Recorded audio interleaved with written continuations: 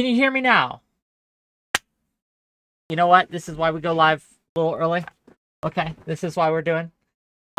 Yeah, conversation's not till 7, but I wanted to go live a little early because it felt like I was skipping out on a responsibility. I almost always stream at 6. 6 is the time that I go live and we start my show. And I'm sitting here, I'm ready, I'm waiting for the conversation. I'm like, you know what? It just feels wrong not being alive right now. So I decided I'm gonna go live, chill out, talk to my chat for a bit, hang out with you guys a little bit, and yeah, just kind of shoot the shit for 30 minutes before Aristocracy comes on. Are you guys excited for the Aristocracy conversation? You interested in that? I hope you are. It should be good. I talked with her once about 6 months ago. It's been a long time, right? And I had a one-on-one conversation with her for a couple hours, and I thought it went very well. I thought it was a great discussion, a great back and forth.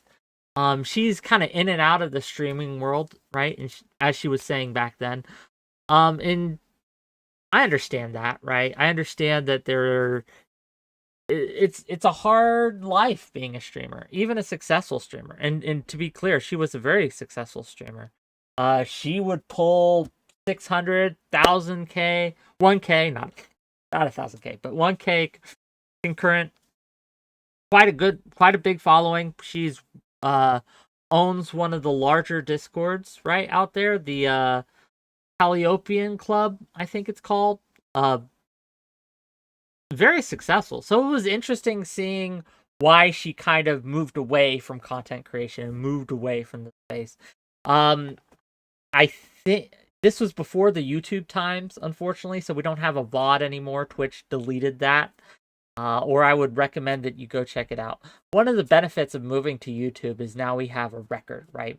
And some of my older content you can go back and see and watch, and it's always there. Whereas Twitch would delete it after a couple months, right? Portland is Burning says, I like Aristocracy. I called in last time she was on, but I can't remember what we talked about. Not gonna lie. That's fair. It was, yeah, about 6 months ago. Noel Elwood, Whick, in your option, I'm assuming you mean opinion, was the French Revolution a good use of political violence, or was it more of an extremity? The French Revolution was not good. Let's look at the French aristocracy at the time was terrible. Something had to be done. But the excesses of the French Revolution were also very horrific.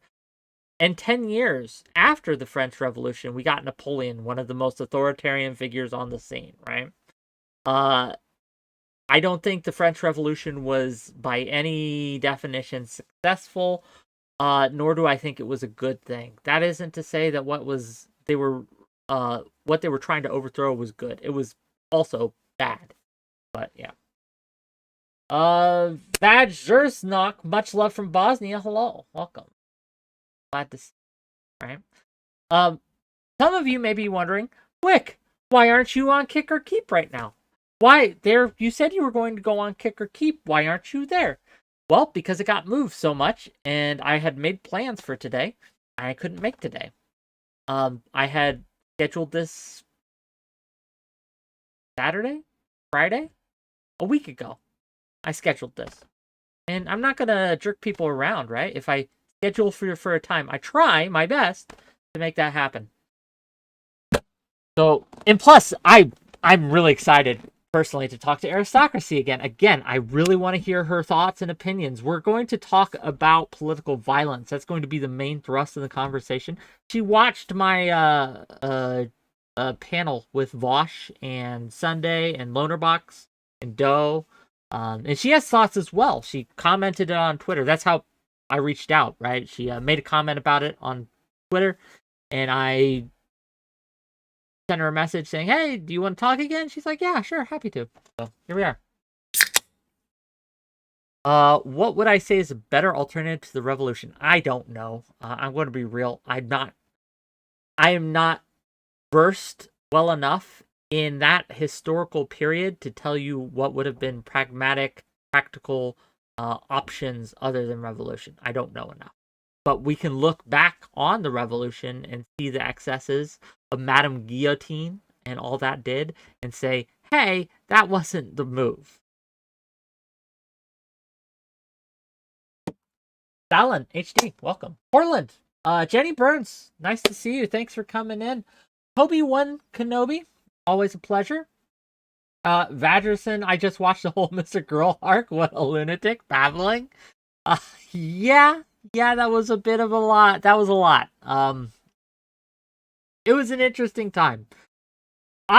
Going into that conversation, I thought it was going to go in a way that it did not. I thought I was going to get a lot of criticisms from DGG for going too soft on Mr. Girl, because I didn't want to interrogate him, right? I wanted to kind of just figure out where he was coming from. But his paranoia and lunacy just made it impossible to have a conversation with that man. Sulfur, nice to see you. Glad that you're here. Always a pleasure. Sultan Al-Fahim, great to see you. Zephyr Hash, hello. 𝕾𝖍𝖎𝖙, welcome. Thanks for the questions, by the way. Yeah. And people in my Discord asking, am I actually skipping kick or keep? What? Gang, look, I've already been exposed to Destiny's audience. I can go on Destiny's show anytime I have access, right? If I want on, I can get on. This isn't a missed opportunity. Like, it's just going to be a silly game show. It would be fun, right? But, like, I wouldn't have seen growth from it. Not really. Again, had this been my first experience, one of my first times on on Destiny's show, in front of his audience, then yes, absolutely, it would have been worth it to go on, even with the scuffed kind of nature of how things are going. But yeah, no, I would get almost zero gain, pragmatically.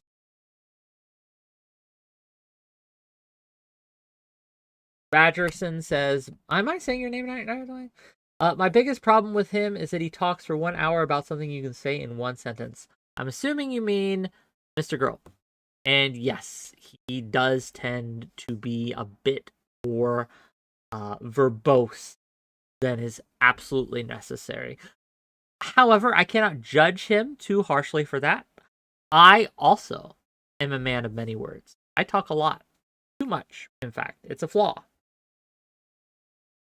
It is what it is. 𝕾𝖍𝖎𝖙 says, sorry, another question. Was the Iranian Revolution justified? Which one? Are you talking about the 78, 79 one? Was it justified? I don't know about justified. I'd have to think more on that. I don't think it was as bad as the French Revolution by any means, right? But the theocracy that came about because of it is absolutely a terrible thing. So yeah, I don't know. Was it justified? Because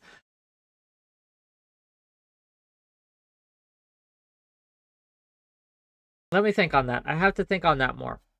So I don't have an answer for you right now. Bring the white women. The white woman, I don't know if Aristocracy is white or not, to be honest with you. She's a VTuber. Sulfur says, nah, I think you got good wordage. Mr. Girl is schizoid. I mean, we're not talking about the content, right? We're talking about the style. We're talking about presentation. And in style and presentation, I do tend to use more words than is strictly necessary to get across my point. True. It would be silly of me to deny it. Oh, have you all had a great day? Have you all had a wonderful Wednesday? It is Wednesday, right? I lose track of time sometimes. 𝕾𝖍𝖎𝖙 with more questions. Also, what's your opinion on tankies? Like pro-communists. Marxist-Leninists? Nah, they can go suck eggs. I don't like Marxist-Leninists. I think that the USSR was bad, actually. As is Communist China. The CCP, not a good thing. North Korea, Not a good regime. I don't think you should stand those regimes. So if you're talking about tankies as in Marxist-Leninists, nah. Miss me with that shit. Sulfur, it's okay. I like you anyway. I like you despite your bad takes on communism. So you can stay. You're allowed. Everyone's allowed. And you don't have to like my takes on capitalism, right? You could say I'm a capitalist dog who's going to get the wall, and I'll be fine, right? You're allowed. I won't ban you for it. Well, thank you, Grackle US. Grackle Us. I look cute today. I don't know. I just look like me. I don't think I ever look cute. Handsome, debonair, charming, perhaps. Cute. I don't know about that, gang. I don't know about that. Did you guys like yesterday's kind of content? I know we had a last minute kind of thing going. It was a little scuffed. It took a little bit to get going, but I personally am happy with where it ended up. I enjoyed the discussion. I enjoyed the conversation. One of the best things about my channel, if I may be so bold, is that I enjoy the impromptu nature of who I am able to get together at last minute. Like the quality of conversations I am able to have by people just popping in and unplanned. Some of my best streams have been unplanned streams, right?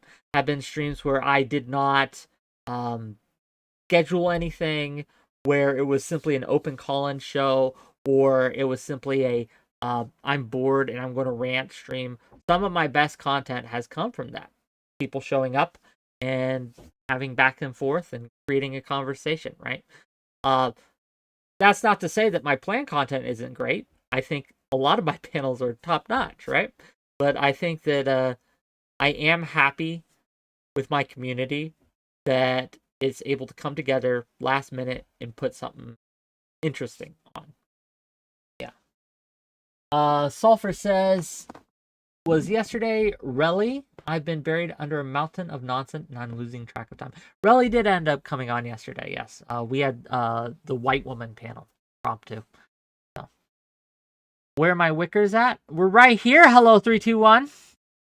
China isn't communist, it's fascist and authoritarian. China is absolutely communist. It's the CCP, the communist, the Chinese communist. I don't know if that's actually what it stands for, but yeah, China is communist and authoritarian and fascist. They aren't mutually exclusive, right? You can be communist and authoritarian. You can be communist and fascist. You can. Not by the definition of communism. Which one? Communism, look, communism is simply an economic system. You can have democratic communism. You can have non-democratic communism. The political system is a different thing. They end up kind of bleeding into one each other, like practically. But communism and capitalism are economic systems. And let's not get it twisted. These are not political systems. Unless you think everything is political, which kind of is. But again, there's a difference between government and economy. The CCP would like a word.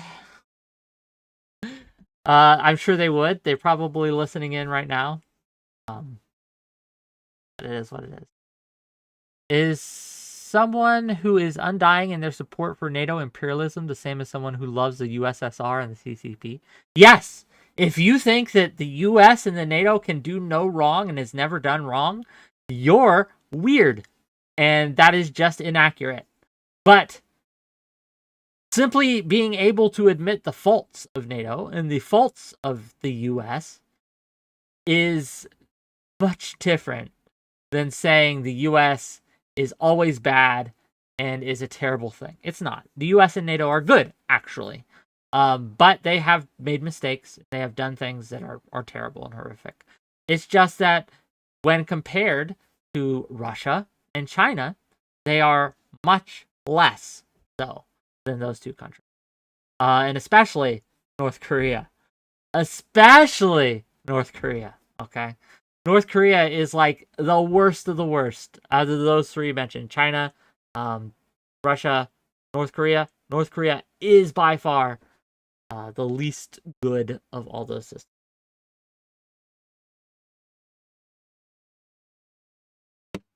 Sulfur says they keep finding secret CCP police stations here in Canada. What are you talking about? Like secret CCP police stations? Like your police stations are taken over by the CCP or like infiltrated or something? Like if are you talking about like secret agents within your government that are beholden and loyal to the CCP? Like police station setup?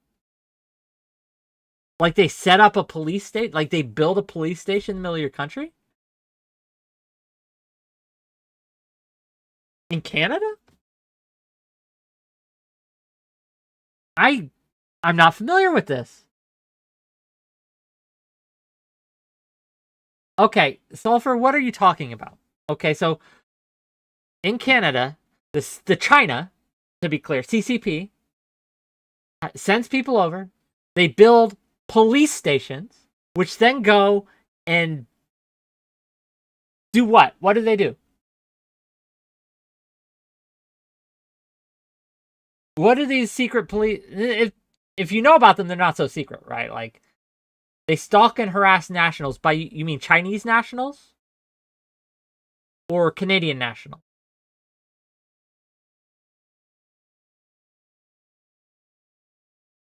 Chinese nationals. Okay, so Chinese Canadians. So the CCP sets up these secret police stations or set up these secret police stations in order to stalk and harass Chinese nationals in Canada. That is weird. That is very weird.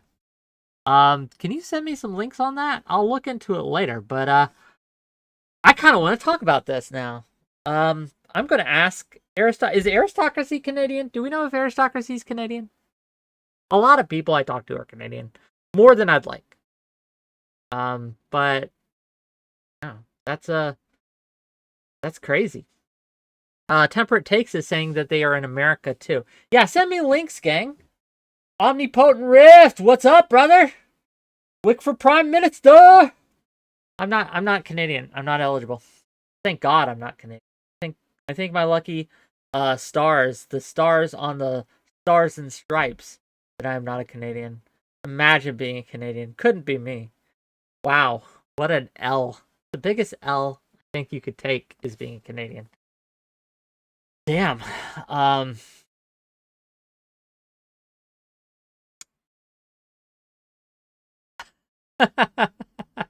Benjamin says Canadian jokes are the most tedious form of humor that I consistently laugh at. Guilty pleasure. Mine too, friend. Mine too. Yeah, I think we so sometimes we make fun of the Republicans because they're so anti-Chinese, right? And like they think China is the enemy. But this is one of the things they get right. China isn't our friend. China isn't our friend. They are working actively against the United States government and apparently Canada too. Like to think that they are not is to ignore all these things that they done. Even before I knew about these little secret police stations, we knew China had been stealing our technology. They've had spies in tech for decades, just stealing everything they can get their hands on. They spy on us, and every chance they get, they spy on us, and their interests and our interests sometimes align, but more often than not, do not. They are not our friend. They are not our ally. They are sometimes trade partner, which is fine. But no, we're at odds here. Like, they're not good guys. We shouldn't be getting into bed with them as much as we could. We need to stay out of bed with them as much as we can. Sorry, gang. I'm getting all the awkward conversation out before Aristocracy comes on, so I can get my, lubricate my vocal cords so I can get them to work properly. So when she's on, I'm not crazy here. Thank you for the links. I'll check them out later, Sulfur. I appreciate the information.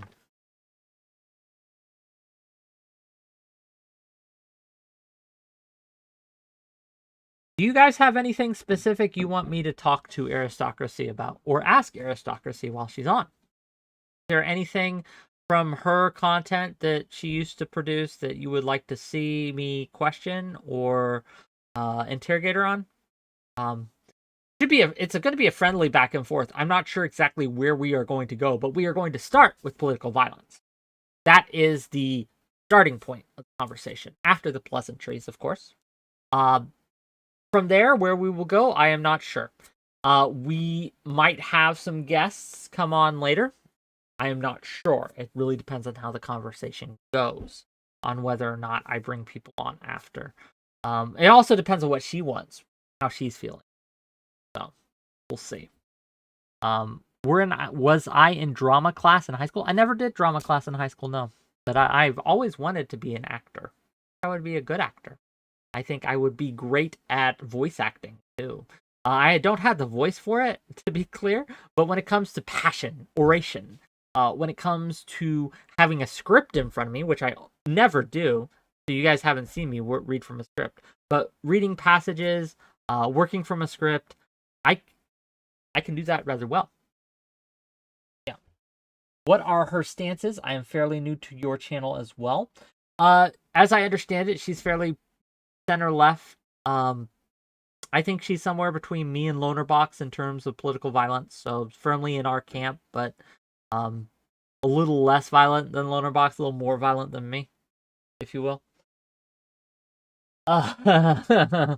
Talking to her about Israel and Palestine, I might bring it up because we're going to be talking about political violence, and it's hard not to bring up that situation. But I'm not going to press her too hard on this stuff. I think that would be rude, given her sensitivity around that subject. But again, we'll see. We'll see how it goes. We'll see what she's up with. Yes, Sulfur, it's a violence talk. It's a political violence talk. That's where it's starting. But, yeah, we'll see how it goes. My favorite video of hers has to do with women covering their hair throughout history. I haven't seen that one.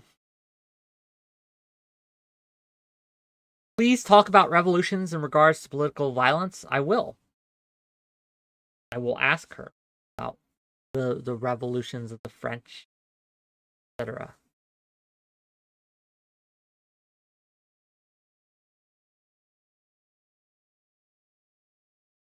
Honestly, I've heard the voice acting industry is as horrible as Hollywood is. Is that true? I don't know. I don't voice act.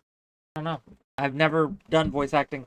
I'm just saying that if someone wants me to read a cool passage from a story or a script, I could do it rather well. A lot of people, when they read, they're very monotone. I'm not monotone. Not when I read. Sometimes I am when I'm speaking to panelists or speaking about a subject because I'm trying to be calm. But if a scene calls for passion, I can make it sing. I think I'm pretty good at it. 𝕾𝖍𝖎𝖙𝖘𝖍𝖔𝖜. Well, when you guys pay me to read some Shakespeare, I will. I will absolutely do that. See, Ferengi's 13th law of acquisition. Nothing worth doing, anything worth doing, is worth doing for money. Why do things for free when I can get paid for it? Because I like money. Dang. I think Aristocracy knows where to go.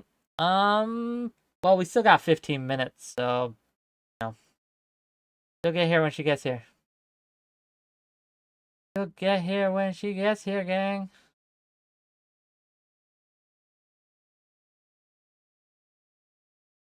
Oh, I'm getting a lot of spam emails in my Discord. Oh, not yet. Not Discord, I'm sorry. Twitter. X now, I guess. I don't want to dead name it, right? That. Political violence is a good topic because more often than not it is towards the populace, not towards the ruling party. A lot of times that's part of the problem, right? Is that it spills over. The blood that gets shed is not always deserving. Is wearing a sign with the N-word like in Die Hard 3 justify political violence? No.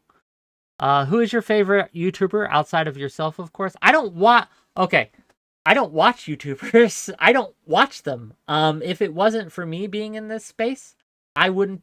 I just wouldn't watch essays or um uh streams or anything like that. I might watch a let's play or something sometimes, right? But I would like I might watch Abba and Preach the comedy stuff, but other than that, no. I just if I want to be knowledgeable about a subject or a topic, I go to the library or I read some articles online. I prefer that format. Not a dig on video essayists. I just prefer reading rather than audio. That's just me. I do watch people who react to me or who I like as a person, like as a friend. Uh, Even though I wouldn't say friend, like friend who I'm friendly with. I'll sometimes check out their stuff and just to be personable with it, right? Um, I don't know. Favorite YouTuber to interact with? Ooh, that's a good question. Who's my favorite YouTuber to interact with? Oh, well, there are so many ones that are very good, and there are so many prima donnas out there. So you got really interesting and fun ones, and really bad ones. Not so erudite is professional, friendly, and I consider her a personal friend, right? And someone who will do what they say they'll do. They'll give smaller people a chance. Yeah, not so erudite. Nothing but good to say about her. Who is my favorite? Honestly, Abba and Preach videos are too depressing. Well, I haven't watched them in a while, right? But I used to like them when they made fun of the kind of just crazy shit that would go on. I thought that was funny. And there were 10-minute, 15-minute bits of content, and I could just easily digest it and move on. I like that. 𝕾𝖍𝖎 is fun. I like 𝕾𝖍𝖎 too. Uh, I wouldn't. She doesn't get to. She isn't my favorite because she's so hard to get a hold of, though, and that's not fun. Trying to get a hold of someone and it being a chore. Yeah, it's pain. So she loses favorite spot. She's still great. I still love her, but no, not my favorite. Do I like musicals? I do actually. Hadestown is a great modern musical. Be More Chill, a great modern musical. Dear Evan Hansen was okay. Can we do the last option 3 times? What's the last option 3 times? Moulin Rouge. My favorite musical? Moulin Rouge. Easy.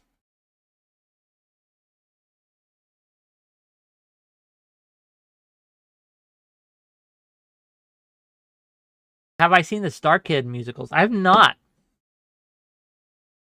I've not seen those.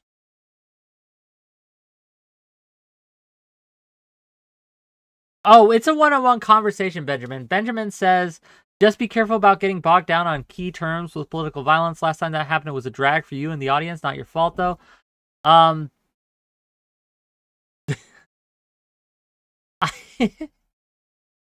I don't think that's going to go this way. It's a one-on-one conversation. It's friendly. It's not a debate. I'm just going to pick her brain a little bit, right? But we'll see, right? F, Mary, Kill, Erudite, Katie, Kidology. Man, I'm not going to say that. That's rude.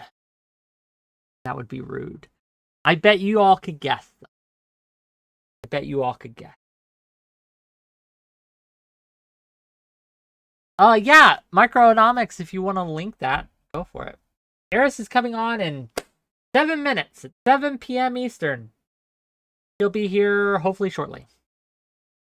But as streamers are, if she's a little late, she's a little late. But she's not even supposed to be here till 7, so we still got plenty of time. I'm just chilling and relaxing till she gets here. Oh, gang, we have some content coming up with 𝕾𝖎𝖎 next week, actually. I thought it was 𝕾𝖎𝖎. I don't want to steal credit from our dear friend here. 𝕾𝖎𝖎 came to me with an offer. she thought, and I agree, that it was time to put slurs back on the table. So we are going to have a Kick and YouTube only stream. Maybe a just Kick stream next week, next Friday, the 11th. And we're going to talk, when is it okay to say slurs? Under what conditions? Are slurs really that bad? So slur discourse is back on the table, gang. Okay, check it out. Still getting the final stuff worked on, but that's the goal. That's where we're shooting for. Friday the 11th. Yes, Sultan Al-Fahim. I might disagree with Katie, but I respect her honesty. Absolutely, that's one of the things where I thought she was great. Is you always knew where you stood with her. She wouldn't bullshit you, and we need more of that. So if she disagreed with you, she'd just tell you she did. Give me 1 second, gang. Let me make sure that Aristocracy has a link to my Discord server. Again, I think she's already in my... It costs me nothing to just give her this link.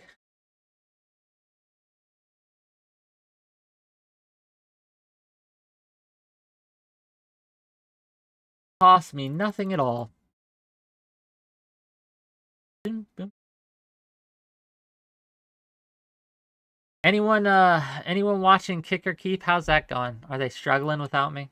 No, they miss me. It would have been so great if I could have done both Aristocracy and Kick or Keep. Last, I pick one. Ethnic slurs or racial slurs? Which is worse?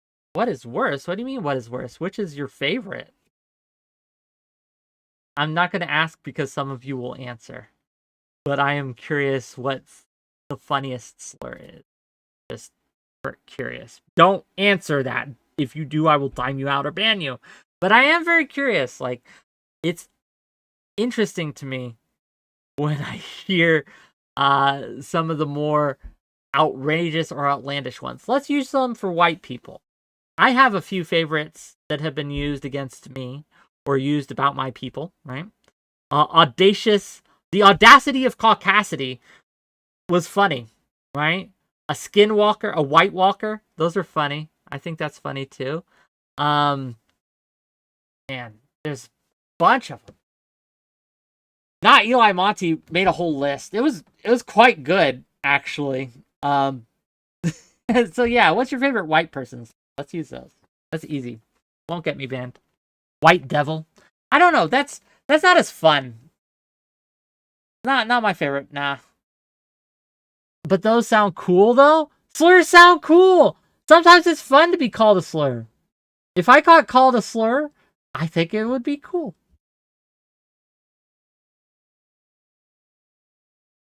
Honky needs to come back. Honky. Makes me sound like a duck or a goose. I don't know. I'm for it. Why not? Let's bring it in. Yeah, the auto mod can be a little touch sensitive. I have to approve some weird ass shit sometimes when it comes to what you guys talk about in chat. My fault a lot of the times because the panel I'm having is on a very during the porn panel, I had to approve so many different variations of porn titles. It was amazing. I don't know if auto mod like saves the terms between streams, like the approved terms between streams, because I find myself having to reapprove things all the time that I thought I had already approved. But it is what it is. Audio keeps popping, or is it just me? Is my audio popping? How's my audio again? Can you guys hear me? I know I was muted, but Aristocracy's just finishing up food. She'll be here in a minute. Let's let her eat. Ladies gotta eat, okay? And if at any time during the discussion you would like to ask Aristocracy a question, you can do that through a super chat or throw bits my way or throw a sub my way. And if it's appropriate and if I can get it in, I will ask the question for you. Yes, thank you, Jenny Burns, for giving the kick link out.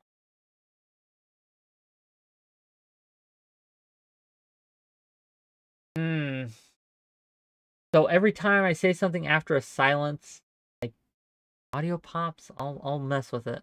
I don't know how to fix that. Did I eat? I had a little snack. I didn't eat a full meal.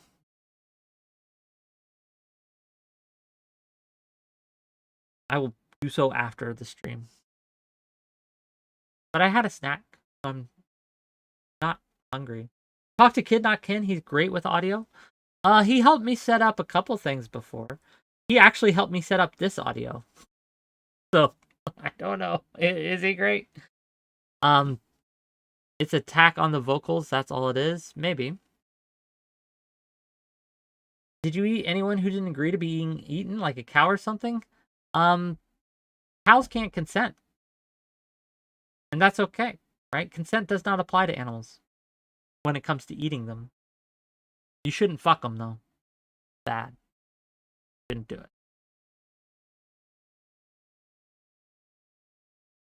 it. It should. Maybe.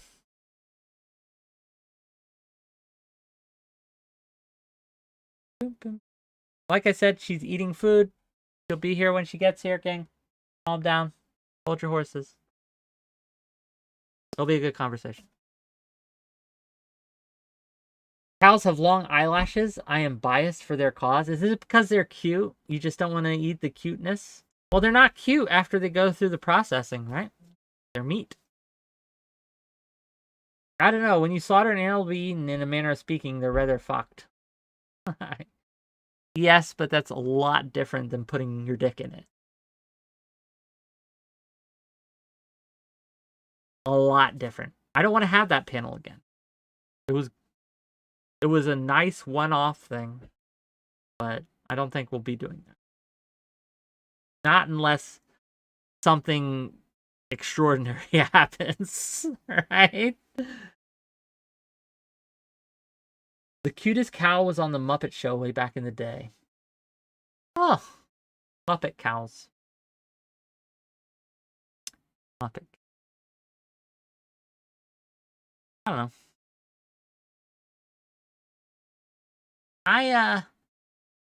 I think it comes down to, do you think that animals have the same rights or should have the same rights as? And I don't think they do, or they should. I think that animals are a different class and are not worthy of the same amounts of respect. That said, you really shouldn't torture them or hurt them more than necessary. There's a lot of problems with how we raise livestock and how we store livestock and how we process livestock that are unnecessarily cruel, and we should fix that. That said, they're yummy in my tummy. Okay? It's delicious to eat a cow. It's delicious to eat a chicken or a hen or eggs or fish. They're yummy in my tummy. And yeah, that's gonna keep happening. They do not have sentience the same way you or I do. So.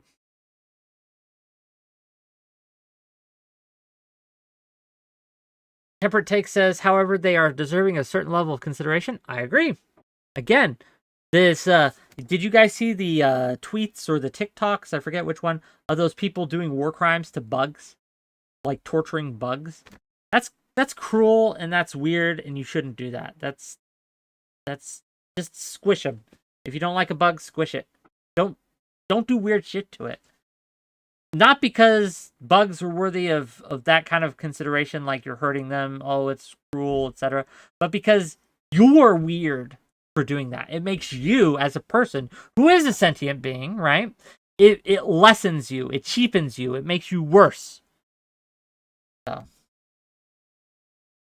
Yeah, they were if you hadn't seen them, they set up these elaborate like saw like torture traps for them, which it was crazy, crazy, crazy, gross and psychotic. They would like put them through these.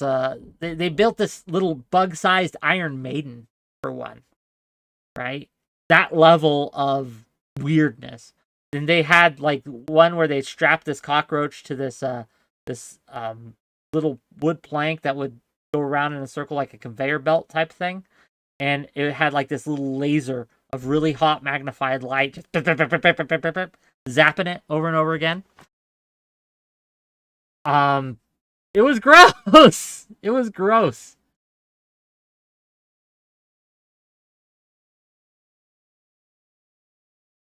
Yeah, nature is red in tooth and claw as well. Like, other animals do not have any consideration for the life rights or feelings of other animals.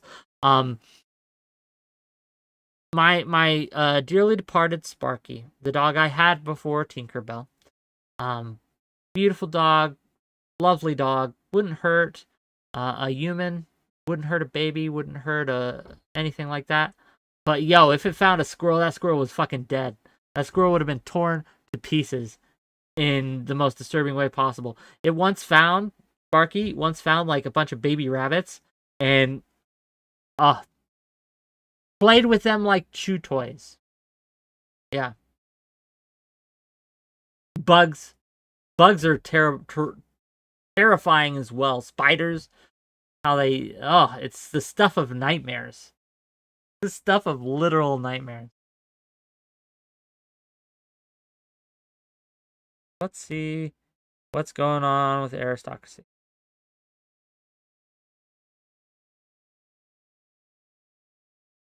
Okay. She wants me to send her the invite on Discord. I could do that. Do I have her as a friend? Maybe I don't. Let me add her as a friend. Give me a second.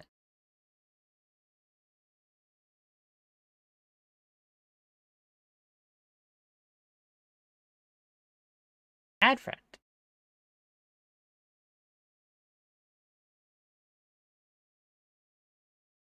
Okay, success. Friend request sent.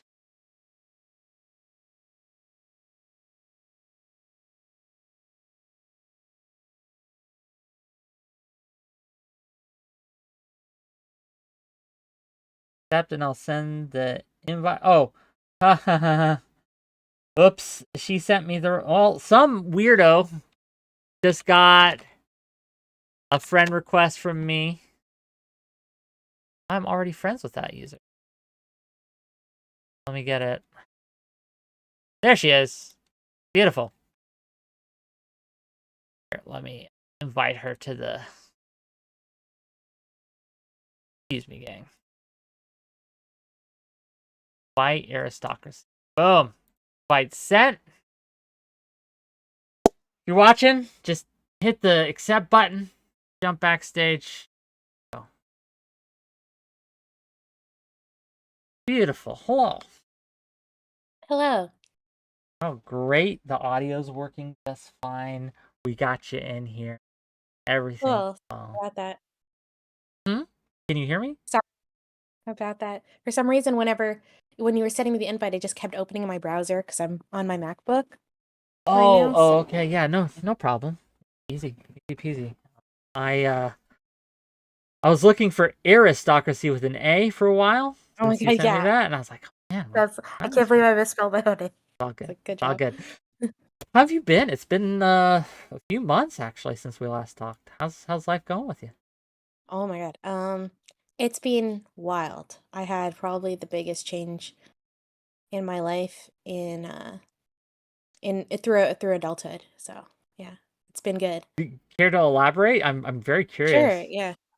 I First, could you send me the link to your stream just so I could check that before? Cool. Do you want the YouTube link? Do you want the Twitch Both link? would be great. Yeah, that would. Yeah, for some reason I just can't find it.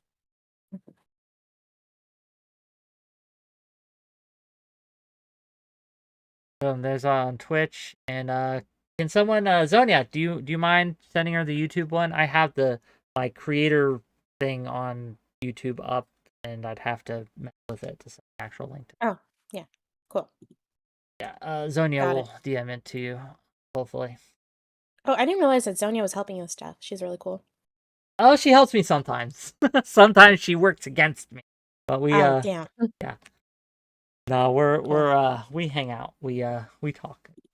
No, but yeah, do you want to elaborate a little bit on this huge life change that's been bigger than anything you've ever experienced? I mean, you've hyped it up. I want to hear what it is. Oh, I, um, yeah, I'm actually, I just gave birth to 3 triplet. I'm kidding. Okay. But I moved. I am so gullible. I was like, wow, really? Congratulations. I was really... Go on. Basically for the past 10 years of my life, I've lived, when I went away to university to do my undergrad about 10 years ago. And I briefly moved away to do my master's, but when I came back to continue doing my grad school. And so basically, like all 10 years, I lived in like this little suburb in like this little college town studying, where like the only way I could access anything exciting in my life was in history and books, right? And through video games or like online shit like here. And so that was like my world for 10 years. And, I felt like it was slowly sucking the soul out of me. Academia is a brutal world, like absolutely brutal world. And it's especially brutal in the humanities, Mm, where you're competing with so many.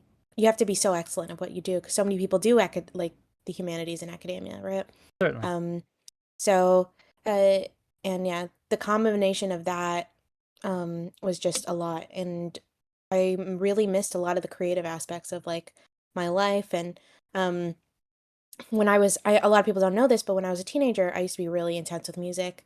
I was in a few pretty all right, successful bands, and it was very important to me. And I kind of just gave that up when I went to university. I had this idea of like all is like one or the other. Like I could either be a nerd or I could be Yeah. like A a famous rocker rock star, musician. right? Yeah, and that was like I couldn't do a mix of both. And so I like abandoned that part of my life, and that was really sad for me and just like all the creative aspects and stuff. Um and so basically around April I moved to one of the biggest cities in the world, and like smack downtown in the middle of everything, where it's like there's people screaming outside of my apartment 24/7, like absolute chaos. And so I went from like this tiny little suburb to that. And it's crazy. Like it's been like a wild change, and I've changed so much as a consequence of that. Um, and Really? What's the yeah, like biggest thing that's you've changed because due to this move from suburbia to city life? What's the biggest change you've seen in yourself? it was probably, oh God, there's so much, but I think probably the biggest thing is confidence, like confidence talking to people. Uh, there was like I don't know if this is the case for everyone. I'm not going to assume that everyone who's very online was just as socially inept as I was, but like I didn't know how to look people properly in the eyes, and I'm not autistic, surprisingly. I just was I just hadn't socialized much, right? Like the primary people I was socializing with, besides for the people that I was like living with, were was normally online. So I didn't have to do normal face-to-face interactions or like interact with people in different age groups and different subcultures and different ways of talking and different languages and all of that kind of stuff. And in the city, I mean, I have to talk to like 20 people a day, like at least. Like there's just like random shit. And so the confidence that you get from that is has been really, really helpful. It's really good for grounding you. Um, and I truly understand what people mean now when they say touch grass, even though I'm mostly touching concrete, but like, It's the yeah, principle of the thing.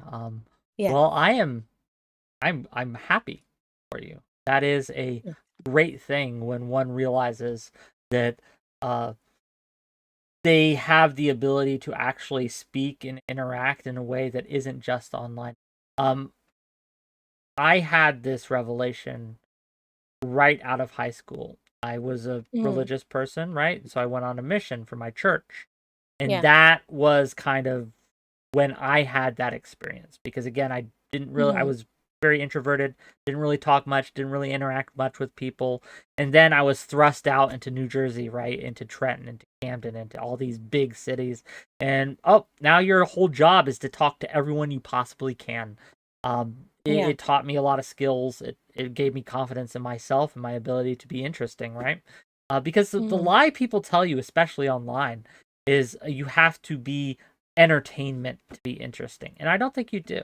I think that there are people who are interested in what you have to say that aren't there just to see you be a character on a screen. Does that make sense? Yeah. Oh yeah, 100%. Yeah. So no, I'm happy that you've had this kind of experience. That's great, and I'm excited to see where it takes you. To be honest, and I'm excited to hear your music.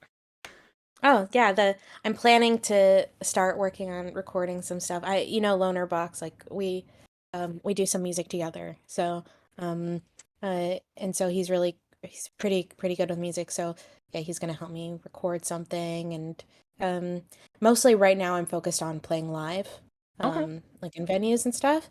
And it's one of the reasons why like I've been tempted, like if I come back, I was like, should I just start showing my face, because then I can use that to advertise my gigs, and then people can live Whick reveal. Come on, we can do it. And then people could could just come show up to my gigs. Like that would be super cool, right?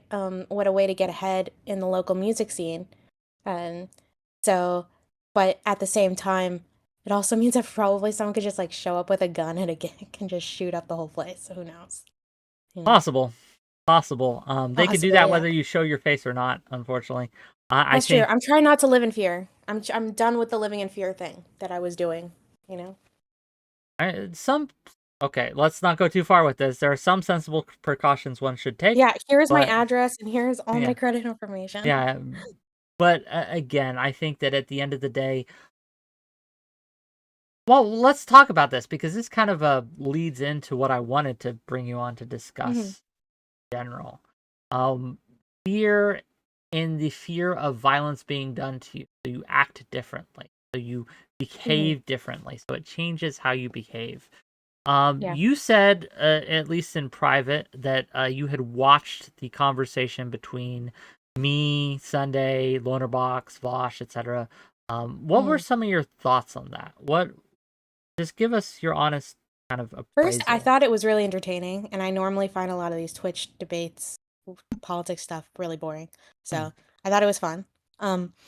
And I think what was frustrating to watch, and probably was what was frustrating for most of you guys, I'm going to take a wild guess, is that the thing that you guys were debating wasn't really the debate, Can you elaborate on that? It seemed like the thing that was more, it seemed like the real issue was what constituted violence, because at the end of the day, it seemed like everyone truly believed that violence was justifiable in certain instances, right? Like when it came to protests. And so it's like whether or not, and I feel like a lot of times when we frame this debate, we're framing it as like, do you think violence is ever justifiable? And a lot of people will say that they don't think so, but in reality, they really do. 99% of people, if they really take, like, most people are not pacifists, like Buddhist pacifists. I admire and respect those people, but so the real question is what constitutes, like, what makes it justifiable, and what is justice, and what is violence, like and just defining that. And so, but that would have turned into a semantic debate, and that would have been really boring. So that is the problem. At the end of the day, one of the issues with debates like that is, because I've had a couple. I don't know if you saw me versus Big Papa Fascist. I had the same debate with him, which did get into a semantics debate. His whole argument was that all state action is violence, And so therefore any protest that is attempting to change a state's action or enforcement policies is necessarily violent by definition. And it becomes impossible to have a conversation, I think, over what I wanted to have a conversation about when that is your definition of violence. When we cannot differentiate a boycott from burning down a police station, right? When we treat these things as the same or of a kind, it becomes impossible to actually kind of dig into the rights and the wrongs, the moral aspect of it. I guess I'll just ask you directly, when do you think violence is justified when it comes to protest? To me, when I think it is actually very clear, right? It's like when I feel like there are severe constitutional um like constitutional issues, when like the government is being compromised. I think it's a very clear, like when first of all, the first line I would say is that when all other avenues have been used and they failed. I think that's the obvious one. I think most people would probably say that. But it has to be, the line has to be very high for me, right? Like, there has to be something very severe going on. Like a genocide is going on, a literal genocide, not someone not being able to get their medical equipment. Okay. Sure. And there has to be like some severe form of justice that's like some severe form of corruption that's not being challenged and not being dealt with in other means, right? Like all other means have failed. I think, for example, if the election had been stolen on January 6th for the United States, I think that like, if the other avenues had been tried, right, and turned out the Supreme Court was compromised because that was put into place by I don't know, it wouldn't make sense with Donald Trump, but like someone, if the other avenues were tried and they failed, then to me that makes sense. Why that would justify that kind of action. The reason why I think it doesn't, it's because it was based on a lie. Sure. I think it was. So what a brave stance, by the way. yeah, what wacky stance. But so it's basically, the standard is quite high, but it is there. And I would participate in it in theory and myself if I felt it was very needed. I think that's like a duty of a citizen of the world. To what extent would be the next question I would have there. So yes, let's engage with the hypothetical. Mm-hmm. All avenues legislatively have been cut off. There has been an actual coup of the U.S. government where people have, a group or an individual has taken total control. They have the full, they have the courts in their pocket. They have the legislator has been disbanded or been made to be moot. And they are basically running as a dictator with no elections ever in their lifetime going to happen. So violence is justified in that case, in your opinion, correct? Mm-hmm. Yeah. To what extent does that give you leave to do acts of terror against the country in order to incite violence? Well, I'm against terrorism no matter what. So really, no matter what. You'll find it very hard. I define terrorism specifically as, I mean, people have different definitions. For me, the definition is the explicit targeting of civilians for the purpose of causing fear to motivate a political change. Okay. I think that is always wrong. In fact, I would not justify terrorism to save 500,000 people. Like I would never. To me, it's just always wrong. So I believe in the laws of war. And as a consequence, the laws of violence. So there are some actions that I just would never be justifiable. So targeting civilians would never be okay. Obviously targeting a military building or like, political thing. Whether or not political citizens are civilians is like, that's its own debate. But what about the media? So say part of this dictator, like say Fox News has helped him come to power and helps this dictator, keep power and keep the truth from the people, right? Like, for a fact what's going on, but the media is lying, and it's lying, and it's being paid. Are those media are the personalities, I should say, are those personalities now fair game to target? Like, can you blow up a Fox News station or something like that? No, because you're gonna kill civilians by consequence. Like, it's not a specific, like, are you, like, is it like some targeted assassination of an Sure. Well, individual or let's like, say a host who's been paid and is basically a propaganda mouthpiece. Are those fair targets? I don't know. I'd have to think about that. I will say that it's more fair in theory than attacking a civilian because, like, a lot of times I will not see decisions as being good or bad decisions. I will see them as like less bad, right? So some decisions will seem a little more ethical rather than ethical in general.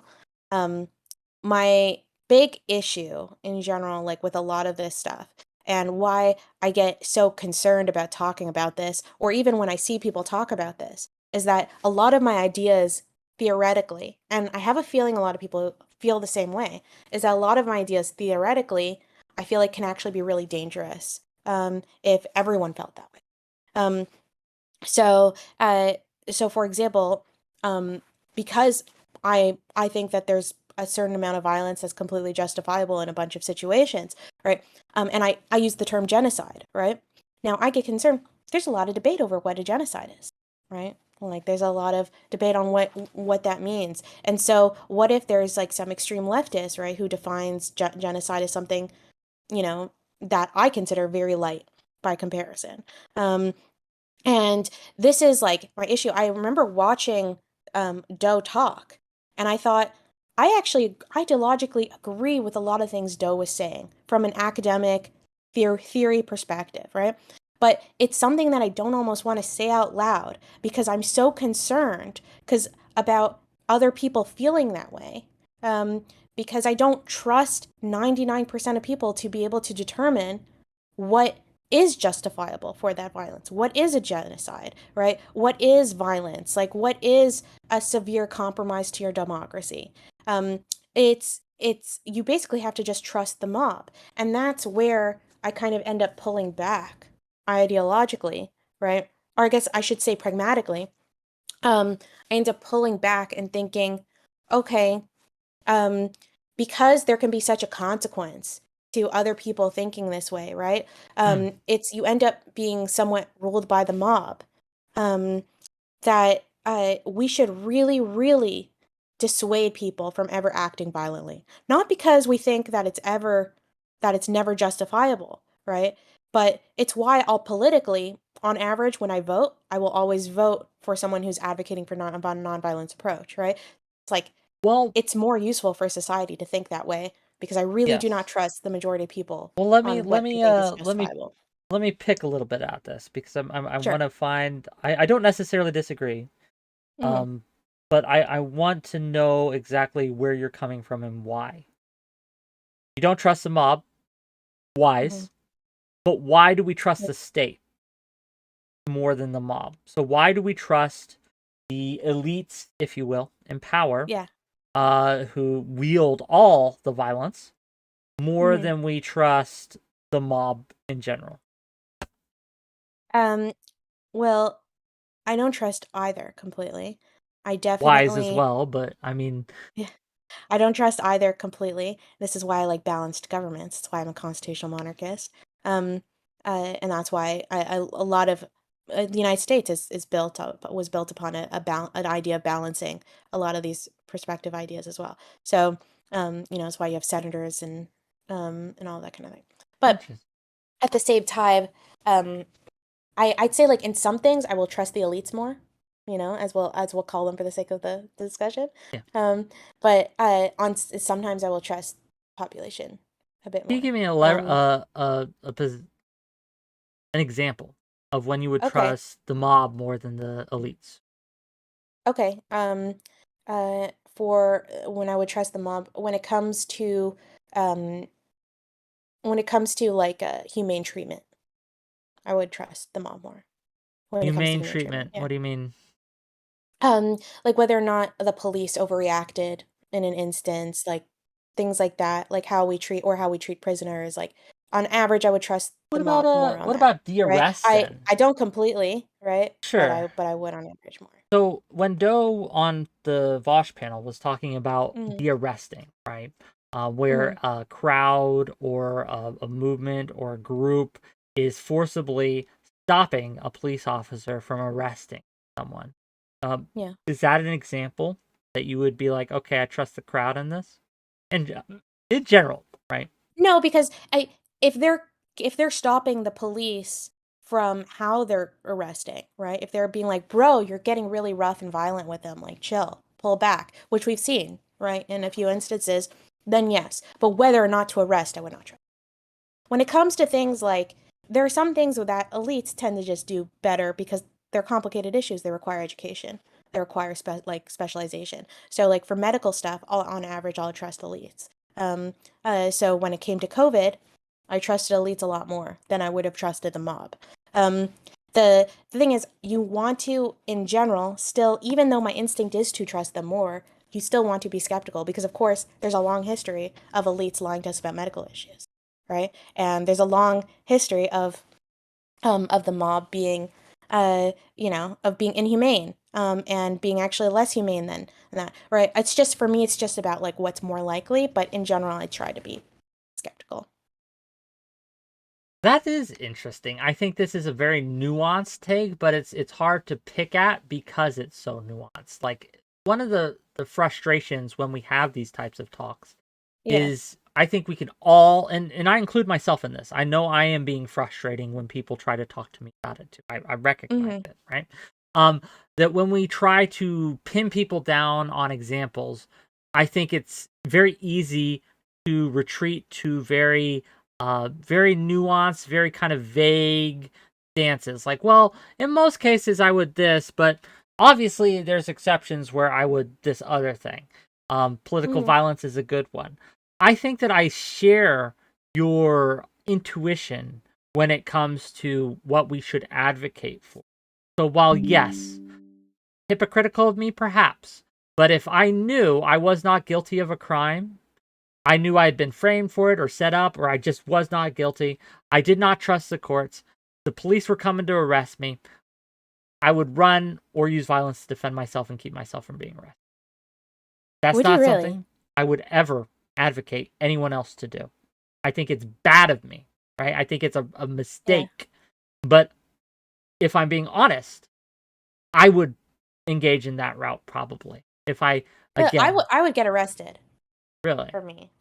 Yeah, I would get arrested on even trying if to you find an knew, like, you illegal. knew the courts were corrupt, you knew you weren't going to get a fair shot, you knew you were going down, you were going away for life, you would just If let them if I thought happen? that the courts were like really corrupt in general, Yeah. rather than just corrupt against me specifically, then yeah, I can see. Then I would probably do what you did.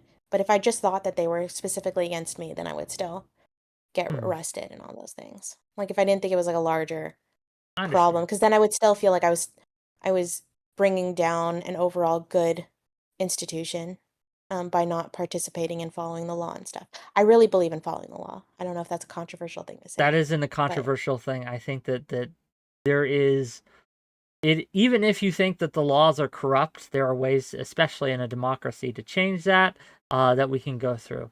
But again, I'm trying to be as honest with people as possible when I say, for me personally, right? I and again, we can never know what we do till we're in the situation. mhm. But I suspect that I would run, try to get away, try to do anything but let the cops take me. Right? Yeah, I think like if you're in like, I'm trying to imagine like if I'm in a very like Nazi like country, then I know I'm gonna get arrested basically and gonna be convicted just for being a Jew, which was happening. Then yeah, like I would 100% run. Um, but I try on average, like I think it's Kant who thought of this. I might be wrong. I'm pretty sure it's Kant, right? But like to be very careful with your actions ethically, like it's important that when you act, that you think that if everyone else acted that way, what would happen. And so if I have the instinct, if I get arrested and I'm like, I'm innocent, right? And I don't participate in the foreign law because I really convince myself that the that the police just have it out for me and all this kind of stuff. I give in to those fears and I run away from the law. To me, like I'm a bad person by doing that. No, Because it's I like it's understand. largely I dangerous for understand. society. Because if everyone did that, it would be chaos. I understand, and again, I agree.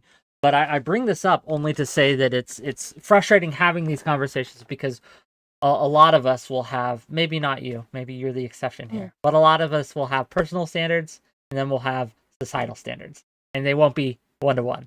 I'm just admitting that right out the gate. So as we go through this conversation, if you do get frustrated, just remind me of that, bop me on the nose a little bit, right? And I'll try not to. Oh, I'm sure I have stuff like that myself. I just, yeah. I'll try not to But if you retreat. talk to me enough, you'd probably find a bajillion of them. Sure. You know, I'm a human after all. I think like the violence issue is just something I've thought about a lot. And history is littered with examples of people rising up or, you know, against what they regard as injustice. And sometimes they are successful, sometimes they fail, sometimes they're successful and they replace it with a much worse government, right? Sometimes people rise in violence. Like, I mean, there's a good argument. Well, there's a lot of historians that argue that the American Revolution was not a revolt for the sake of the freedom of the colonists from tax without representation, right? But actually for the purpose of stealing more Native American land, to break a lot of the treaties that the British government had made with a lot of the indigenous tribes in the Americas, and the colonists wanted more land, right? We have a lot of evidence for that. So it's like that's a pretty shitty. So if that's the case, if you lean, I'm no American historian. So but if that's the case, then that's shitty, obviously. It's hard, especially when things that have happened so long ago or even in the recent past, we can see a thing and we can judge it on two kind of tracks. The morality of its intent, what it was trying to do, what it was trying to accomplish, what it said, why it was trying to accomplish it. And then you can look at, okay, what were the results of what happened? What were the results, regardless of what they were trying to do and why they were trying to do it? What did this lead to? These are very different lenses to look at things from. So we can look at the American Revolution, even if we use that terrible, terrible lens, right? Of their intent was simply to steal the Native American land, to break treaties, to extend slavery. But then we can fast forward 400 years, 200 years, and we can see, well, actually America, at least in my opinion, is a great force for good in the world. And without that revolution, we might not be here and the world might be worse off. Now, again, does that make the revolution good? I don't know. Does it make it justified? I don't know. And it's very hard when you look at these other revolutions throughout history. The French Revolution, the Iranian Revolution. And a lot of them nasty ass things happen during these things. And this is something where I get frustrated with someone like 𝕐, who I actually think a part of 𝕐's speech from at the beginning of that, because I don't think 𝕐 spoke a lot during the actual debate. They did not. During the intro, I think 𝕐 made for the first part of the intro, I thought was absolutely excellent. I thought 𝕐 really hit the nail on the head on a lot of aspects. Like ideologically, there is a danger when when the state has the monopoly of violence and all these things, which ironically a very American perspective. That I don't know, and so it's those are all incredible good points. But then the second part of 𝕐's statement jumped to all these other conclusions, and to me, it was does that not scare you? What happens? It's I don't know if this is a result of being in somewhat of a bubble, because I've certainly been in bubbles like that where it can happen to you, where what happens if the people who are protesting are transphobes, and they're protesting, say, against in Canada, against the funding of a lot of trans medical stuff, and that their taxes are going to that. They think that's an impediment on their rights, and they think it's still a stealing from them. And there are some philosophies that believe stealing is violence, right? So they think violence justifies violence, and now they're acting do we not realize that there are consequences to just saying violence is justifiable for the sake of justice? And when I say justice, I'm putting my, what do you call it when you put it in quotes? Air quotes? Because that term is, Yeah, because that term is just so subjective. I agree. And like the only objective form of violence, the closest thing you could get is either religion or your constitution as a country. Other than that, and no one's talking about those two things in that instance. So it's like, other than that, you're really just talking, like, and even with extreme leftist circles, they have very different definitions of justice. So I'm kind of like surprised that like we're not a little, that there isn't like a little bit more thinking. And I don't know, maybe there is more. I know Doe's a smart person, so maybe there actually is like a good response to this. But like I should to have just her on too to realizing, talk about it, eh, right? I should, if yeah, Doe, if you're out um, there listening, you want to come talk to us, feel free. but like it's like what happens if we just allow something like this? Like, should we not, it does it not make sense for us to be incredibly, I'm going to use this word that might trigger some people, but conservative with the instinct to be violent in these situations, not because it's not it's not actually important and useful and justifiable in plenty of instances, but because like of the very real anxiety that it can be used by for very fucked up reasons. Um, do we really trust the mob or a group of individuals to determine what is justice? And as a minority myself, I I do not. I'm Yes. very skeptical There is of a that. line from the Pedagogy of the Oppressed. I'm not sure if you've ever read it, but I'm going to butcher the quote. But basically, it is uh, it is. Let me see if I can get this correctly. Uh, More often than not, it is with sorrow that we observe that the oppressed, oftentimes after they get out of under the heel of the oppressor, become the oppressor, right? The oppressed become the oppressor because they take Mhm. out all the angst, all the ill will that Oh yeah, the harm that they have it's borne our for for sometimes genocide, literally. generations, right? Yeah, we have so many examples of that in history. They just come 100%. out and they do this excess river. Is that justice? Is that what justice looks like? Is the justice for the oppressed to be able to oppress their oppressors? Is that justice? And I would say no. I am maybe old school with this, but I do not Mhm. think that because something has been done to you, does that necessarily mean that you get to do it to others? And I want to, I want to take off from the table all this type of violence and all the, just because a cop's been beating you for years doesn't mean you can get to beat the cops, is all I'm Mhm. saying. I don't think that's justice. That's not what it is. I think it looks different.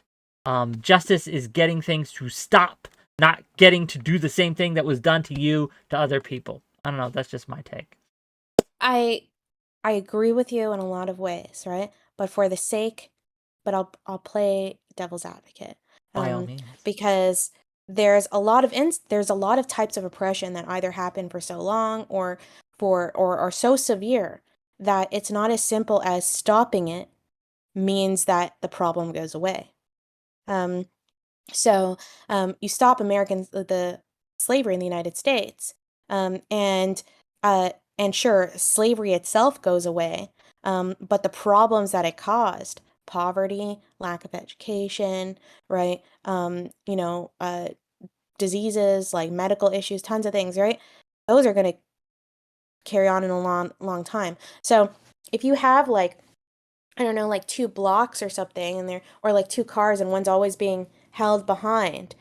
Even if you, and it's being held by, even if you remove the hand that's holding it behind, okay, now they're equal. They're still, that car is still gonna be always behind it, right? And unless it just happens to be blessed by some god to just get an extra zoom to go ahead, but it's always gonna be behind. So it's like that's so if you truly want to solve that problem, um, then maybe it's not about revenge, right? It's about fixing that. It's Well, about it like, would. and so the issue, and this issue happened specifically, um, that's the thing that justifies what do you call it? The thing where Reparations? American, yeah, well, reparations are a little more complicated, I think, but it's what justifies where American Black people get into university like faster. There's a term for sure. it. Yeah, Affirmative action, yeah, affirmative action, which they right? struck down Um, basically. And at okay. least in terms of college Oh, I didn't even know admissions, that. there was a recent, very recent, I think it was Yeah, because last month. it was very discriminative Hmm. against Asians. So, but in South Africa, it's a big issue. It's something that I care. Like, I'm from South Africa originally, and there's this huge, like, I don't know if you saw, conservatives have been really spreading a lot of, like, there's like this big speech where they're like, Yeah, kill the yeah, I saw Boers, it. right? Um, also, Boers does not necessarily translate to white people, but they translated it that way, but it's a little more complicated than that. But the the big issue with that, there's a huge push in South Africa with decolonization. There's no question that South Africa was colonized. Okay, like, I mean, obviously, um, and so, but one of the problems is that, like, even though they struck down apartheid's done, it's been done officially since 1994. They instituted Mandela instituted what was called Rainbow Nation, right, where all the different races of all, like, the different people and different backgrounds were all going to be equal and everyone is going to live in kumbaya. Obviously not Didn't the work. case. Yeah. Didn't turn out, right? And I remember being a little kid and being told my dad, I was like, Dad, I want to be president of South Africa when I get older. My dad's like, that's never going to happen, okay? Because you're not Black, and that's just not going to happen. So that's like, I was like, okay, all right, that sucks. So I learned from a very early age that there were consequences to that stuff. But if you look at the majority of land, even to this day, even with all the discrimination that you see against white people in South Africa, the majority of the land is still owned by white people. And they're a tiny population. Like, I can't even, people often think of South Africa as like an America. It's like not. Like, white people are like this tiny minority, and they own all the land, right? And especially farmland. So there's been a push by a lot of, advocates in South Africa to decolonize this problem.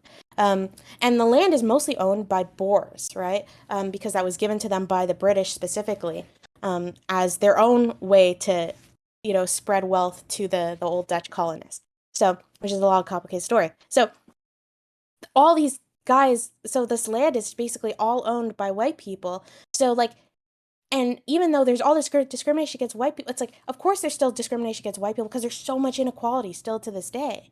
And when it comes to land ownership is one of those things that, like, there's very little economic movability there, right? Once all the land's owned, it's very hard. Like, someone can't just, like, work a really good job and then just immediately claim the land. It's a lot more complicated than that.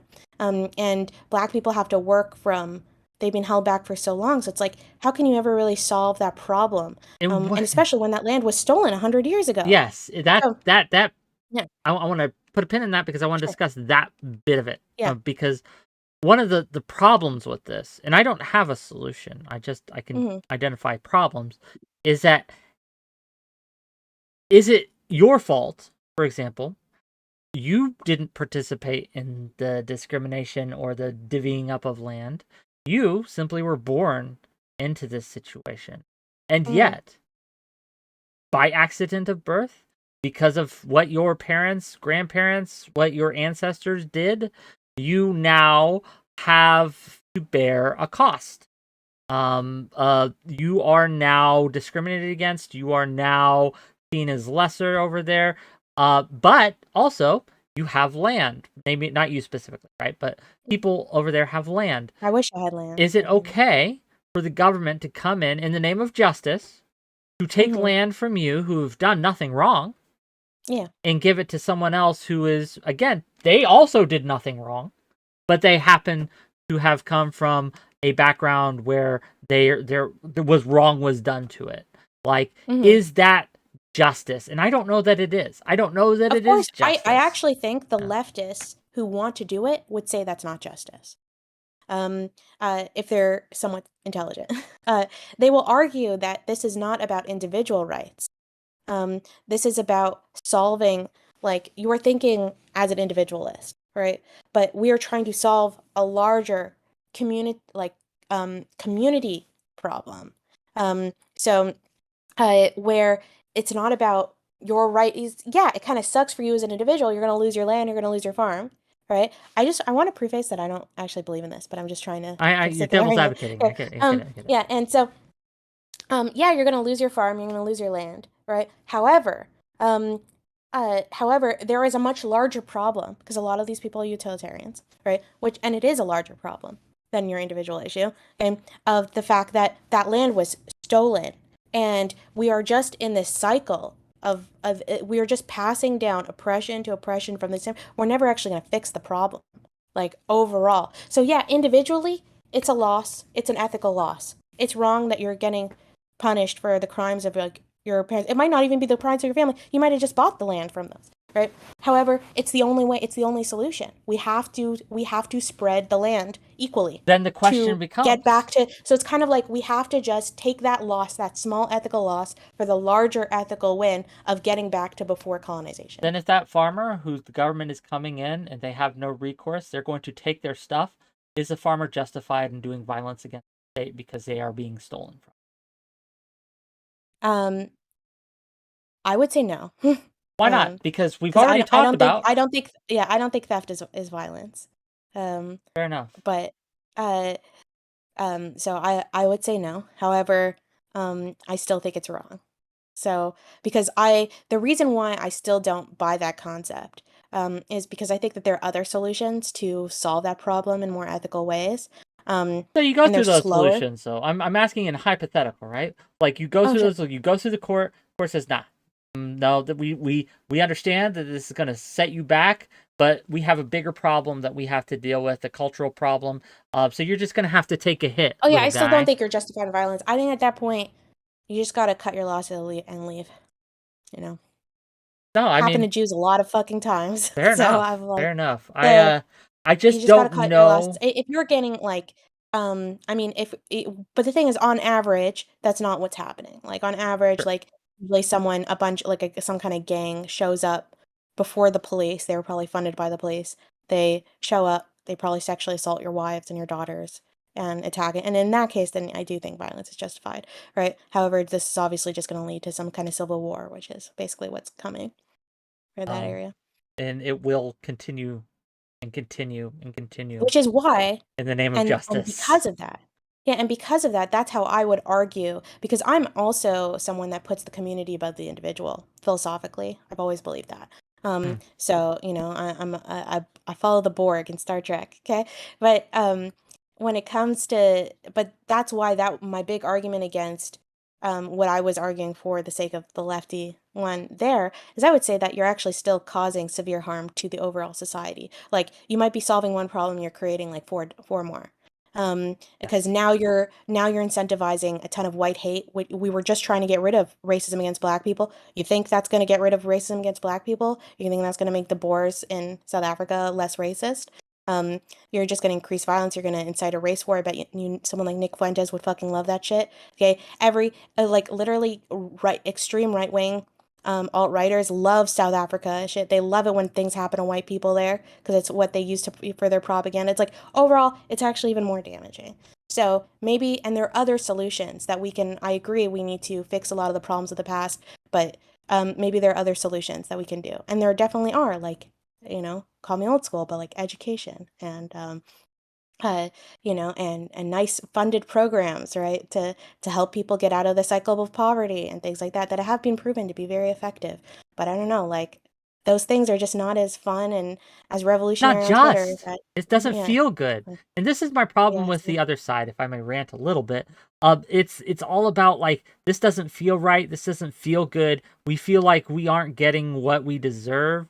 And therefore, it justifies us, and we feel justified into doing what is necessary to get what we are owed, what we are naturally, and what we historically have been kept from us. And you could be right in all these things. You could be 100% right with everything that was done to you, with everything that was done to your people, everything that was done terrible, horrific, shouldn't have happened. But again, I don't think it gives you carte blanche. It doesn't give you the ability or the moral imperative, right? Or the moral justification, perhaps a better word, in order to to forcefully take what you believe you are owed. I think it becomes a problem because everyone, right, has what I consider this like 16-year-old mentality of the hurt that is going on to me is the greatest of hurts. This is unjust and I'm going to take it out on the people around me. And I think that's what happens when the rubber meets the road, when we talk about these things, less from the academia to more of how this plays out in practice, is I think that people say, man, they're making me get a driver's license in order to get to vote. That means they're taking away my right to vote, which means, I can't afford a driver's license right now. Like, this is actually, and they conflate it to be like slavery or something, Jim Crow laws or these other terrible things. And yes, it is not good that they have this extra barrier, but that doesn't mean it justifies going out in the streets and blowing up a police precinct, right? I don't know. That's Well, yeah, like we have to think, and especially, and this is something that I don't think was talked about too much, if I remember correctly, in the debate. And I talked about this a bit with Loner Box before when he was preparing for it. But there's a question like whether or not it's justifiable. I mean, we just covered that, but whether or not it's useful, and actually useful for your cause, I think is more muddy. Right. So I'm gonna take a wild guess that I think that you think, right, that that on average it's actually going to hurt your movement more absolutely if you're violent. Right? It's going to. I disagree. Oh, do you really? Yeah, Why? I know that's I disagree. I think that it can both. I'm gonna be fucking cringe, extreme radical centrist here, and I think it could both really hurt your movement, and I think it could both really help. And I think it just totally depends on the individual situation. So the See, this so is for why example, it's hard. Okay, I think, if I may, this is yeah, why sure. this is frustrating because yes, I agree that it can help. I'm just saying that in general, if I'm playing the odds, it is less likely to help, right? But if I'm playing the odds, I genuinely think it's 50-50, and I would have to say, like, let's look at the individual situation. And I think, like, you have to specifically, so, like, if we look at, say, you guys were talking a lot about the American civil rights issue, like, in the 50s, right? So I think in that instance, I think being violent particularly hurt, hurt the cause of civil rights issue for Black Americans. And you have to, like, connect it to, like, what is the reason? Why are Black people being discriminated against in the United States? Like, what are the stereotypes associated with them, right? One of the stereotypes that's associated with Black people historically was violence, right? It was a big, and even in South Africa, that's being a stereotype that's being used against Black people historically for a very long time, right? The same thing that, like, with Jews being controlling with money and shit. So it's like, so when you participate in something that is a stereotype, right, and it just from a political standpoint, to me, it's just like obviously very, very nonsensical to engage in. I don't think if you are a part of like some kind of group that doesn't have a stereotype of violence, right, and you start participating in violence, I don't think it's as harmful to your movement. I think that's just it's one of those weird things that's just unfair. But then to add to that, I do think that there has a tendency, like on average, to be where both nonviolence movements and violence movements can help one another, kind of like in a good cop, bad cop situation. Because like, and there are a bunch of really cool instances. I shouldn't say cool instances, but interesting instances of it in history. But yeah, with Black civil rights thing, like you have basically a situation where there's like an Overton window, and people have this negative idea or attitude towards Black people. Getting people to just suddenly not be racist, not going to happen, right? But you can get people to be less racist. That's a possibility. And a good way to do that is to present them a more so-called palatable version of that type of person, right? And so this is one of the reasons why, like, racism literally went down significantly when there was when that movie came out in, what was it, 1962 or something? Guess Who's Coming to Dinner with Sidney Pollack. And literally one of the biggest criticisms about that movie to this day is that he was the perfect Black man. Literally, he's wearing a suit. He's smart. He's kind. He's understanding. Like, this is like a perfect version, and he has to be perfect for the sake of convincing people to like Black people, because in in this world, right? But I think in some ways that's how MLK was thinking. I mean, he obviously ideologically genuinely believed in nonviolence, right? For a bunch of reasons. But I think he also was thinking like he is Pragmatic. presenting this positive idealistic version that people can grasp onto. Um, and because people don't want to be fearful, right? And then he could kind of frame, the more extreme side of that movement with the Black Panthers and all that kind of stuff as like the bad cops. But And so wouldn't he looks kind of good by But my comparison. question here is, why do we need the bad cop, right? Wouldn't it be better? And I understand the need to be Because people always need a bad unfairly cop. perfect, right? Well, their Yeah. stereotypes exist. They're in their mind. Mm. This negative stereotype functions. That serves that function. We don't want to reinforce that. And what the bad cop in this situation does is reinforce that negative stereotype. So that already exists. That negativity, that negative stereotype, it doesn't need we don't need an actual example of that, right? People are gonna just make shit up. We can have that and push against that. We don't need to reinforce or feed into that. And that's what I fear and I think what the data ultimately shows is that at least post World War II, that these negative these violent groups tend to feed into the negative stereotypes that the people have about the ethnicity, racial group, the movement that's happening, and it prevents it from going as far as it could, or at least it has the potential to prevent it. Sometimes it doesn't. Sometimes violence works. I will never decry that there's absolutely cases both in terms of the state using violence against the people and the people using violence against the state where both have worked. I just, again, if we want most successful movements have a minimum amount of participation from the people, right? And in order to get that participation, it's really good to use nonviolent methods to do that. And because again, the bad cop prevents people. It turns people away, turns people off. It limits you. Do you not think that there's a good chance? Like, I know you said that they always exist in people's minds, right? But it's Usually, very no. different to have a figmentation in your mind versus like a real option that you're genuinely terrified of, right? So say like white people are genuinely terrified of the Black Panthers. And so now they have, but then they're like, and in their fear, just in general, when you see an enemy, you have a tendency to try to look for allies everywhere. And and then they see someone like MLK and they see this whole nonviolence where they're like, whoa, maybe there's some Black people that are not so bad. Well, I think fear, that I think a good example of this, is a very recent example of this, is how quickly trans rights have been taken seriously. Like when you compare that, and trust me, I know that trans people are still not completely accepted. I still know there's tons of work, but I do think in terms of like historical speed compared to other LGBT groups getting rights, it has gone faster. And I've always wondered like what is a part of this, right? But I don't know like if you've ever heard a trans person really shit on people who are like, agender or identify as something strange, like not part of the binary, xenogender or something. Yeah, xenogenders, all this. I hear a lot of trans people who are binary genders, right? And they'll be like, "Oh, I fucking hate those like xenogenders. So shit, they're like making our movement look bad and all that."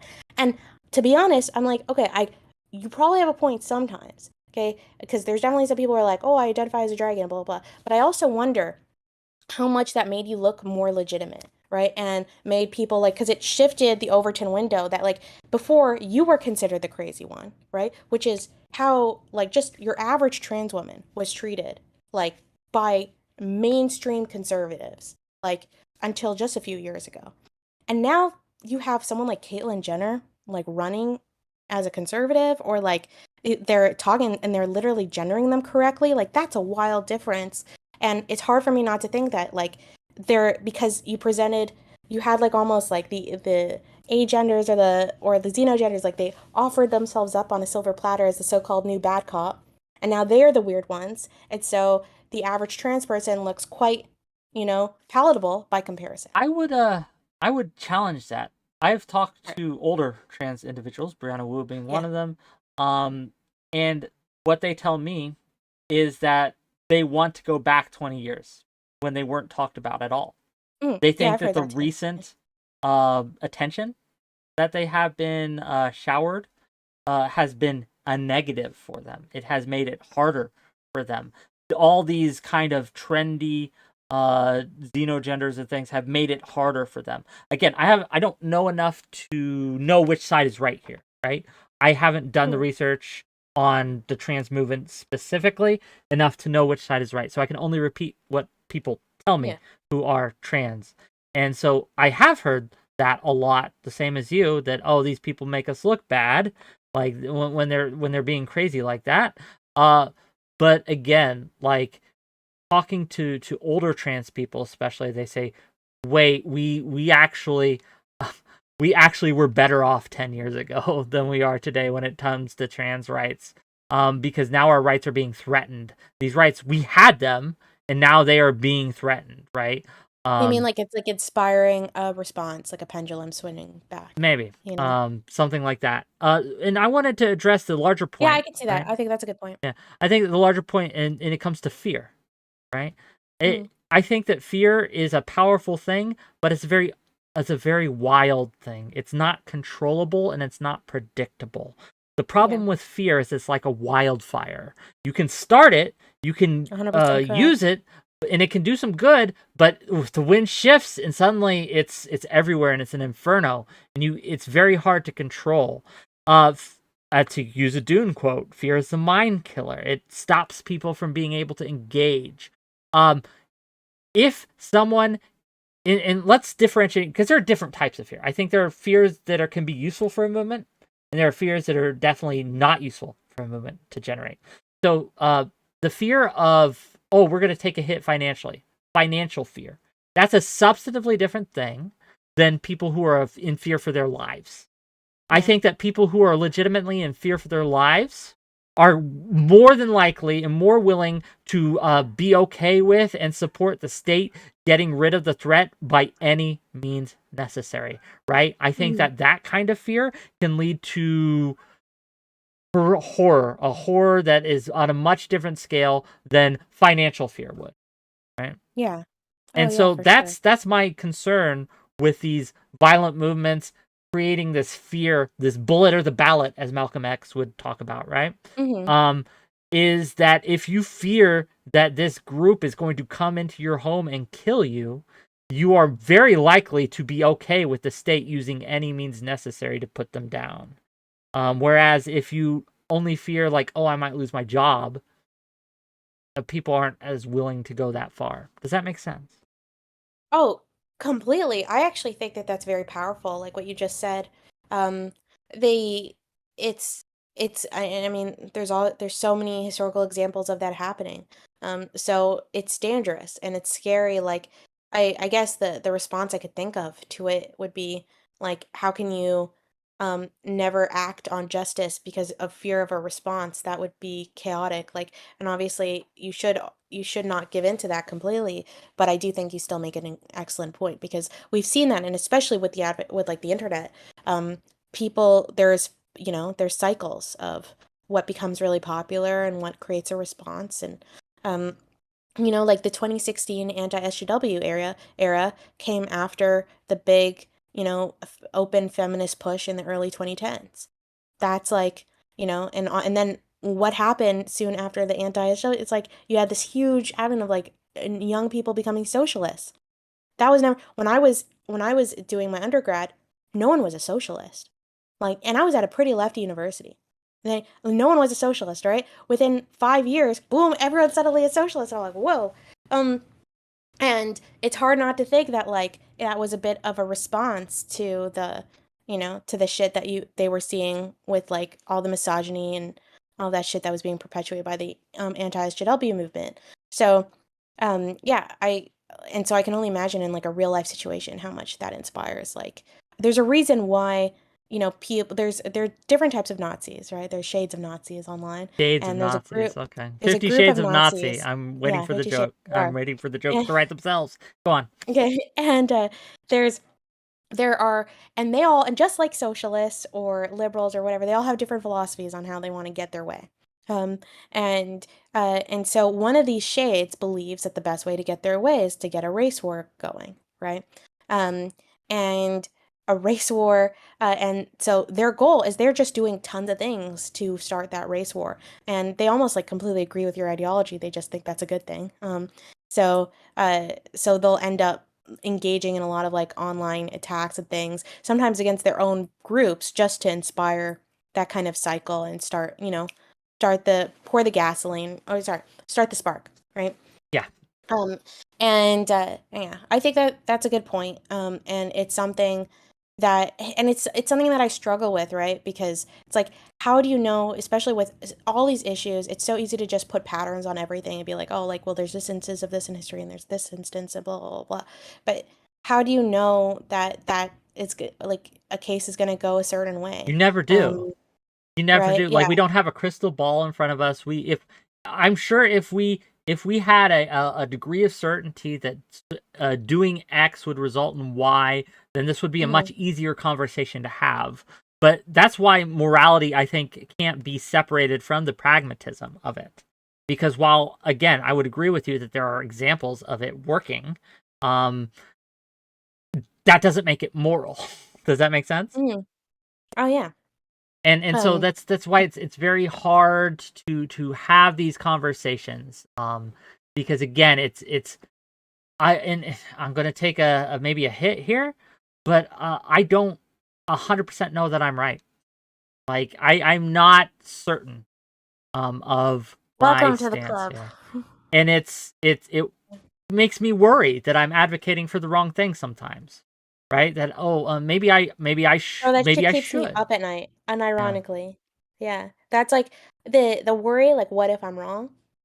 yeah. Like that's actually I'm naturally not a pacifist person, right? I mean, I study military history. I kind of love war, probably to an Love unethical war. It's degree. great. Okay.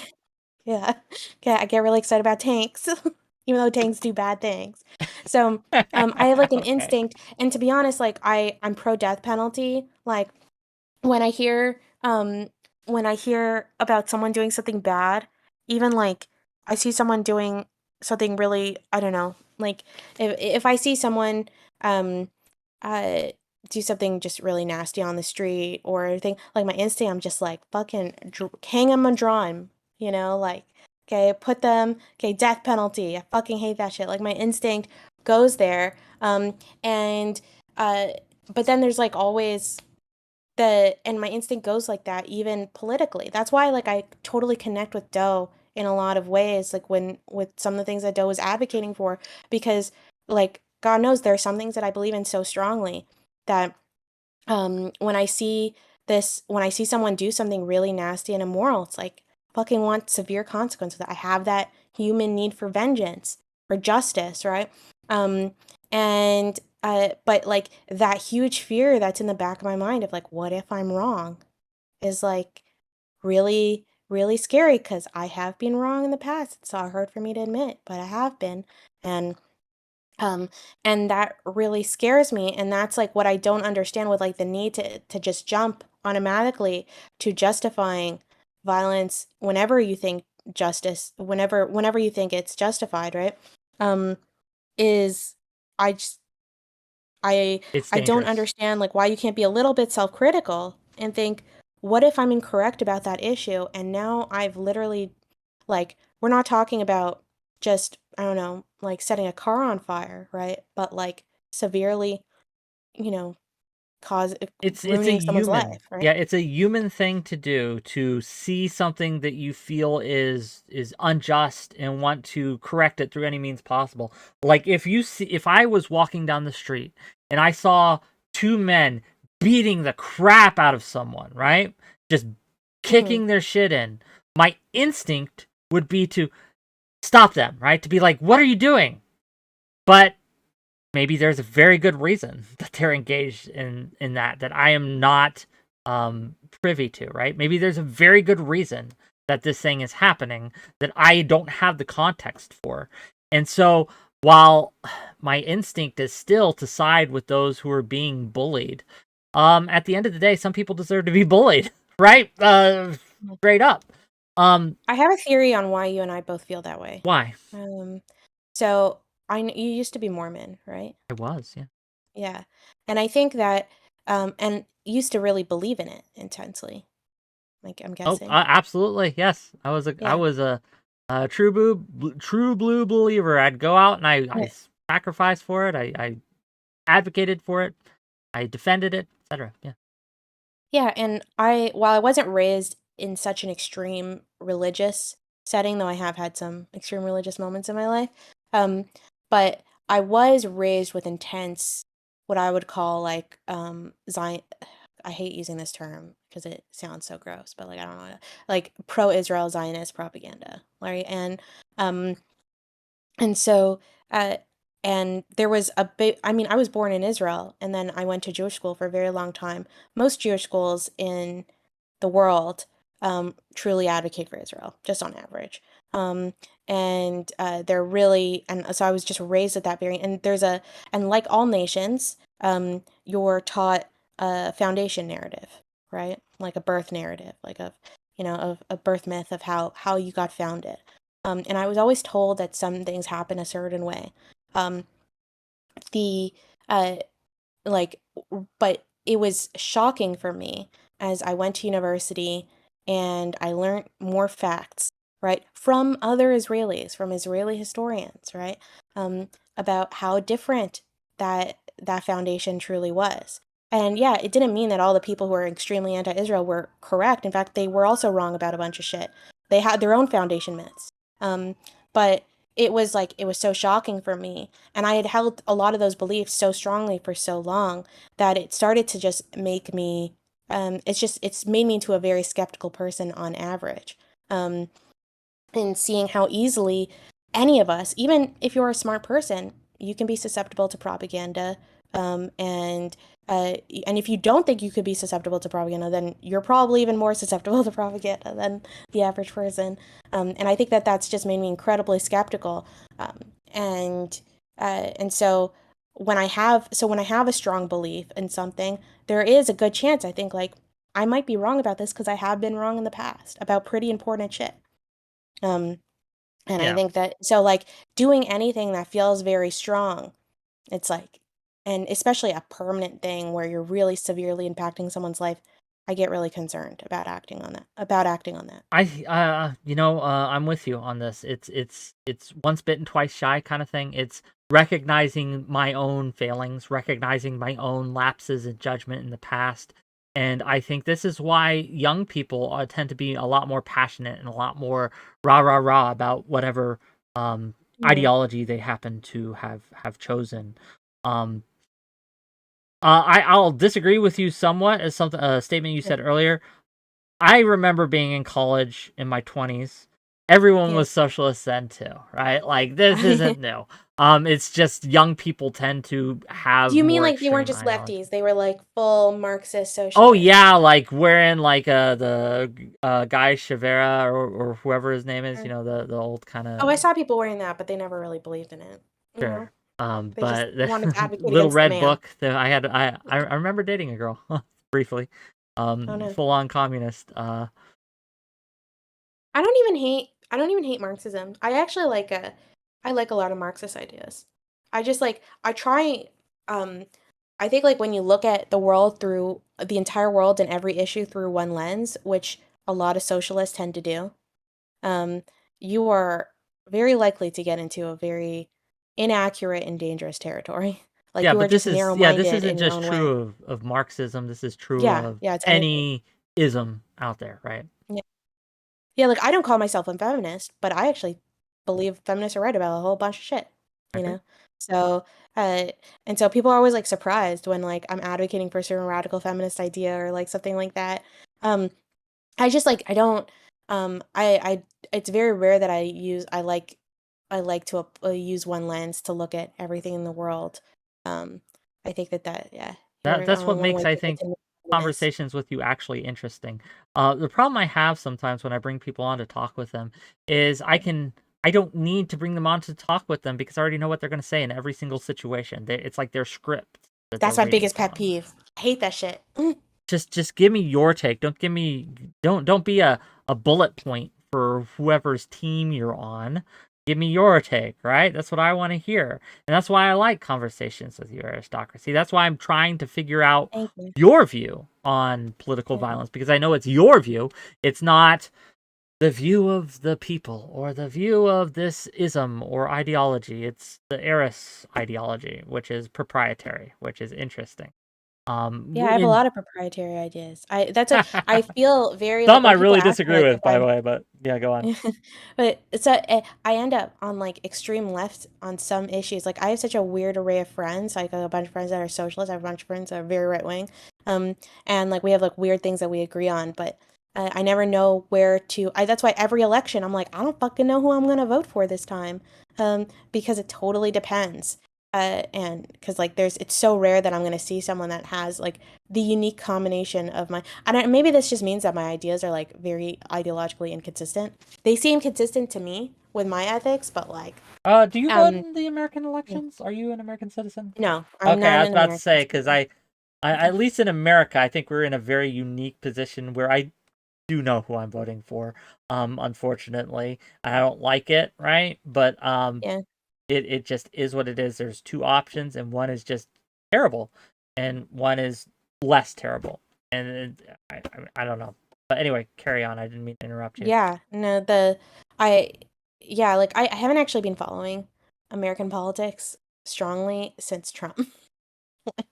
I remember like once I saw Trump get elected, I was like, well, I don't know. This is I'm You over don't know. this You're now. like, oh, I'm done. It was done. The bad guy won. Like that was it. Even though now it seems like he's losing from what I've heard. But um yeah, like we had like just in there's been like a bunch of elections that have happened in like in Canada and just like in the city and a bunch of things, and it's like the it's always so hard, like just in city politics specifically. I'm very divided on a lot of things. Like I end up very left on some things and I end up very right. Economically I tend to be quite left wing. The My instinct, because I think I have a lot of I'm inspired by a lot of Eastern philosophy. I connect much more ideologically to Eastern philosophy and Eastern philosophical ideas than Western philosophy, and because of that I'm very much a collectivist. So, like, and because like Western ideology, like left wing and right wing, both left wing and right wing can actually be very collectivist and both can be very individualist, depending on the issue. They're not consistent whatsoever. So, like, I'll end up being very left sometimes, very right.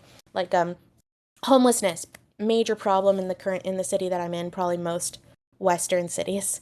Um, and so I end up being extremely, say, like, I really, really want to put homeless in housing. I don't mind paying way more taxes to do that. I don't mind, putting tons of programs into it, because to me, it's like, I don't care. It's not about individual responsibility. I don't care if that homeless person got themselves into that situation through drug use or through whatever bad decisions they made. To me, like, there's a larger community issue when like the whole community gets destroyed when there's tons of homelessness. So I tend to focus on, so I don't mind like, putting a lot of money and advocating for that. But then if I go and I vote for leftists who are supporting those types of programs and are willing to fund them and all that stuff, then those leftists are also totally okay with like homeless people taking over the parks and injecting themselves everywhere.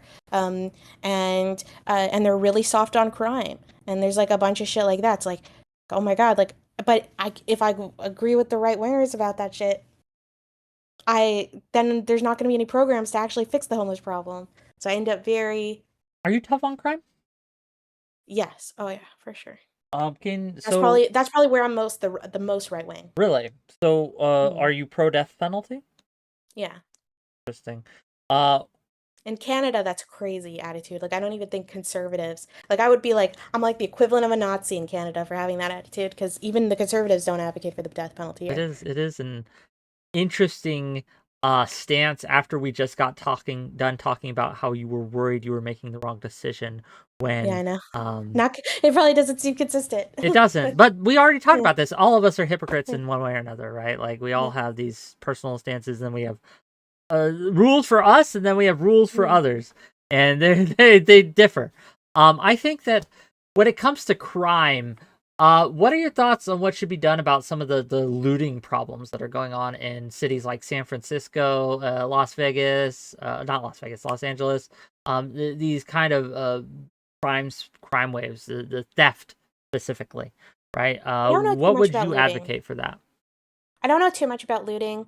It doesn't seem to be a very Canadian issue. Okay. I know it happened a lot in South Africa. Um, but on average, I mean, I'm against theft. I believe that people who participate in theft, I don't think you can like should be prosecuted, according to the law and all that kind of boring shit. Do you when So you even if they're advocating for a very firm cause, I think really? if you loot um like a smaller business and stuff, like that's even worse, right? Like that's the shit that really gets to me. Interesting. But yeah, This is I my don't worry like when it comes to I wouldn't kill those people. Okay, that's sure, all I'll say. I sure. won't feel like it'd When be it comes publicly to hated by and I want to society. tie this back into the violence thing because I think Yeah. it is related, right? Uh when it comes to why I am against violence in protests and violence in political movements in general, again, exceptions exist, is Mhm. because that where that violence gets directed is often going to hurt more innocents than it does the people who it deserves to hurt, right? So it tends to spill over. It tends I to affect I'm 100% with you there. Completely yeah, agree. it tends to affect not only the state, but everyone who is dependent on the state, or everyone who works with the state, or even just people who happen to be in the wrong place at the wrong time or in the way. And I don't think it's enough to just say, well, you got to break a few eggs to make an omelet. I think that we should be very, very careful about engaging in actions with which can physically hurt the people that have nothing to do with the problem, and that's why it's hard for me to get entirely behind, uh, even what I would consider very justified violence, very justified issues of self-defense, even when people had go like running from the cops, for example. Mhm. Even if you know you're innocent. And again, this is the kind of hypocrisy because I already said I would if I knew that they were coming for me and it's a crime I didn't do. I might run. Mhm. There's a good chance I might run. Um, high speed car chases put so many people in danger. Just running from the cops put so many people in danger. Like the chances of innocents getting caught up in what's happening goes up a lot. And so it's Yeah. hard for me to get entirely 100%. I feel really uncomfortable getting entirely 100% behind those things. So how would you respond to that when you say, well, we have to look at the situation? Um, is that a moral thing, even if it's pragmatic? Is it a moral thing when you put the innocent at risk when you engage in these violent protests and things? No, I think that that should always be a part of the equation. One of the reasons why I get really frustrated with a lot of the left's takes on homelessness, um, uh, is because I feel like the left is supposed to be advocating for the underprivileged, and the primary people that get hurt by being soft on crime or just like homeless thing being just them being allowed to do whatever the fuck they want in the city. 90% of the people who get hurt by that are people who are underprivileged, right? People who are poor, people who live in poverty. Um, and so it's like they're supposed to be advocating for them, but they're like choosing one group or the other, um, which does makes no sense to me. Just because I don't know, like I don't get it, and it's very very frustrating. I mean, the primary people who get hurt by being soft on homelessness is actually other homeless people because they have to deal with that the most. Um, so it's like, yeah, I agree with the issue of like thinking about civilians. I think that that should always be a factor in the discussion. I have to use the restroom real quick, but do you mind if we open up for callers? Or for Sure. other people who want to come on? I Yeah. know. While you do that, I can just answer chats Yeah, please just questions or talk to something chat, entertain chat for me. so they But don't I feel. know President Sunday wanted to talk to you, so if Sunday's watching this, I now's your never met chance. him. Get I'm kind of backstage. scared. Okay. He's not scary. He's kind of a dork, so it's okay. I And know I'll he's a loner box likes him, so it's like I'll like if a loner box. Loaderbox likes him. Okay, fair enough. But yeah, I will be right back. Excuse me, gang. Sure. Okay, chat. Okay, chat, we're taking over. Okay, so I noticed that there is this dude in chat on Twitch who is talking about like that somehow that they think I'm not against theft because I argued that theft wasn't violence. It is possible for me to okay, I know that this is crazy, but it is possible for me to think something is unethical, but that it's still not violence. Right? That there are types of unethical things. You know, if I call you an asshole, which I'm definitely not doing because that would be unethical, right? I'm not engaging in violence with you, right? Oh shit, she's on to us. How have you been since you stopped streaming? Life treating you all right? It's a mixed bag. Like some things, I think I've done a lot of personal growth. I think as an individual, as a person, I've really improved, and I'm actually really excited at the idea of coming back and showing some of those aspects of my improvement. But in terms of like life stuff, it's a mixed bag. What is your take on utilitarianism? I understand why people believe in it. I think it's sometimes pragmatic to think that way. But I think it's philosophically incorrect. No. It's not unethical to call somebody an asshole. Well, I mean, I'm gonna disagree with you there. No, I definitely think calling people names is a wrong thing to do. I learned that when I was around 3 years old, maybe younger. What are your thoughts on feminists always complaining about men? Um, I mean, it makes sense because feminist philosophy is based on the idea of patriarchy and being against patriarchy, and patriarchy involves men, so it makes sense that they would be complaining about men a lot. So it feels very ideologically consistent. I go away for 1 minute and you start talking shit on men. What is going on? Yeah. What is going on? Fucking hate Damn it! men. Yeah. Trying to make a safe space for men in my sphere. They get a lot of crap. Okay, well, men get a lot of shit on the internet. Not in real life. In real life, they're doing fine. But on the internet, they get a lot of shit. I wasn't a big man supporter for a while, right? Really? Okay. But then I saw the Barbie movie, and I hated the women so much in that movie that I was like, by the end of it, I'm like fully cheering for the Kens. I'm like, yeah, patriarchy. Yo, Let's go. Barbie was the most insidious, anti-woke, anti-SJW movie I think I've ever seen. It was amazingly... Do you really think it was anti-woke? Yeah, I absolutely do. I think that it was I don't know if they did it on accident or on purpose, but Ken is the only memorable character that anyone's going to be talking about. It shows the dangers of matriarchy, right? It shows it shows men literally being oppressed, not just figuratively, not just like, it shows all these problems and men, and like you said, I don't know if you were joking, but most people were cheering for Ken.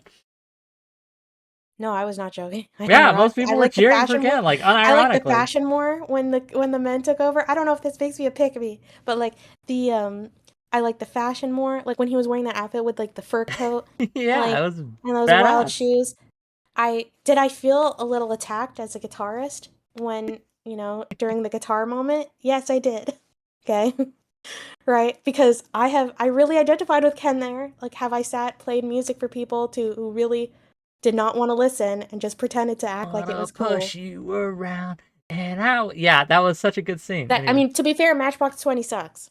So it was still a great scene, though. It was still good. They should have chosen scene. Wonderwall. I think Wonderwall would have been a better Wonderwall's still a good song. Well, so, I only say that because it's just, at least it was a meme back when I was more into guitar and stuff, that everyone knew Wonderwall. Oh, yeah. That was the go-to everyone played. Yeah, it's still a meme. Okay, that one never dies. It's forever.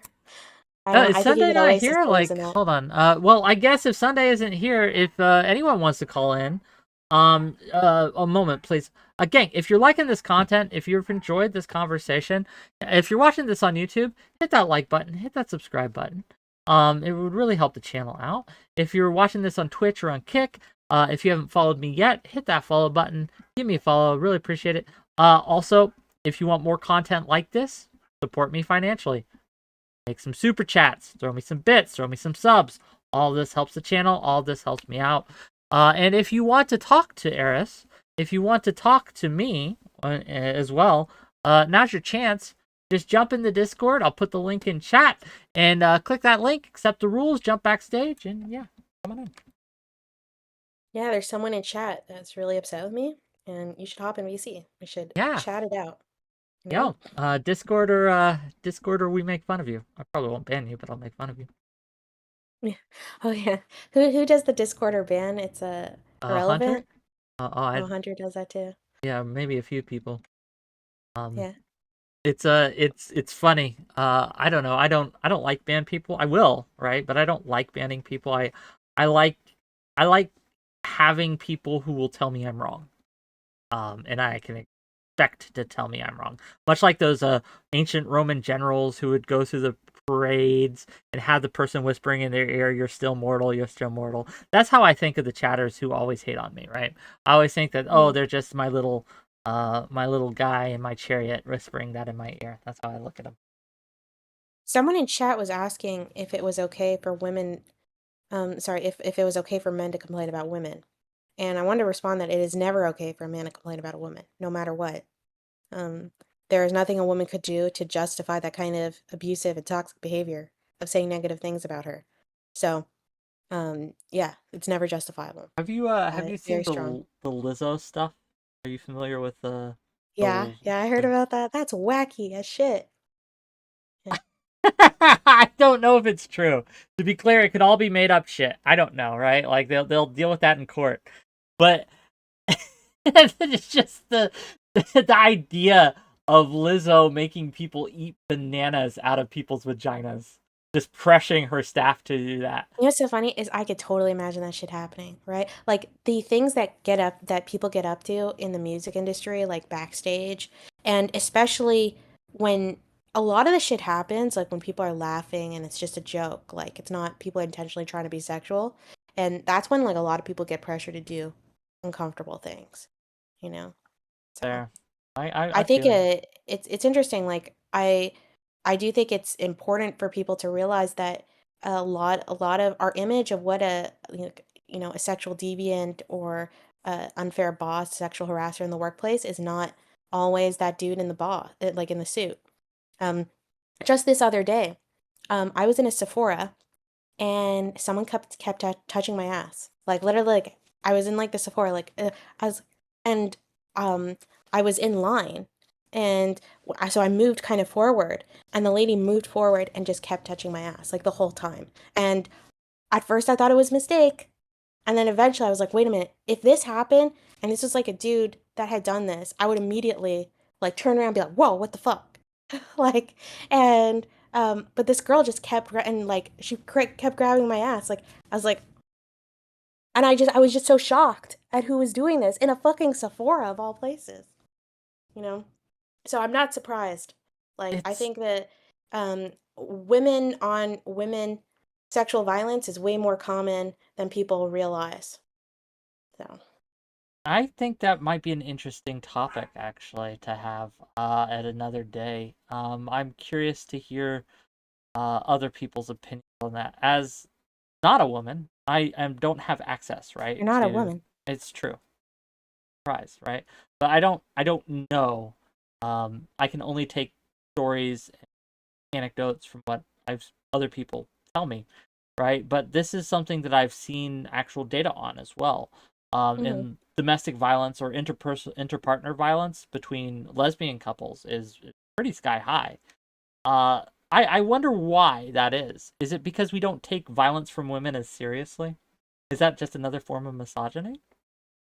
I don't know. I mean, it probably is a bit of a verb. I mean, statistically, probably true. So I understand why people focus on it.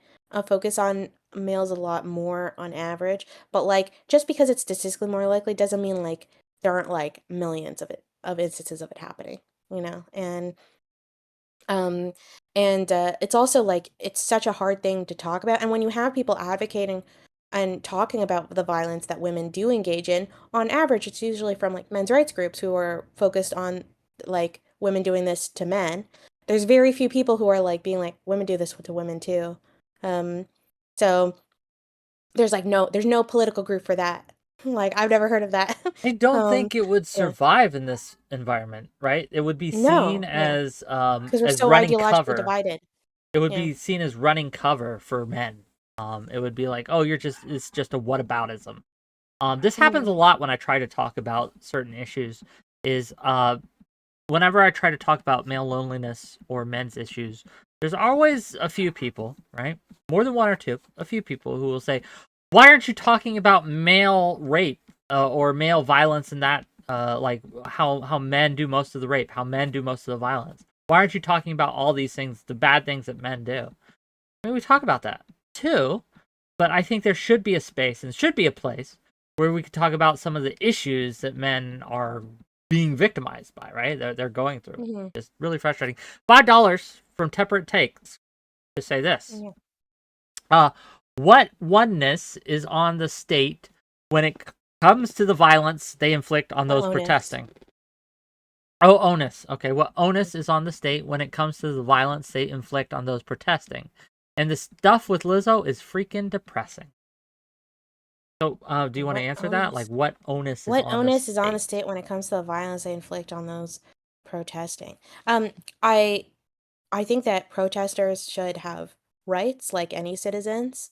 Um, the like, there should not like there should obviously be rules and a part of the Constitution. I think most Western countries have this. Whether those police departments actually follow them is another question, right? And that's an issue with police reform and all that. But obviously, they should be following like constitutional laws and respecting the rights of those individuals. Um, if someone is like engaging in like active, if something like is genuinely dangerous and they've got to like be protected, I mean, there's obviously lots of solutions that are not super detrimental.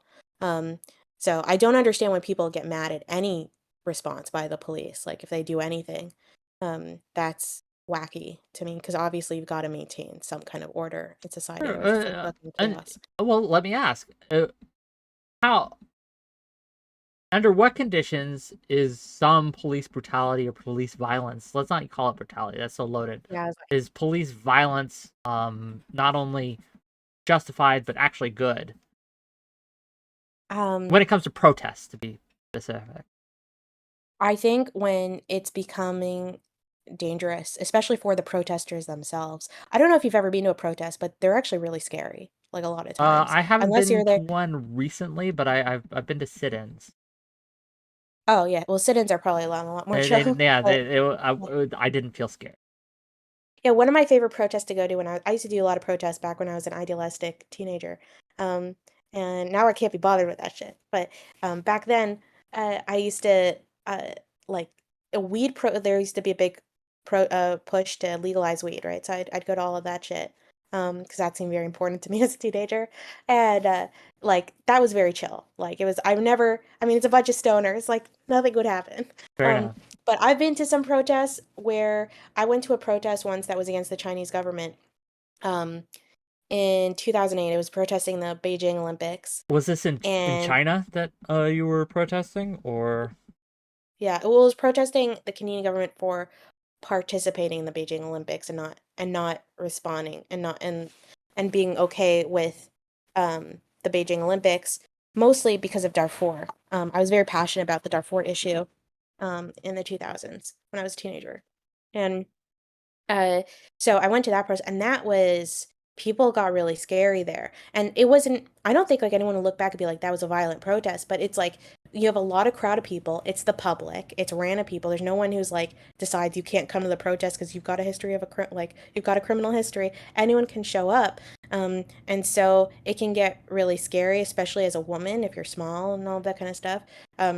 So I think in any situations where it becomes like because on average the protest organizers are not equipped to deal with problems like that with like large crowds can become really dangerous even if they're not violent just because they're large crowds you could literally just get crushed to death happened recently in Israel. So like instances where it's becoming dangerous, right? Like it's like a matter of like health and safety. To me it's like then it's justifiable. It's just like I don't think like anything's justified in using. Like you can't just like fucking throw out chemical weapons. uh, to put everyone Fair, down, yeah. right? Well, when you say You know? chemical weapons, does that include tear gas? I don't know about tear gas. I have to look more into tear gas before I make a statement on that one. Hmm. Um, But I would say that you like in theory you would have to pick the least violent form of suppressing sure, of with like this telling them escalated with the minimum of amount force to de-escalating. stop Yeah. whatever Yeah. dangerous action is Yeah. And happening. I'm no expert on this. Like there's people who literally study this shit, get PhDs on like how to handle this shit. It's a very complicated issue. So I would be an idiot to think that I knew even a little bit about what that solution would be. We stand people saying, "I don't know," are ignorant, as opposed to trying to Yeah, that was make a long something way of up. me saying I don't fucking know. No, it's all good. It's all good. Gang, any other super chats you want to give? We only got her for about another 15 minutes here. So if you want to talk to her, if you want to come in here, if you want to get backstage, now is your chance. A lot of people talking shit in chat. I see a lot of people talking shit in Twitch chat specifically. Jump backstage. Let's have a conversation. If you just you don't have to be talking shit. Maybe you have a question that has nothing to do with what we talked about today.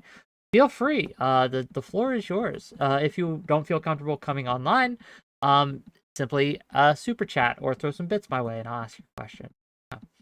Um, Yeah, please, by come all means, ask me. You can ask me anything. Okay? You can anything, ask me anything. anything. AMA, right?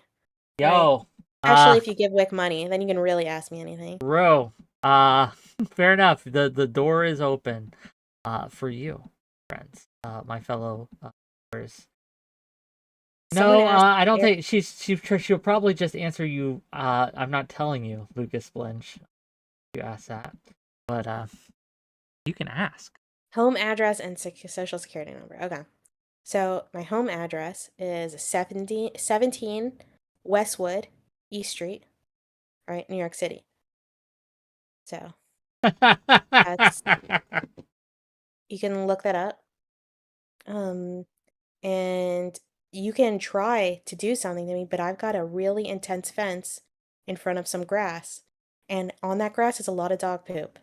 And you're gonna have to get through that to get to me. So it's gonna be a challenge. And I feel very safe. I feel protected by the dog poop. don't bring your expensive sneaks in. Okay, that's all I'm saying. Yeah. President Yeah, Sunday because said that's he's my number one coming, worry. so we'll Oh, give cool. him an. Okay. I'm Uh, scared. what's to Calm be me scared? down. Do you first of all, before he gets here, one, he can't hear us, right? Yeah. What's your impression of Sunday? In I general. don't know. I I've seen like I've seen him. I know he had this big conflict with Erudite. Um, and I don't know enough to decide who's correct and who's incorrect there, you know? Erudite has always been very nice to me, and she gave me some solid help with a personal situation, like, I don't know, like 6 months ago or something. Um, but we're not, I wouldn't really say we're like friends or anything, you know? But because like we don't talk, but like I don't have a negative opinion of her. She definitely says things I disagree with. Um, but you know, I like I like seeing people like her in the space. So, you know, he seemed to be not nice to her. But I also don't really know the details of what inspired that, like what inspired that, and who's correct in that situation. And also I know that Loner Box, who I call Lunchbox, um, and he really likes Sunday, so you know. So right now I would say it's even. It's like The zero 50-50. neutral. Okay, well, I guess Yeah. this meeting, this first impression will be deciding factor. I consider Erudite a friend. I really like Erudite, and I think Sunday did shit by her. I think it was unfortunate, right? And I've told him that we fought about Yeah, that. I only caught a little bit of that, and from what I saw, it was yeah. But Sunday is here, and Lonerbox is in chat. So hi, Lonerbox. We're gonna bring Sunday in, and Sunday probably has some questions for you. So we'll see what he has to say. Wait for them to pull us in. Hey! Hello, Hello. you're live. I am indeed. You're also live on my end. I hope that's all right. Let me very quickly just get everything set up so people can see you all. By the way, nice to meet you, Aristocracy. Lovely to I meet don't, you. Has anyone I ever don't. told you you sound like Harrison Ford? I've been told I look like Harrison Ford. Generally, I sound like I autistic see both. Snape. Okay. Anyways, here we go. Boom. There we go. Yeah, we just had a Well, wonderful discussion on political violence as well as the Barbie movie, actually. I haven't Talked a seen little that bit yet. about I that. have to though, because We're I have talking I to. was so about disappointed by that movie, like, to be honest.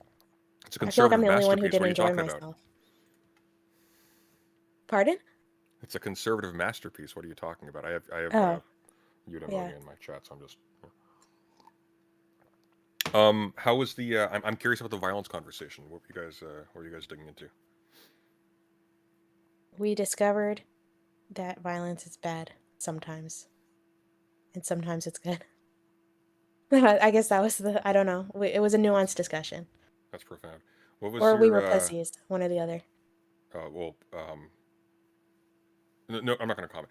What was your? What was your? How did you? What did you think of the panel that we did? I thought that the panel was fun. It was fun to watch. I think Vosh is a pretty good moderator.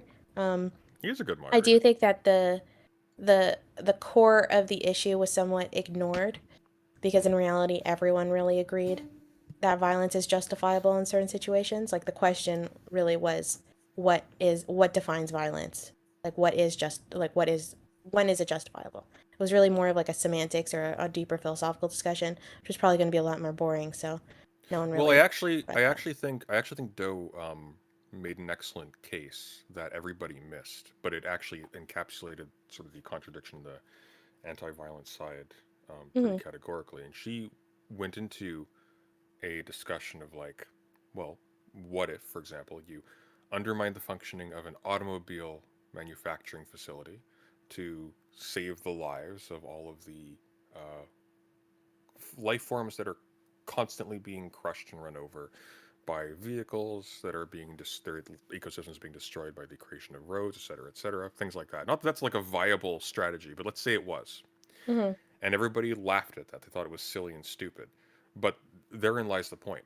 Nonviolent martyrdom as your primary strategy works Yeah. if the surrounding, if your fellow citizens and the state in which you're operating, whatever, if they don't have total contempt for you.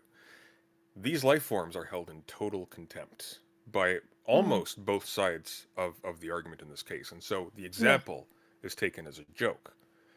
But historically, this has actually been the case for many human groups as well. In a few fortuitous cases, the stars aligned up through many like trials and sacrifices. It came to be the case that in addition to other things on the side, nonviolent passive acceptance of public brutality and whatnot was the way to go, and it did actually win some gains. Nobody disputes that. Hmm. But that's my read of the whole thing in retrospect. I think the primary reason why we were really going heavy on the despite the fact that we all agree, and I know we all agree because I Hmm. told Whick his argument when he was talking to Andrew, Yeah. is because the premise Wick's case. of the debate and the reason why we had it, I can't remember the exact contents of it, but there was a tweet I was responding to, in which essentially Whick was advocating sort of the martyrdom as the only viable strategy for political change. There's a case in okay. which that works. We have Let obvious me examples, actually but tell you what happened because this isn't the go tweet for I it. made.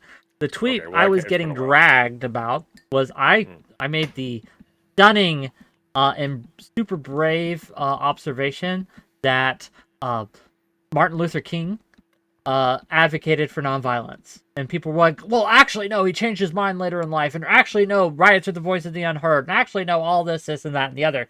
And that's what was, No, that I think prompted the. everything, right? Oh no, I think what prompted everything. It wasn't that. That's true. And Doe actually did gaff a little bit in that conversation, if I recall on that point. But I think what people were taking issue with was this being used as a prescription for people of a group of which you're not a part. So it's one thing, and Martin Luther King was himself critiqued by other civil rights activists and black rights activists, et cetera, as well, for this. But it's one thing for Martin Luther King to tell his own people, as one of his own people, here's a strategy we're going to try to deploy. And it's another thing to tell a group that's not your own, you need to martyr yourselves until people like me give a shit. That's going to rub people the wrong way. It might rub people the wrong way, but the question is it right or is it wrong? Right? No, and I think that it the is point, contextual. It is yeah, contextual, right? There are cases where it's right and the of cases where it's course. wrong. But I am never going to stop myself if I see something that I think can help someone else. I think it's always right and it's always correct to be able to talk to that person and say, hey, this is what I see you doing that's wrong, and this is what I see you doing that's right. That's just what we do as humans with each other. That's which is fair, except if you're Yeah. not a part of that group, if you, for example, bear none of the consequences of that plan not working, or if you bear none of the consequences of another plan not being enacted, then what that's going to read to people is ultimately you're putting forward your comfort as an outside observer ahead of the actual stuff that's happening to the people you're lecturing. Because it may be the case that the strategies that you're suggesting, even if they work, the cost might be intolerably high for the people who actually have to bear it. Well, that argument cuts both ways, It Mr. does. Sunday, Mr. President Sunday, right? Because a lot of times what happens is people will advocate for violence knowing that they aren't going to be the ones on the front lines, result of doing, like, they are not going to be impacted by the violence that they advocate, right? They are not going to Oh, feel its effects, if they're a even if part they're of the part of the group. group.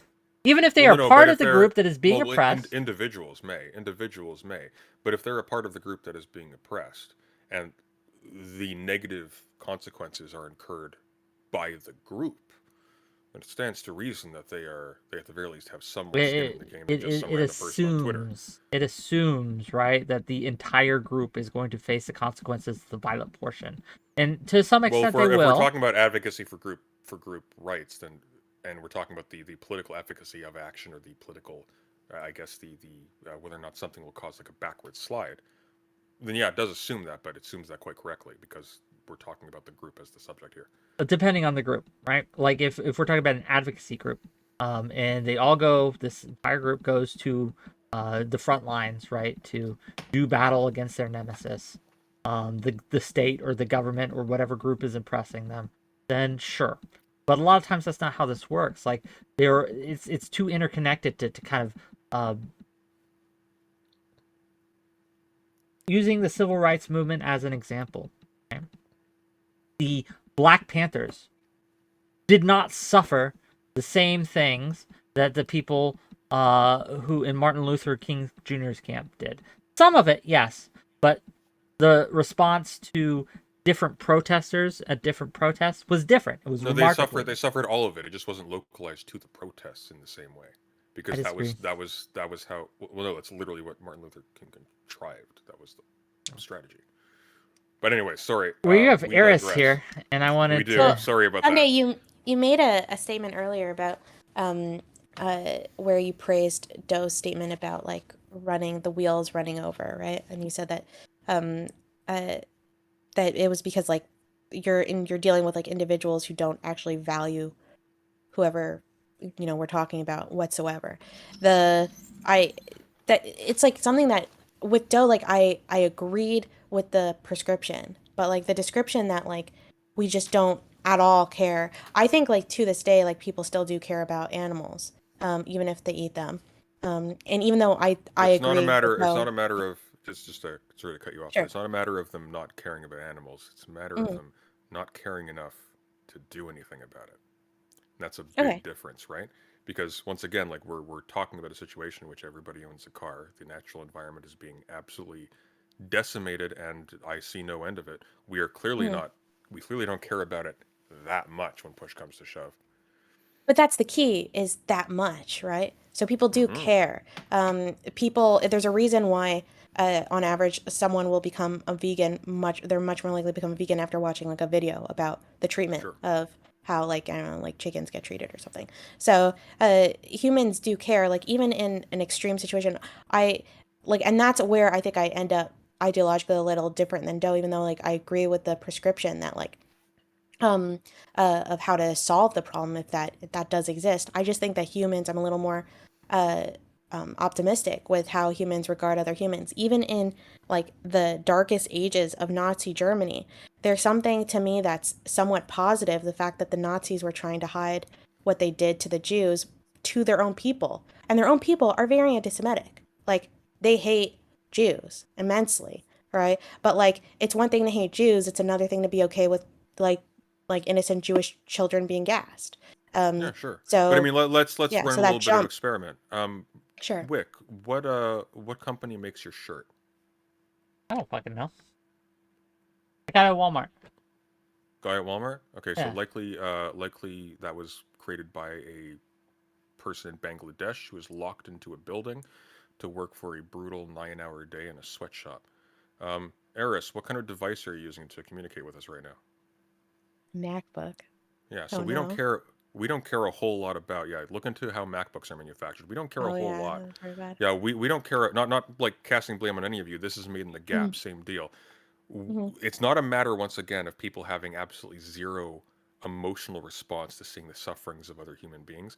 The question, though, is We don't see do that they suffering.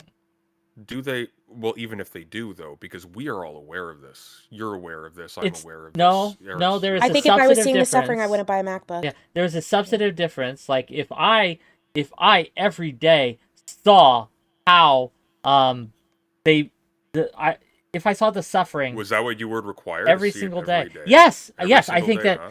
like or at least a lot more than I do now, right? A lot more than I do because it's one thing to be kind of aware of it up So here if as you a were, mental so exercise. if you were factually aware, as we have been for a very long time, that the clothing on your back is the product of essentially child slavery, you're That's a you're fine different with that, thing than seeing it. unless it's being That's a different. It is, and it's maybe Well, humans irrational and humans tend to Okay, but illogical, but operate it's that way. human, right? but here's that supports what I'm saying, though, because then once again, even with the full knowledge of this, even with it presented directly to you visually, unless it's actually aggravating you constantly, you're just not going to do anything about it. It's not going to change your behavior. You just do not care fundamentally.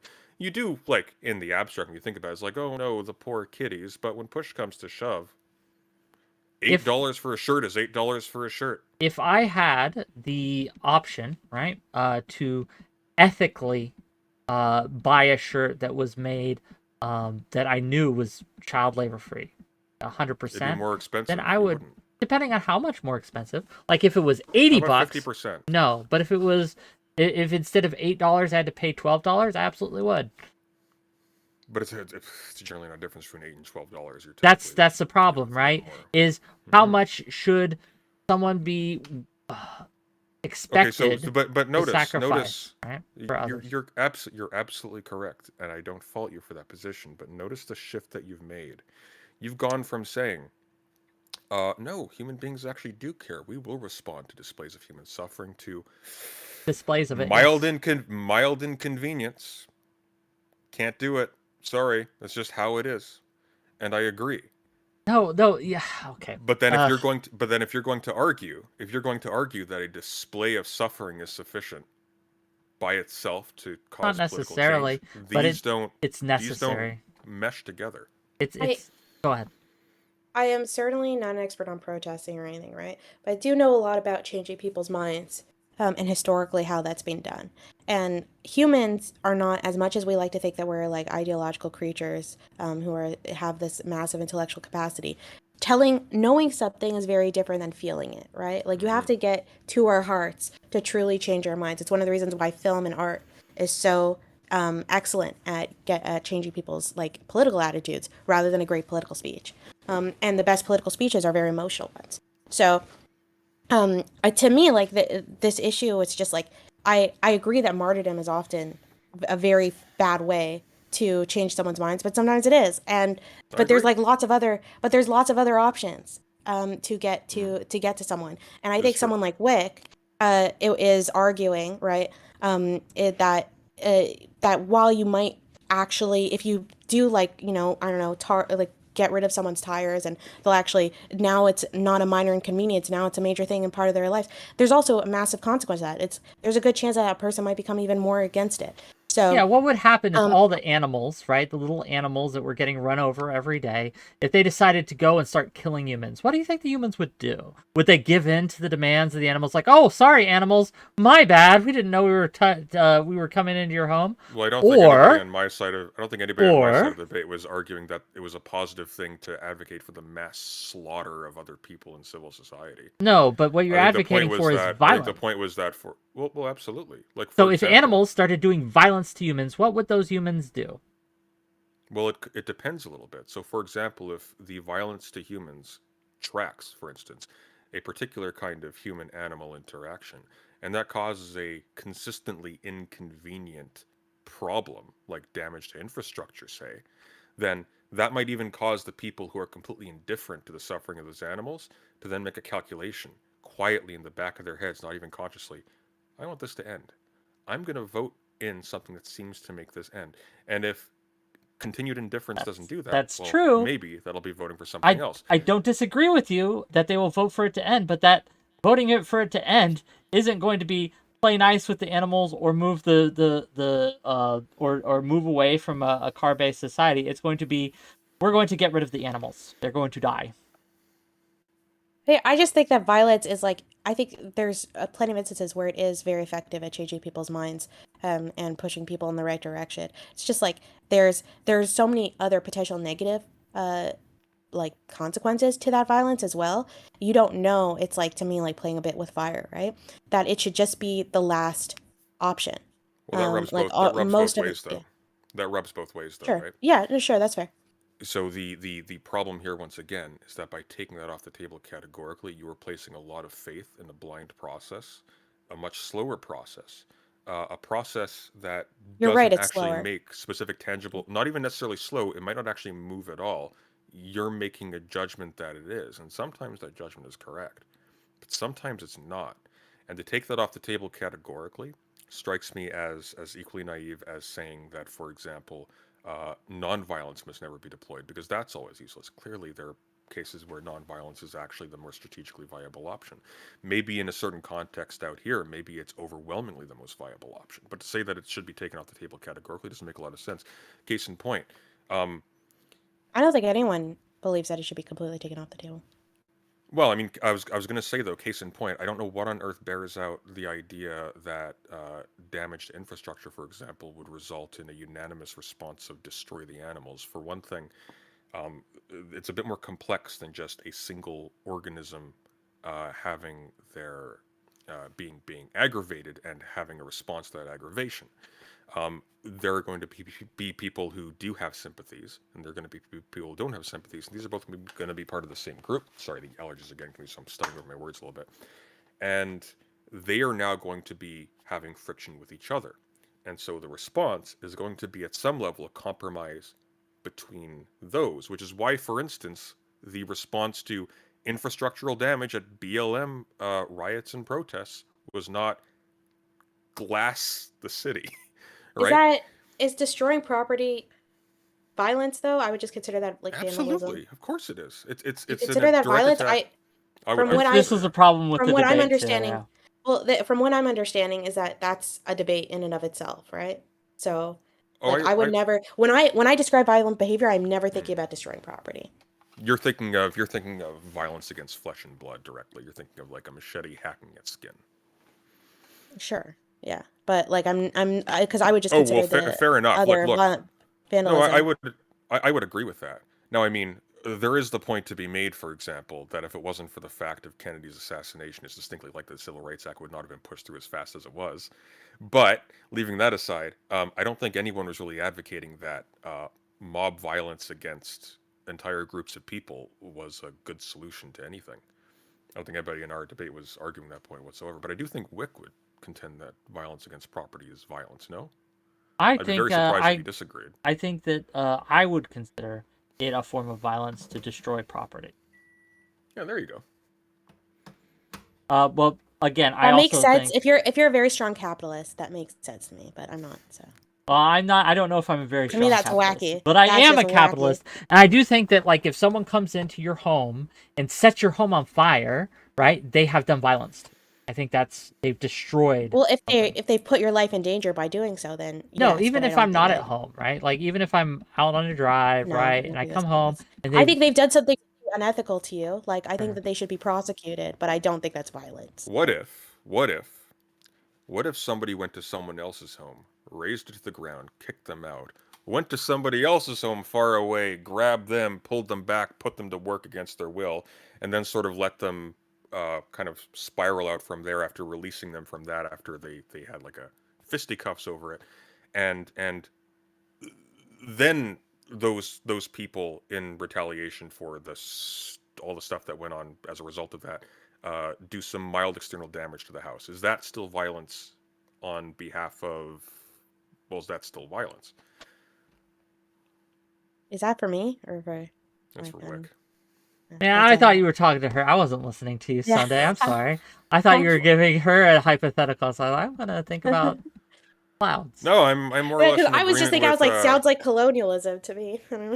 I was going to say, I'm more or less in agreement with minus. I would absolutely consider violence against property to be violence, because that's trivial the way I'm sort of phrasing it. But I would consider damage to property to be violence. I just wouldn't consider it to be the same type, or it would really Well, yeah, depend on whose property, et cetera, et cetera. obviously we have different considerations for different types of violence, right? So violence against property is different than violence No, against but I mean, a person. insofar as we are considering violence as strictly being violence against flesh and blood, then But this is why this conversation is hard to have with you Sundays, because you keep retreating to different types of violence when we have these conversations. It feels like if you don't want to use the word retreat, use the word dodging or something, where hang on. It's hard to actually. We talked with aristocracy earlier. Whick, the contrary to Martin Luther King Jr. in his time, was not people just hacking white people in the street. That wasn't the contention. Violence versus nonviolence has to do with... The Bullet or the Ballot by Malcolm X, right? You ever read it? But against whom, Whick? Clearly against specific political targets, not just arbitrarily and without any distinction. Sure, but there is a problem, which would include, for example, with violence in that it doesn't just once you set that fire, you don't control it anymore, right? Like once you have opened that box, you don't get to decide when the violence stops or who the violence gets done against. Right? You go to kidnap or do violence against a specific political figure. Well, hang on. But you clearly don't believe that, because you put all executive... Okay, seriously? You're just fucking wrong? I've read your data. Like, you are framing this in such a dishonest way. No, it's just crazy. I'm reading back to you what you just said earlier. I'm talking to seriously. Like, not seriously as in seriously, but the S3 guy. He's just fucking wrong. Oh, is he in your chat? About yeah. what? He just keeps saying that, it shows through the data that when you take out all the variables but race, and you just use race as the variable, then violence has no significant disadvantage. Now, he leaves out that the fact that it has no significant advantage either. He also leaves out that a lot of these conflicts aren't just on racial lines. He's also leaving, I don't know if they're he, maybe it's a they. They're leaving so much out of this, and they're trying to put it out into this very narrow lens. I'd have to. There's a problem. Also, hi, Lunar Box. So. I'd have to review that, but I think you're misrepresenting the stakes of the paper that he's referring to. Okay, fair enough. But Sirius is actually referring to a fairly sympathetic response, actually, to the articles that you were looking at. She was responding to Chenoweth. Or they're responding to Chenoweth's article. They were responding to Chenoweth, and it's also Chenoweth as well. But sure, I read what he linked during the debate. I went through it. I'll take your word for it, but I would read it again, I guess. Anyhow, how was the Barbie movie? What was the verdict on that? Go ahead. I didn't like it. You didn't like it? I liked it. I thought it was fun. I think it was a very interesting... I think it's very subversive. It was a very subversive movie. It subverted my expectations going in. I was primed a little bit by reading some of the takes, because I didn't see it on the opening day, right? So I read some of the takes about it being like a very woke movie and things like that. It was not. It was the opposite. It was... In what respect? What does that mean? So, which part? The part that it was not woke? It was not woke, yes. Yes. So going in, I was expecting it to be a girl power movie, classic girl power movie. Does that make sense, right? Like girls rule, boys rule. Look, oh, female empowerment, etc., etc., etc. Yeah, like 1979 Alien, yeah. Yeah. Not exactly, but fair enough. Like that. I like the reference though, but no, it was not that. It was much more nuanced, and I think that the hero of the story was actually Ken. Ken was the most memorable character. He had the best arc, and I think that he is the one that the audiences were most sympathetic to towards the movie. It also showcased the problems with opposite of patriarchy, whether you want to call that matriarchy or something else. But it shows feminists don't really advocate for that. Sure. So it's like, to me, that was just like a dumb. It wasn't really criticizing actual feminism, because like it was criticizing like a complete straw man of feminists. Like, so that, for example, like I've never heard an actual feminist theorist advocate for matriarchy, like, seriously. Well, I mean, like for example, like a lot of feminism, even the word feminism itself, it's not an advocacy for the dominance of the feminine, say.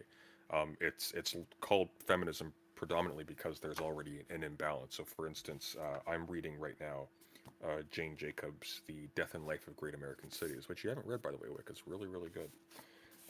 But one of the great merits of this is that as the styles of urban planning that she's criticizing are ones in which, for instance, places of work are completely sectored off from places of commerce, from places of leisure, from residential I completely areas. agree with that shit. Yeah. Completely agree. But this is not the effect on the culture of cities is not going to be felt by people who, because they are in the working sectors all day long and in the leisure sectors only on weekends, it's not going to be felt by those people who are going to be predominantly men in a society where women stay home in the suburbs and raise children, and men go and work.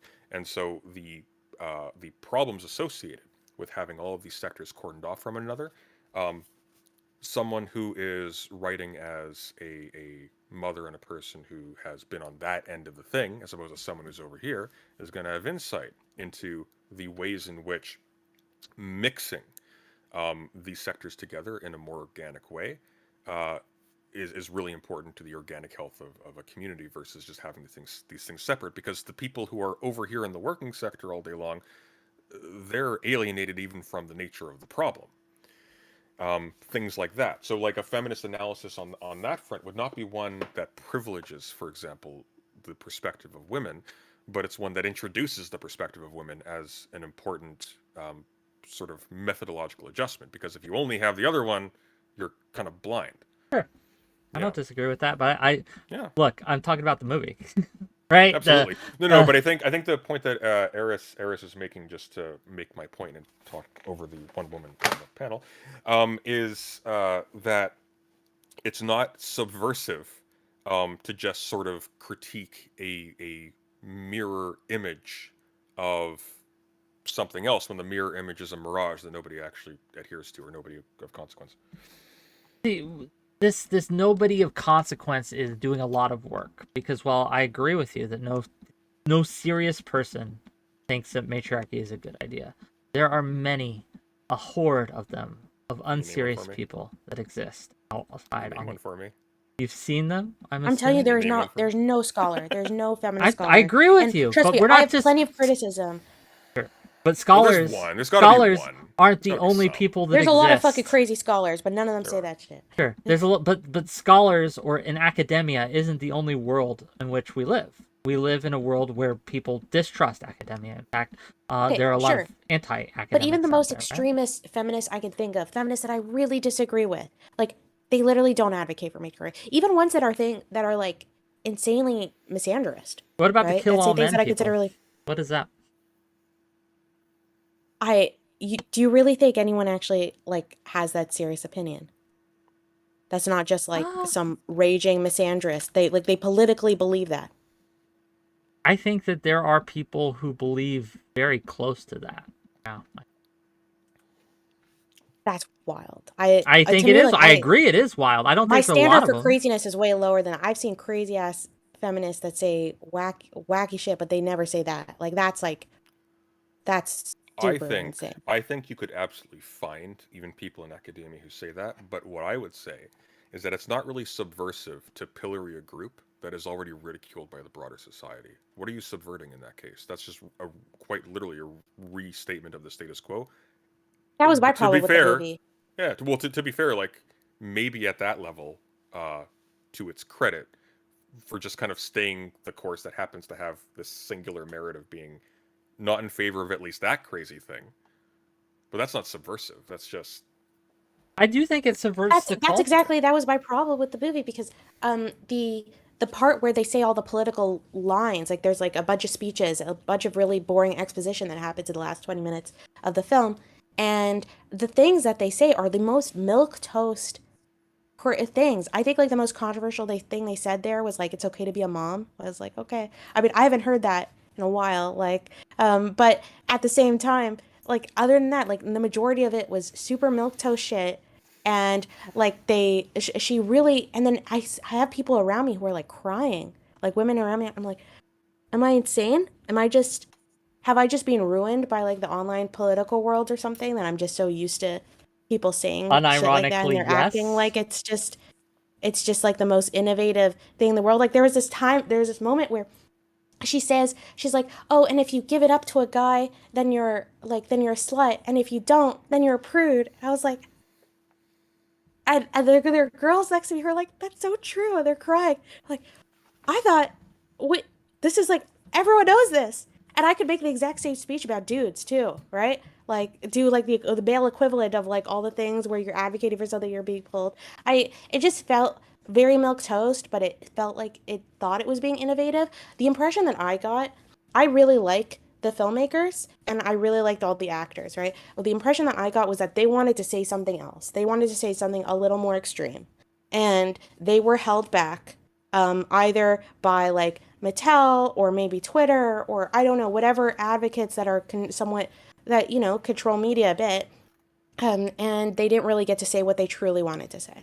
That was like the impression I got. Groups that control media prevented the actors and stuff from saying the message that they really want. Which group, Eris? Yeah, which group? Oh God. What group? Can you, I was thinking specifically like probably Mattel, like, or maybe they're just afraid of, or maybe it's just a purely, I think this thing is supposed to make money. It's very hard to make money, even in the mainstream film world right now. So they probably just wanted to say, it felt like the whole thing was written by AI to satisfy the majority of audiences and to appeal to both conservatives and left-wingers and blah, blah, blah, and not say anything special or heartfelt. And that bothered me, because I've liked a lot of Greta Gerwig's previous films where it felt like she did do that. And I think you live in a world where campaigns have been made against a beer company for having a person with a penis in a dress on their ads. Okay, like there's Disney will only put same-sex couples. We're operating in like early 90s territory here, provided they're in little easily compartmentalized clips of no plot relevance. They can be cut out for Chinese audiences. That is absolutely something that would happen. The writers could absolutely have a stronger creative vision that would be completely. Sure, I'm not arguing that, but my argument, and let me give the positive case for why I think this was subversive, because the expectations for so many people going in was it was going to take such a strong stance, right? The expectations going in, for many people going into that was like, oh, it was going to champion women's rights. It was Aristocracy, meant again is a good case study.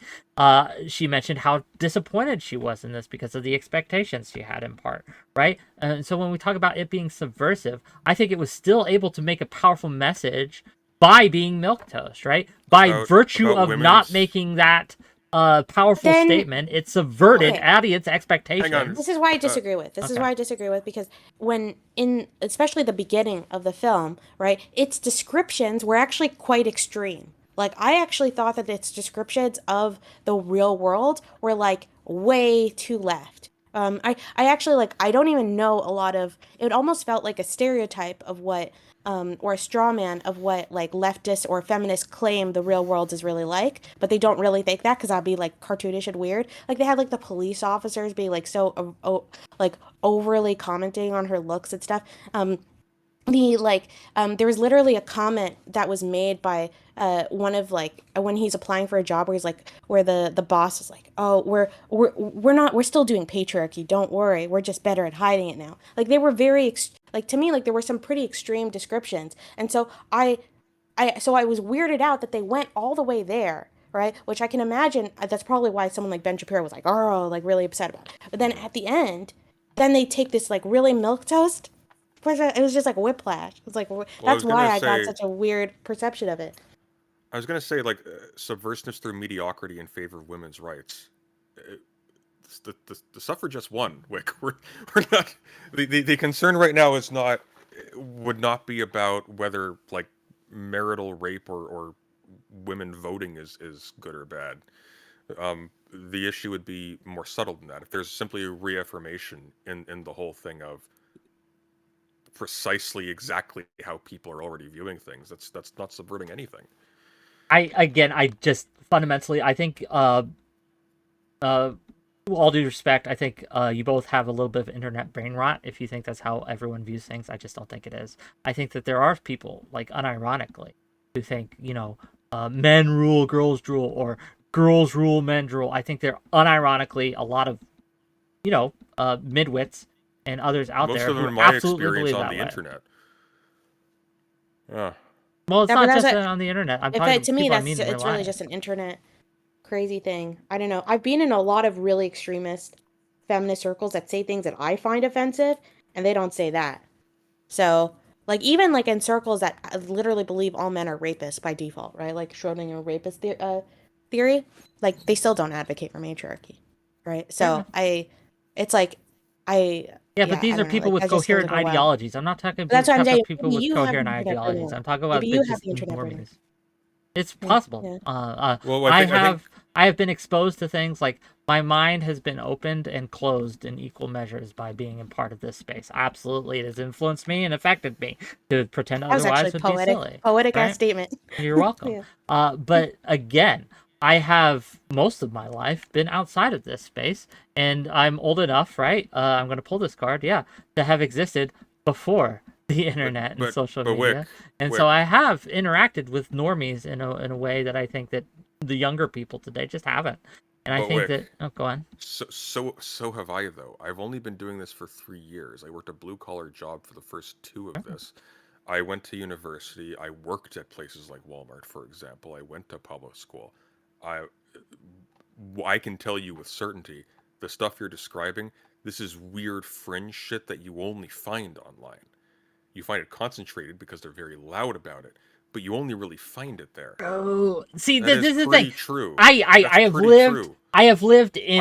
I can name exactly one case where somebody even borderline approximates to that, and that was a much milder case who was a nice Wiccan lady. Okay, if we're going to put our credentials online, I was a military brat growing up. I lived all over the world, literally all over the world. I have experienced cultures outside of America. I've never been to Canada, so there's that. I've been all over within America, and I've been all over in Europe. I've been to Poland, I've been to Italy, I've been to France, I've been to England. I lived in England for 7 years, right? So I have been and experienced so many different groups and settings. That again, I think that at least when it comes to Normieville, I have a pretty broad range of people that I can that I've had experience with, that I can cite and to say, hey, this is actually a thing. Like, this isn't actually a thing that not everyone, by all means, right? But there is this kind of normie, kind of middle of the road kind of. Yeah, but I got a question. Yeah. I got a question for you, though, Wick. I got a question for you. Go ahead. So you went to Poland. I lived there for about 6 months. Cool. But you're using this as like a citation for the attitudes of people towards these. No, just as to back up my statement that I have dealt with people outside of. Absolutely. No, I absolutely agree. But with respect to the question of whether or not the extreme fringe stuff that we're talking about is endemic outside of the internet, or if it's really concentrated here. How's your Polish? Oh, it's not very good. How would you know if you can't understand them? Because they spoke English. Their English was good, right? So, like do you think they spoke Polish to me? And again, I was very young at the time, so there is that. So they but found, at least they found in my a young, adult they, years, they approached a a young English speaking, you're No, they would talk to my parents, and I would just be playing a game and just listening to what their conversations with my parents were. You guys realize this is a massive dick competition over who has more absolutely tits. Like, come on. And mine's bigger, damn it. I'm so close though. So, just to be clear, so what you're claiming here is that while you were playing with your toys as a child, you with some degree of frequency overheard people talking to your parents in Poland, or at my about church, killing all men, right? Or at the church known for its authoritarian matriarchal tendencies. What are you talking about? There's a very big counterculture, like where people would be arguing about this, and yes, it absolutely isn't a matriarchy. The Mormon church, at least, is very patriarchal. They just still don't like women to have pastors and things like that. But do you think the women there don't sometimes advocate for, hey, we should have a much more kind of matriarchal? They absolutely do. And they're laughed at, unfortunately, right? But again, like this idea that these conversations don't happen.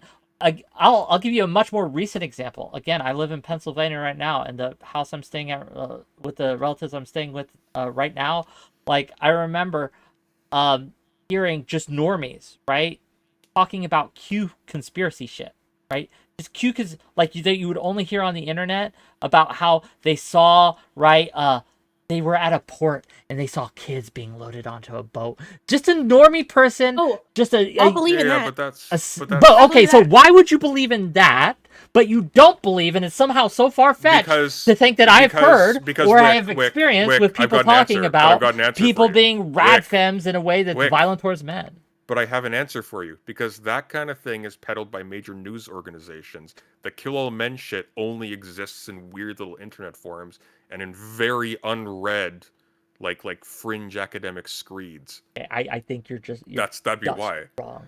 If you were Wick, if you were to tell me that there are feminist movements that are incredibly misandrist, I'd be like, yeah, for sure. Oh, yeah. Right? Like I've 100%. I've explored the dark areas of the online female sphere. Okay, there's some dark ass places. That's why I'm so doubtful, because I genuinely don't even know if you can even find these people on the internet like that genuinely believe this, because I've been in the extreme areas that literally think men are inherently violent, okay, that think that men are inherently rapists, like that is some GC places that are like super transphobic, which often go hand in hand. They hate men so much that they hate trans people as a consequence.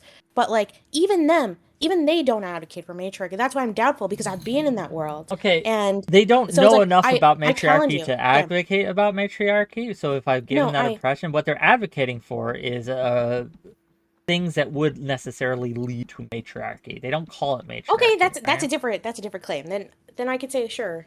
Fine. If we could say that, like you could say that, like the idea that all men are rapists can lead to dangerous consequences. Well, they advocate for like one example I will give that I can vaguely remember, and remember this is over a period of. I'm 40 now, gang. I had my birthday a couple days ago, right? It was happy birthday, old, right? So, forgive me if I'm not remembering entirely precisely the date and minute and country I was in. Hey, look, Whick. Just to be clear, though, yeah, this is exactly the age Frodo was at when he went on his quest to deliver the ring. Look, gang, if you pay me enough money, and $5 from Temperate Takes to say you can always find a major extreme if you go looking for it. That happens when you have 8 billion people. Well, yes. That's literally my point here, is that, again, like, why are we so surprised when people have just these the reason this argument has started, and it's a dumb argument, we should be arguing about political violence, but we're arguing about Barbie, is because I thought a pretty anodyne statement that I think the Barbie movie was subversive. Aristocracy disagreed. That's fine. She could disagree. I just think that, again, a lot of people hold the views that, at least at the end of the movie, during the speeches, they think that is something that is new. It's not, but they think that. They believe that. I do think that. Okay, I do think that the Barbie movie had moments of being subversive, but I think all of its subversive stuff had to do with Ken. Well, so. Again, Ken was the main character of the story. Honestly, no, he was not. They may not have intended to be, but Ken is the only one you're going to remember in 10 years. No, but that just means it was a bad movie if the main character is not someone you remember, right?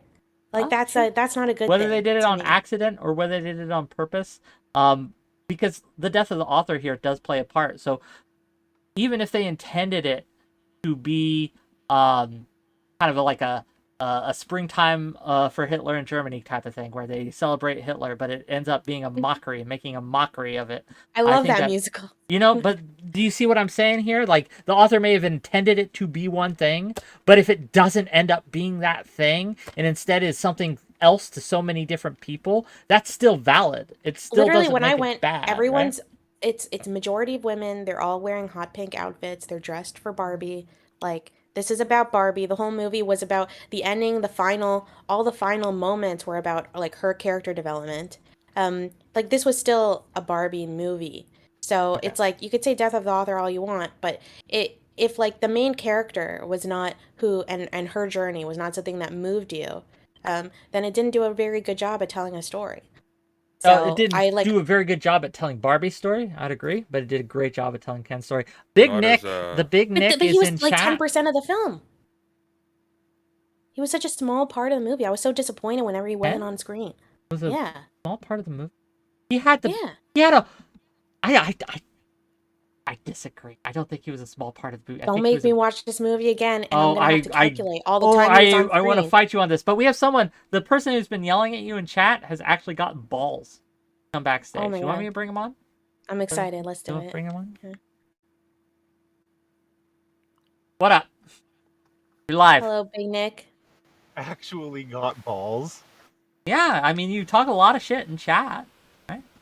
It's not a matter of not having balls. There's nothing that she's saying that's worth commenting on. Everything's wrong. Everything Why are says you is here wrong. then? You have a good channel. I like watching you, Whick. You're Thank very you. fair and balanced. I know, but we have Aristocracy on. You hate Aristocracy. Why? Are you guys hearing the background noise? Yeah, there? he has Oh a my I god. am, buzz. but I Yeah, is dig that it my though. This is bad, or- like it's like a Metal Gear Solid cutscene. Yeah, I was like, I don't know. It's making me feel weird things. So, but let's go for it. It's your time to shine, buddy. What is? Let's pick You- one I thing. don't know. I can't Let's hear pick anything. one Everything's thing. like Can complete you hear echo. me? Hello. because it's from your end. Okay. Can you pick one thing that you think Aristocracy has been wrong on that you would like to address? I've never been wrong ever. So he can't think of it. It just doesn't exist. Hello? Can we resolve the audio issue first? Yeah, you're fine. You're You can just fine, say- go. you can just- I can't hear anything. Everything's like a bunch of echoes. Do you have stream on? Mute my Don't stream. walk into the light. Mute my stream. And then Hey! Okay, you're good now? It kind of sounds like the aliens that everyone's was been my- talking about. It's my earphones. My earphones are plugged in now. Okay, Great! so you're good? This Discord thing works awesome. Are you good? I'm good. How does it sound to you guys? It sounds great. What? Beautiful. Pick one issue Great. that you've had with Aristocracy and what she said this night, and she'll address it. Go ahead. And say something nice about me What too. issue? She's confused about everything. She's confused about everything. That's why I was saying there's no point in me jumping in the chat because she's confused about everything. So are you upset that If you she feel wants to like ask me a question, Well, we were talking specifically about issues that I am divided on and I am confused on. And I definitely did warn Whick that my real opinion on the issue, right, because I obviously initially memed on it, was a much more boring one. Because I end up being like, well, sometimes and sometimes not, you know? Which I don't think is why do people- necessarily why do people listen to you? confused. If Pardon? If you don't have your opinion made up, why do you think people listen to you if you don't have your opinion made up? I don't know, maybe they're just like VTubers. I have no fucking clue why people listen to me. So, why did Whick invite me on here? I don't know. I don't know. I've been struggling with that. Have you never talked to someone that could see both sides of an issue and could debate it and understand like those attitudes? That seems, I don't know. The way I was raised was something that was a good thing, right? To understand and respect both arguments of the issue. And especially in a nuanced thing when you're talking about violence and you're talking about like any conflict specifically. Because if we're talking about one specific conflict, I can get a more sure opinion. But if we're talking about all of these things that people are advocating for, it's very hard for me to just say firmly, no violence or violence. I agree. This has been a pleasure. But yeah, something's wrong with your audio, so sorry. Let's I bring fucking on. won that debate. I won You that did. debate. You got him. Here. I got him. I wish he had something we could sink our teeth into, because I do want people who, if you do have a criticism for Aristocracy, it's okay to come on and air that criticism. That's fine. She'll engage with you. She's already said she's open to anything here. So please come on and give us something to engage with. Hopefully one of the other guests will have something. Well, Eudaimonia made a video on how Barbie is a conservative epic or something. I am a little bit curious. But hold on, I haven't watched this video yet because I want to save it till I've actually seen the Barbie movie. But What's up, Void? You're live. I am? Yes. What do you got for us? you're not. He's lying. What's up? You have something for Aristocracy or me? No, I was actually just watching and kind of enjoying the conversation. Well, thank you. I'm Maybe glad later. you're watching it, but I'll see you later. Alright. Okay, gang. If you come backstage, if you're in the voice chat that says backstage, I'm going to pull you in because I'm assuming that you went on my show. That's what I'm assuming. If that's not the case, Whick. we have a Full watch origin of party language. channel you can watch it. Pull origin of language. This isn't origin of language. It's nameless. And we're going to talk to him in a second. Yeah. It's too bad. Hello. You're live. Hi. Hi. Wait, am I supposed to be here? Do you want to... Okay. Do you have a question for me or Aristocracy? This is how I feel every day. Okay. Sorry, I haven't seen the movie. I don't really have any critique of it. You don't have to critique the movie. Do you have any thoughts on political violence? Do you have any thoughts on anything Aristocracy has talked about tonight? I don't know. Okay. I don't know. I think violence is justified sometimes. Yes. Okay, cool. Does anyone out there have anything substantial that they want to bring? I'm like actually crying. I don't understand it. It's moments like this where I'm like really grateful I'm not streaming right now. Like, and you're the streamer, because it's like that's so annoying to have to deal with that shit. Are you gonna come back to streaming, or are you just on hiatus? I'm thinking about, like, I want to come back. You but should. Yeah, I want to come back. But I need to get some real life shit in order before I enter the public sphere again. Eudaimonia, that guy just followed me. Oh, Cool. he would actually be interesting to have on. 'Cause Yeah. he's a conservative. Always interested in having interest on. Crawl the Wall, what you got for us? That's I haven't seen the person. movie either. But I Hold have on, an your interesting audio opinion. is trash. Oh, maybe it's fucked. This is as good as I got, I'm afraid. I can understand. So I'm very good at deciphering English accents. Yes.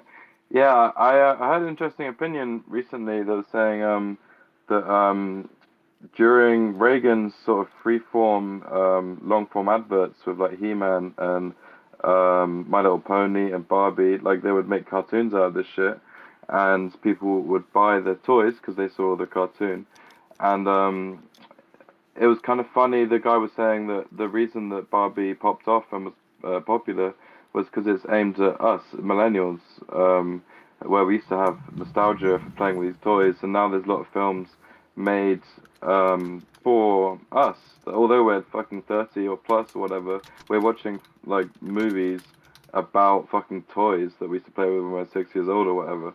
And I just think that's quite an interesting, weird little thing that like normally 30-year-old people back in the day would not be watching films meant for children.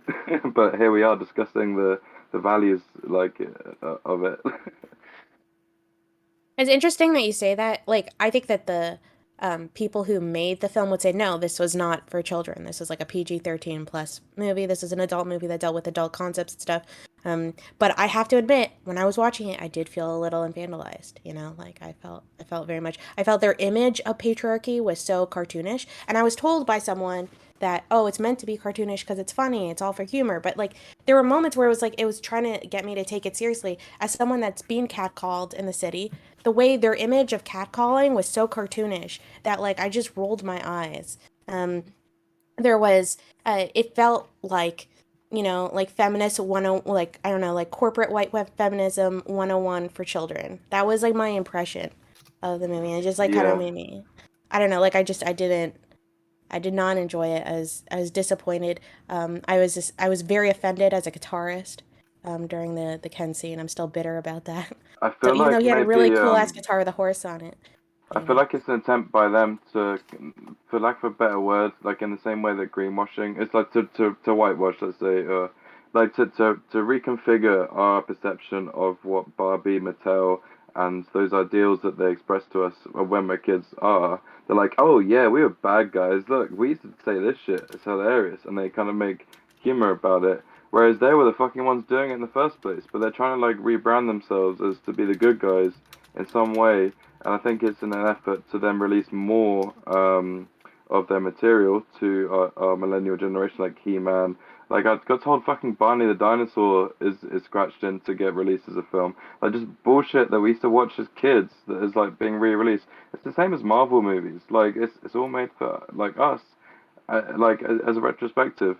And yeah, I think that's why they're kind of really like cartoonizing all these, or this trauma that they gave our generation basically is to try and make light of it and try and sell fucking films. They're an IP company now. They sell Barbie as an IP. Like the color pink that Barbie has is trademarked. Like it's an idea.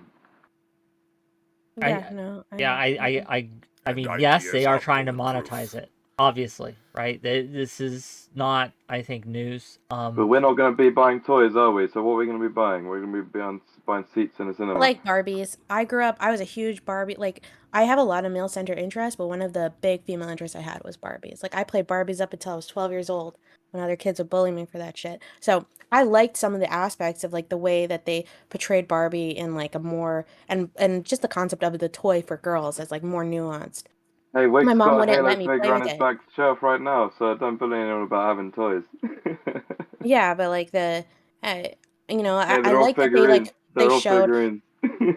Well, I like the history. Like they delved a little bit in the beginning about the talk about how like the previous dolls that were always used for girls were always like they were almost always focused on girls being mothers.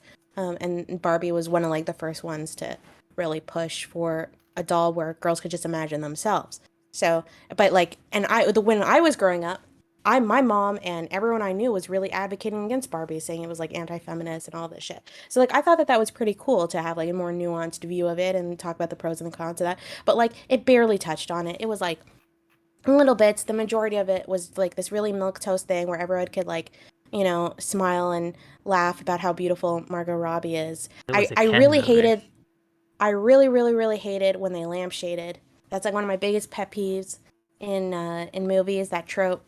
There's a moment where they're like where I think Barbie is talking about how she's like I'm so ugly, and then like the voiceover is like note to the filmmakers, as if the filmmakers are not the ones who put this in the movie. Margot Robbie is not the right person to cast for this line or something like that. And I really hated that they did that. $5 from Microeconomics to say, haven't watched the movie but played with the toys. Barbie was incredibly subversive. She never made time for her G.I. Joe. Fair enough. Raul, thank you for your Thank you for your No worries, comments. guys. Have a good night. Bye bye. Yeah. Okay, one more, I think. Hopefully it's not a dud. Hello. Oh, wrong guy. Why are Look. they still in the backstage chat? Yeah, I don't get it. Temperate Takes, how's it going? Hey, is this working now? Yes, it is. Yeah, I know it wasn't working last night. It was not, but we tried, right? Yeah. We Yeah, had the it's White okay. Girl Council last night. The White Woman Council was summoned. Yeah, it's all right. I got to have a conversation with Aaron instead. Okay. So it's all good. Yeah. So we're gonna get back to the protest violence here. Please. I'm somewhat aligned with I'm sorry, hun, what was your name again? I'm like drawing a blank. Aristocracy. Yeah, thanks. I'm a little bit aligned with her somewhat on this. She's much more, she seems to be, and you can correct me if I'm wrong, you seem to be much more kind of pro-cop than I am. Mhm. My whole thing with, and I mean, this may be a difference between being Canadian and being American, but in America, even our Supreme Court has basically already ruled that our police force is not in service to us as citizens. They are not required to do anything to keep us safe. They are not required to do, there was another thought there, but I lost it. But they are not required to protect us. They are not required to serve us. So in so many ways, our police force are servants of the state. They are not servants of the people. And they have a very long history of using that to their advantage for their own personal gains and to inflict violence on innocent people for no other reason than that they can. Just to interject there very quickly, that may be to its credit because the Canadian police absolutely do that to, once again, groups that are held in contempt so nobody gives a shit. And they're still very much an arm of the state. In your case, it's just been made explicit. Yeah, By the way, Eris, so you're I Canadian. think we have a lot. That. Yeah, I am. I live in Canada now. I wasn't born here though. But I I wouldn't say I'm pro police, right? Because I have a lot of issues with a lot of police departments. I just I try to judge police departments individually. Because they're all incredibly different from one another. But at the same time, when it comes to the police, I agree with you. They don't, in a lot of Western countries, they don't legally have to act as safety, and I think that's problematic. I'm pretty sure they used to, and then there's been a huge issue with police unions, um, uh, basically creating a lot of those problems. But to me, those are just issues with the police and improving and making them better. Like police used to be even way worse, in the majority of countries. So it doesn't mean I'm against the concept of police, right? It's just I just agree with you that there's a lot of problems with them. I wonder what you think. But I also think that but one more last thing is that I do think that if the police are advocates of the state, I see the state in a democracy as representatives of the people. So therefore, they are still advocates for the people by default, just bad ones. If you don't mind me, in theory. Yeah, if you don't mind me just interjecting a question, because I am curious about your take on this. So a lot of people don't know that the term police, it originally didn't refer, it's a little bit of a strange word in and of itself, especially when we're talking about, for example, the police being in fact only servants of the state. It's literally in the name pol, right? They're originally state functionaries. Originally it didn't refer to the copper on the ground with the weapon who goes to answer a distress call. It referred to literally just any functionary of the state that interfaces between the executive authority and the people on the ground at some level.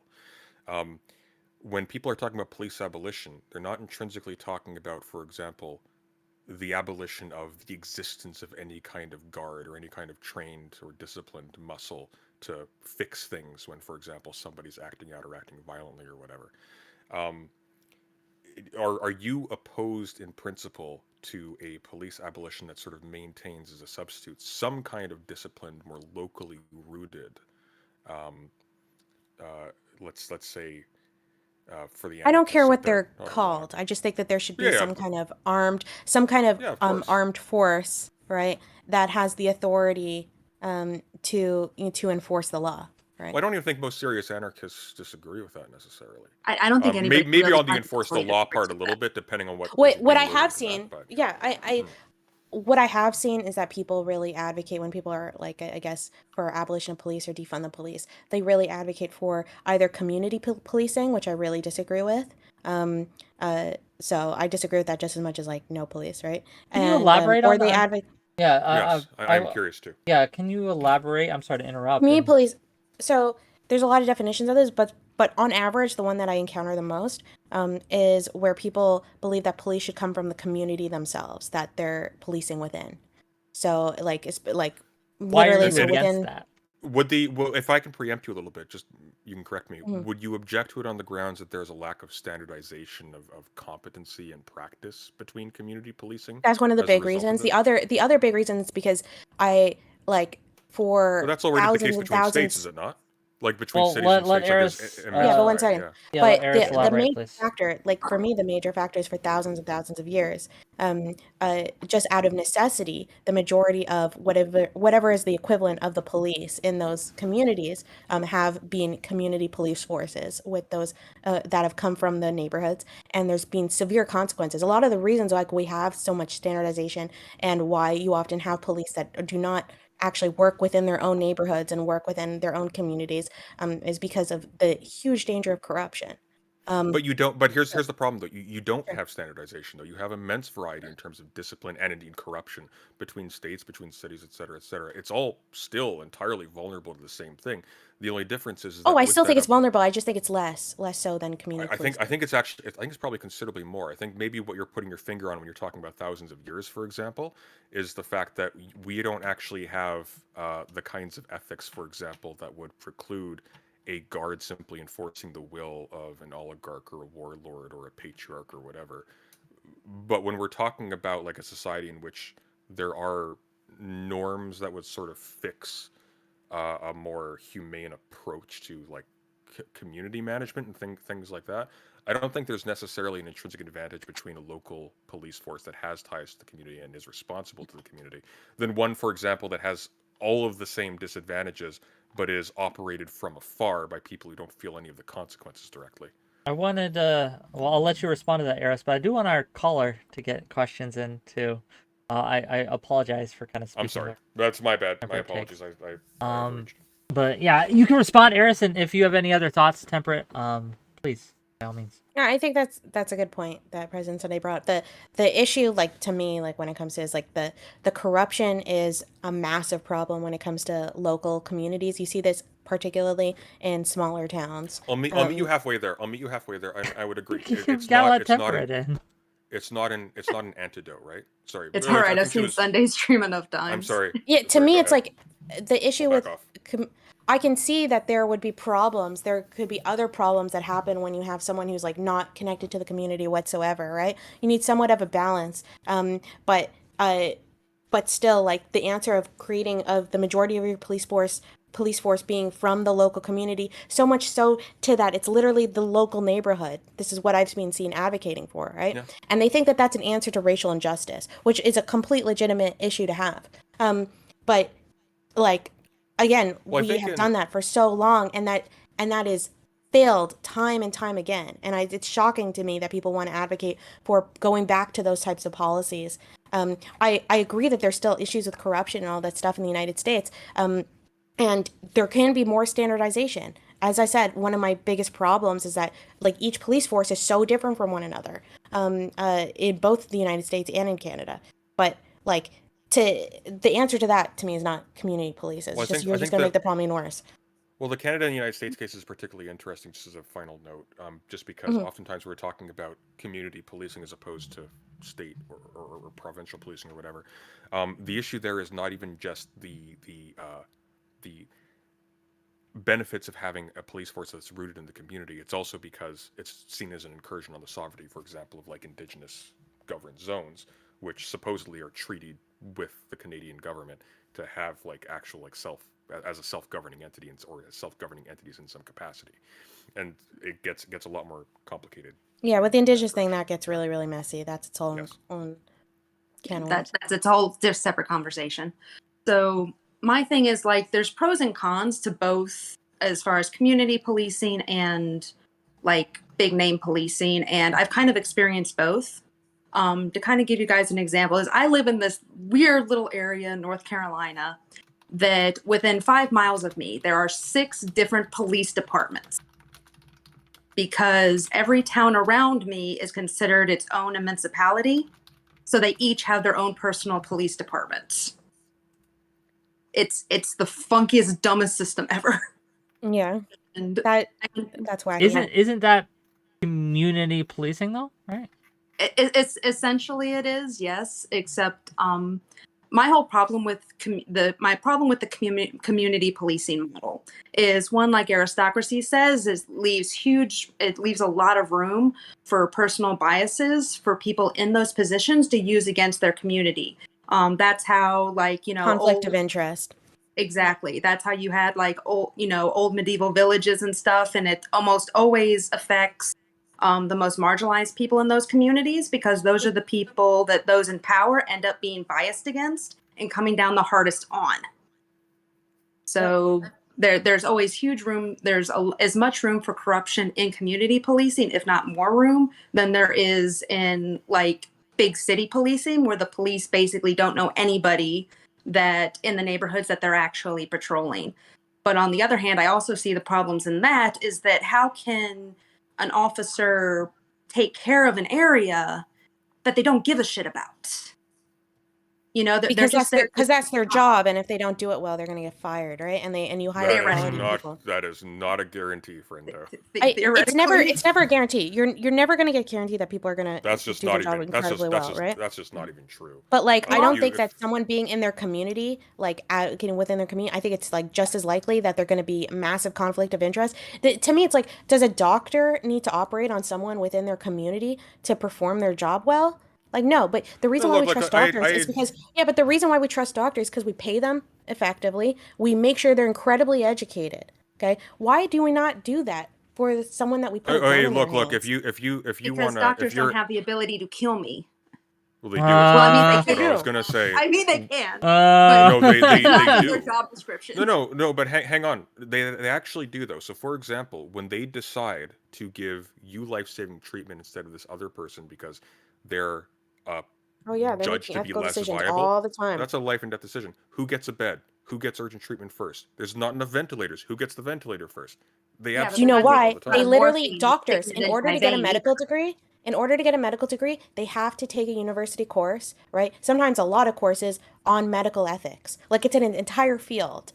Like, we don't send police there. Like, we don't, to the equivalent of that. I don't know about the United States, but in Canada,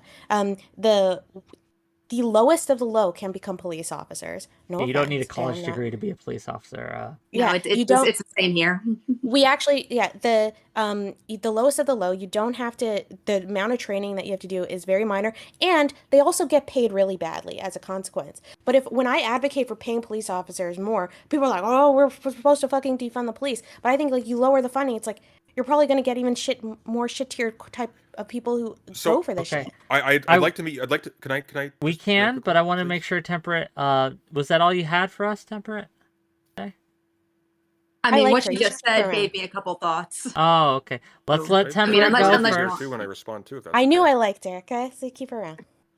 I was going to say, like, I'm going to meet you halfway. Like, of course, when we're talking about local at the level of, like, some city council that's made up of some prominent family or whatever picks who the guard is, you're going to have issues with nepotism and bias and corruption and things like that. I just wouldn't use that as a juxtaposition to say that there's less of a problem when you're talking about city or state or federal policing or things of that sort, because you're going to have the exact same prejudices, just at a different level of analysis, concerned with different kinds bureaucracy of helps. It helps significantly. 100%. There's a lot. I know that there's studies to prove No, but it also obscures a considerable amount. So, for example, it obscures. But that's important though. So, for example, it will obscure, for example, the decision-making processes that privilege one community over another. You're talking about a difference of scale, ultimately, not a difference of kind. The decision-making bodies are going to have a certain level of, they're going to have attitudes towards these places as opposed to these places, these groups as opposed to these groups, these classes as opposed to these classes, and so on and so forth. I'm not objecting to the notion that at any level of analysis, when you have some dysregulation at some level, that makes room for people to kind of abuse their power. I would argue against using clear-cut examples of this taking place at a small local level to argue that this doesn't happen at the larger level.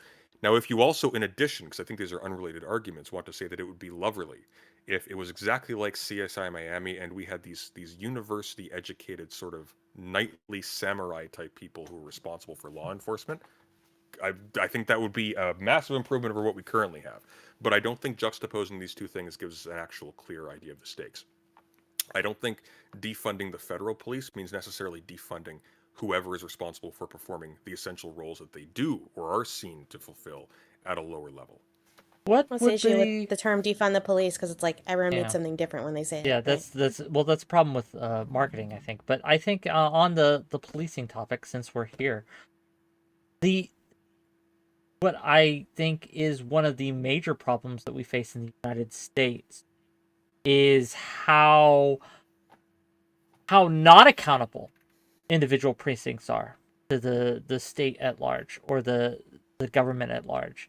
In fact, they are acting as their own little warlords in a lot of cases. Like the LA police are basically gangs in a lot of ways. They are not able to be held accountable in a way that we would like, largely because one of the problems, there's pros and cons to this, but because we have such a local kind of focus on government and local focus on precincts, sheriffs, etc., and law enforcement, I think that by making this even more local, it's not going to fix it. It just won't fix it. It won't make it better. Nothing will change. That's just my intuition here, to be clear. Again, I didn't come prepared with studies on this. Well, you're just talking about taking the same organization and just dysregulating it. I don't think anybody argues that that's a good idea. Well, then I guess it really depends on what you mean by community policing. Is really what it is, and it'd be a larger discussion, a deeper dive. Temperate though, you're our guest. Give us the thoughts you had, and then we'll make room because there's a couple other people gotten in line. Okay, sorry. Yeah, I just wanted to touch on the defunding the police thing, because I'm actually pretty deep into that. Is in general for most of that particular movement, the idea is that not even necessary is basically is depending on what funds a community has available, is because if you've ever worked in the foster care system, or if you've ever, social workers who have to deal with disabled or mentally ill people, those areas are always the last places to get funded. And what ends up happening is I'm not 100% sure on these statistics, but something like 55 to 60% of foster kids will end up in prison because there's nowhere for them to go. Once they hit 18, the system doesn't want to know them. They get kicked out. They got nowhere else to go, and so they end up doing stupid shit that gets them thrown in jail. Or, of course, you have mentally ill people that they can't get their medication. They can't get their medications, so they can't get a job. They can't get housing. They're on a street. They're constantly being thrown in jail because there's no system set up to keep them out of jail. And that's generally speaking what they're talking about when they're saying defund the police is take resources that the police need to deal with these people and give it to the people that will actually fix the problem, rather than just having a bunch of guys who are just grabbing all these poor people and just throwing them in jail because we have no other system in place to deal with them. See, I would agree with that logic if I agreed with the description, right? Like where the thing is, at the end of the day, I'm not convinced that those other groups are fixing the problem, right? I am convinced that there are better solutions than the police, right? And there are ways that you can prevent the problem. But to me, that's very focused on either education, but mostly into early parenthood. Like all the research that I've seen on like criminology and stuff is that whether or not someone isn't going to be a criminal is basically decided by the age of 3 or 4 years old. And any efforts that you put on afterwards, as depressing as that is not actually going to impact whether or not that person is going to be a criminal. It's how much how much positive, good attention they get from their parent in those first early years. So for me, like I would, if I was going to pick where I'd spend my money as a taxpayer, I would spend my money instead on paying people to parent, basically, and a UBI. That's assuming a lot about the. Do I hear extent of cop interventions sirens after in the that period. background? Are they coming for someone? Shoot, they found me. Somebody. Oh yeah, that's me. So Oh. I told you I live. Oh smack no, in the city. they found you, Eris. no, Run. She lives literally in the police station. Okay. Yeah, I literally. Yeah. Temperate. I hate to cut this off, but I do want to respect people's time. Okay. Yeah, we got other people. But thank you for coming on. Yeah, it was lovely meeting you. Nice to meet you too. Nice to meet you. Just very quickly though, I think on that point about your criminal future, whatever, being determined by the time you're 3 years old, maybe studies bear that out, but I think that's putting that's I mean, making some no. vast assumptions. That's making some vast assumptions about the extent of interventions past that point that are even being undergone in the first place, right? Like what's actually being done at that point. Probably like not a ton that's tremendously spectacular. I think I a mean, point. Hey, hi guest. sure. What do you got for Hi. us? So I think a point that was missed is what is the nature of local government and how it is that how it is that the community police would be held accountable, and how its community would be able to hold them accountable in the event that they do something wrong. By Twitter. I'm kidding. Well, Or are you asking yeah. me or are you asking Eris? I'm asking Eris. There's a very big difference between, say, the current city council being able to make every single decision versus something, say, sublocal that may have more people's participation. Can you give Does- us? Can you just so I can understand? Yeah, I Can don't you, really understand Can you the give us an question. example of what you mean? Well, my point on this is that at least looking at it from a Canadian perspective, where at Fucking least in the Canucks. West, it's typically the RCMP, which is national, that is doing I hate the policing. RCMP. I hate them. I'll say that. Yeah, whether it's the city councils in control, which city councils are often controlled by wealthy interests, versus, say, a more responsive city council, I think is something that's really notable in if there could be, say, referendums on police activity.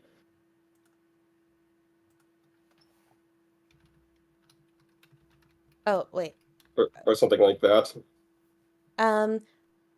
I guess, but these are the reasons, like, if I'm understanding you correctly, then these are all the reasons why I don't like the idea of community policing. Because so what I feel like a lot of the solutions, like referendums and like votes and the city council deciding on things, like I think that's all insanely dangerous. Essentially, I think that the police being very corrupt is quite a large possibility if the local government itself is very corrupt and controlled by entrenched interests. But this isn't necessarily going to always be the case, and I think that community policing advocates are typically advocating some level of local government reform, or at least more activity Oh, I think by even if the people. local government is excellent, I mean, if the local government is like excellent, amazing, idealistic, right? There is still a good chance that the police will be incredibly corrupt if they're a local community, Well, you're kind of like talking at the neighborly level police of force. we're kind of assuming that like we're talking a society on the scale of the hills have eyes. If we're talking like a city, it could be with you could be dealing with a community of 50 to 100,000 people, and local would simply mean that these are people who have to live within the city, and it's not people aren't it's not administrated from afar, right? Well, I'm pretty sure that like a lot of these advocates we're talking specifically about, like a lot of times New York City is the one that's brought up as an example. Um and the majority, I'm pretty sure almost all the police officers that in the NYPD are like New Yorkers, right? Like Yeah, they they're probably live not in New York. supposed. They're very Yeah, I'm localized, guessing. right? No, sure, Yeah. but So yeah, but I think that the issue, the criticism is that like there'll be this comes from the idea that you have like these white police officers who are from like I don't know this wealthy neighborhood in Manhattan or whatever the richest police officers apparently live in, but and then they're going to like a black neighborhood that they're not invested in, that they're not that they're not connected to whatsoever, um, and they're policing there, and That's so the that's argument, definitely a part, but I think if I may yeah. just very quickly, I think the issue is a little bit more nuanced than that. So it's not simply that there are, for example, white people from one part of town going to another part of town that's predominantly black and being entrusted to carry out justice there. The issue is that in addition, the way in which these people are trained, what they are trained to do, how they are selected, and so on and so forth, doesn't actually reflect the interests of the community. It reflects the whim of an organization that itself is not emergent from that community. Whereas community policing might involve like a training regimen that that emphasizes attitudes that are conducive to a community's health, and not, for example, treating the community as like a hostile Sunday, entity you understand, just from saying that, like, you understand the problem with an organization or community making some kind of enforcement structure which polices itself. You understand how that can be very, very ineffective and bad.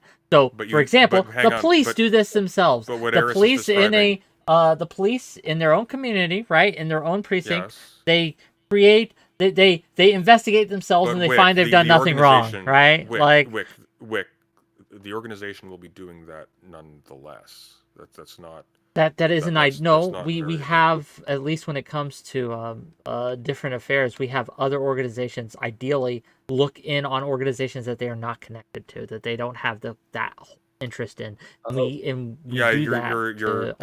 incredibly naive. If you look into any single case, almost without exception, of a well-known case of a police officer being involved, say, in like an extrajudicial killing of somebody on the street, either through either deliberately or just through like a reckless use of force, they're going to have a laundry list of similar occurrences in their background that were noted, probably more that were not noted, and this did not have any impact whatsoever on their ability to interface with the public in that same capacity. Yeah, that's bad. If I'm understanding correctly, then I just want to say that I am completely in support of police forces and policing. It's just getting training, like community sensitivity training to whatever the issues are, like particular in their community. So if they're working in a neighborhood that's very Muslim or something, and like, okay, you got to engage with people like, you know, who are dealing with this and this and this, blah, blah, blah. I'm totally fine with that, right? Like but I feel like that you don't need community policing for that. You just need. That's just like a few training sessions. No, sure. But the point I'm making, though, is that the issue is not fundamentally where the cops themselves as bodies are from. The issue is what interests does the organization that is collecting and training them reflect? Does it reflect the interest of a top-down bureaucrat who does not have an interest, for example, in a poor black neighborhood that is being policed in a very aggressive fashion? Or is it reflecting the interests of the community itself? Does the community itself have some deep hand in informing the police or in being a part of its own regulation, or so on and so forth? And that gets like I really reject this idea of like the bottom up thing, like especially when it comes to policing, because I just think about like yeah, they might be right sometimes, but like what happens if like the majority of that neighborhood is particularly religious, so as a consequence they're also very homophobic. So what about like and then that leads to them just, I don't know, I don't get. Well, no, because you're confusing local policing with a partitioning of the states into an archipelago of microstates. It's not what's being suggested here. Okay. 𝕾𝖍𝖎𝖙, Kami. I'm gonna call you Kami. Do you have anything else for us, or we got a line? So I think that Sunday really explained the point I was trying to make better than I could. That's what you think. That it's the local interests that are being represented in the policing, and that in some situations there can be local control that doesn't represent the interests of the local people if an area is significantly corrupt. Okay, well, thank you for coming on. I really appreciate the question. Yeah, I just want to ask, this person in chat Which arguing one? that I'm a lefty who's openly racist. Grackle's banned from my Discord. Not allowed. Okay, I just want to say I'm not a lefty, okay? And I don't have any consistent political views. And number two, the only people I'm racist to are the French. So I have no idea who this is. Oh, bring it back. Give him one more chance. How are you doing, Whick? I'm doing. What? Oh. Doing well. You gotta stay in the call. Don't click. There's a button that says join voice. Don't click that button. That's a trap. I ain't clicking it. Okay. How you doing, Whick? I'm doing good. How are you doing? What you got for us? So the thing that's fascinating is hearing like a lot of I read a study or I heard a thing or this is what it means, but really, I'm actually not hearing anyone talk about community policing and the actual effects of it. The studies that have been done, we have 60 plus years of studies and kind of the things that are important on it. There's a wealth of information if you want to go. Big two things. The first is you generally want the people who are policing an area to be culturally aware of the area. New York is the one everyone uses, but that's because a lot of people who live in New York don't police in New York. Cops don't live in New York. No one lives in fucking Manhattan. It's too expensive. Police do not make enough money for that. They live outside of the city and they bus in. And as they found in psychological profiles, a lot of cops do this fascinating thing where they go there to stop the evil. They see them as the vanguards protecting their city from the shitty people who are fucked up in New York. So that immediate thing of going there to fight the evil we see in LA, which has a massive amount of gangland, literal gangland cops. They have cop gangs with like tattoos and shit, like the Shield. Mm-hmm. It's wild. They also live outside and come in.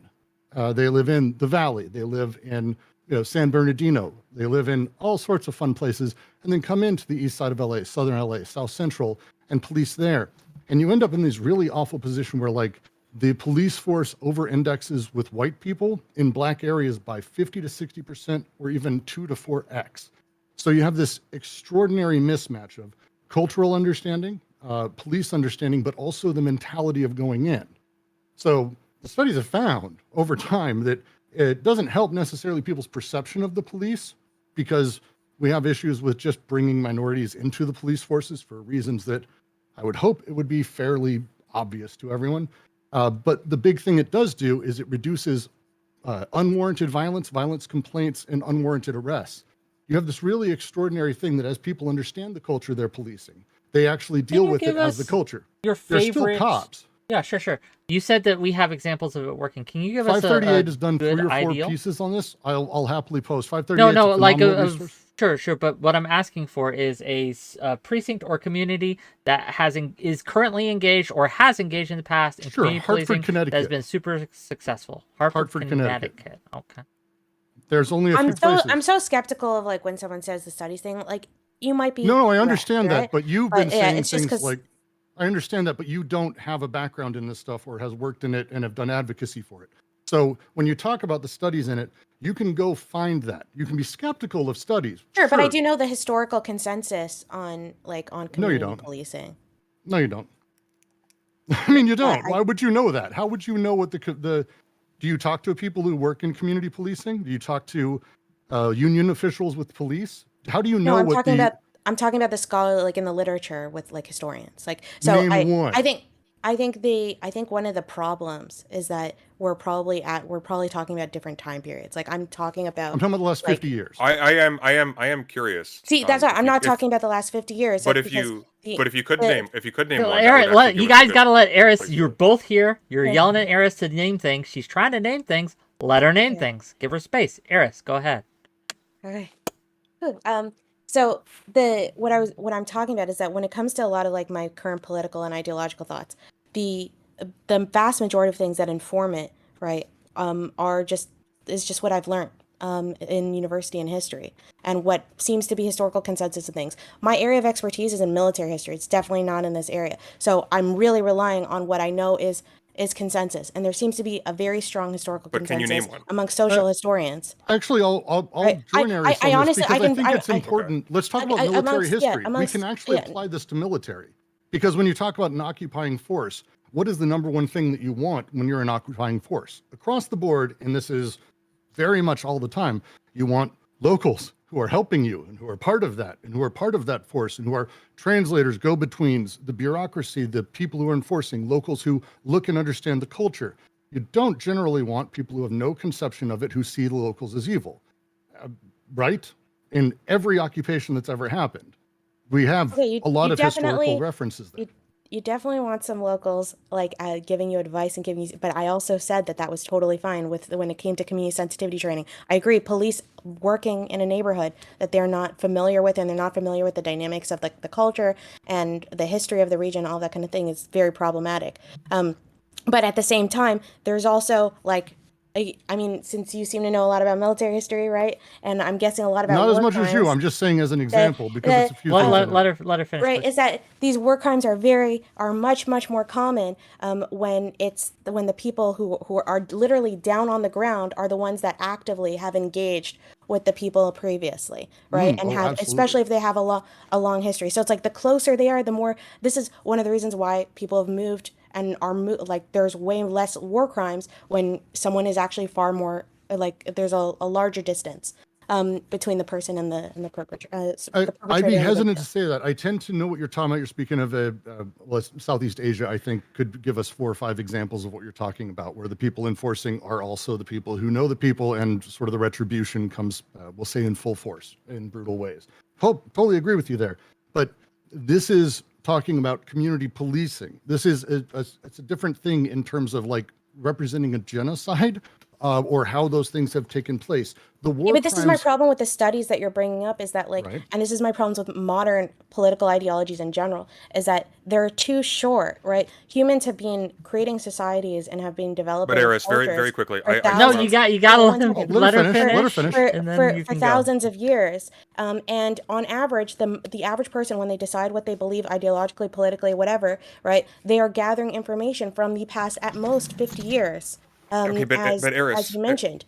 So Eris, but to me, this that's is kind very of wild, and it's so no, narrow. but this is very important. This is something you're kind of missing here. You're saying that local policing doesn't work because it's not as effective as operating essentially a colonial dominating force in military terms. Like your point of reference is the Wait, no, counterinsurgency. that's not exact. That's not all what I said. Wait, what? Wait, No, can you she's repeat saying that? she's 'Cause saying I that feel we've like I got. misunderstood. May I try, Aries, and you can Sure. tell me if I'm fucked up, and I'll shut up Okay. then. So Sunday, she's saying when we talk about kind of human nature in these situations, talk about the police, how they deal with people. I'm coming at it saying, okay, we've got these studies of 50 years. I'm looking at because we got a ton more studies. Yeah, but now she's saying, of but this is the no, we go I back understand, 2, Brooks, 3, but 4, 500 no, years. We have I a lot more understand. info. Sunday, No, Eris Brooks- is here. Eris could tell us what she said. No, but I thank you, Whick, but I was actually addressing something that I hope Brooks I was wasn't saying. far off. No, so the problem I'm having here, though, once again, is I actually thought your initial question was kind of important. I didn't hear any evidence that she'd actually engaged with the studies she apparently has problems with. I haven't heard any names. It seems like bluntly, and I don't have any like ill will towards you, Eris, but you're kind of talking out of your ass here. It feels like. Are we all talking out of our ass tonight? No, I've No. done. I'm advocacy just work with- moderating. We're all Okay. pods switch. I don't. Well, no, I but admit my I answer don't would know be enough simple. about I can totally- community I can- policing. Police, to make as a we judgment. have I can them, totally- they haven't existed more than 100 years. So going beyond that, or talking about the social structures that we have now. Well, that just as- depends on your definition of what a community policing is. No, I'll say modern that, like, police as we know it started in Berkeley in 1909. Like this is a thing that we've got. okay, It's the beginning of it. the Yeah. modern police organization, sure, right? No, Okay, the but when structure I'm of talking policing about, as we do it now. okay, but I'm talking about like having a large force, okay, that has the exclusive monopoly on violence that is meant to That's enforce even more the law, that enforce the law. No, it is not. It is Yeah, not. yes, it is. The What do you mean majority- monopoly? What? Who enforced the laws in Rome? It wasn't the police, Whick. Who They was didn't it? have a police force. No And one it- did. and They again, just. the way that There would have things were been enforced- several bodies. Would there that been had an their armed own- group, perhaps, that if you broke the law would enforce the if law? no, families first of all would have their arms. There would also be mercenaries. There would be standing troops. So occasionally that armed were group paid who for got by- paid, right? But there to- was Yeah, no, ar- there armed no, but hang random on. people.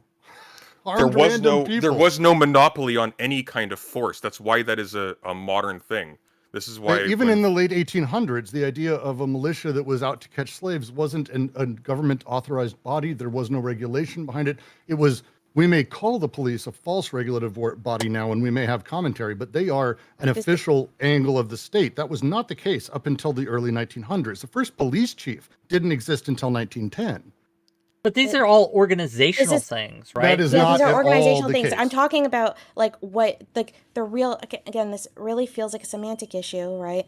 well, it's not a semantic that- issue because Well, you're let making a Eris. prescription based You gotta upon let the Eris structure of an finish, please. My organization. God, This my really guy. feels like a semantic issue because there have always, most cultures have had some kind of force right? Often it was a religious force, like sometimes it was more of a localized force. There were sometimes it was a force that was just hired specifically by the emperor, right? There have always been individual groups. It's like Okay, well, I got my the equivalent answer of what for you the Rome guys, stuff. the equivalent of what you guys are saying, right? Is me saying, okay, But the equivalent of what you're saying is that the army of Xerxes is a police force. So armies, right, have the equivalent of what you're saying is if I just go and say, okay, armies, right, are largely a modern invention, okay, and that's because in reality I'm thinking, okay, well, historically most kings, like, individually there was no standing army for the government. They would actually have to hire mercenaries, all this, blah, blah, blah. But it's like the function of the same. They were the function for the purpose of the discussion is Dear the same. God, really? That's how you look at this?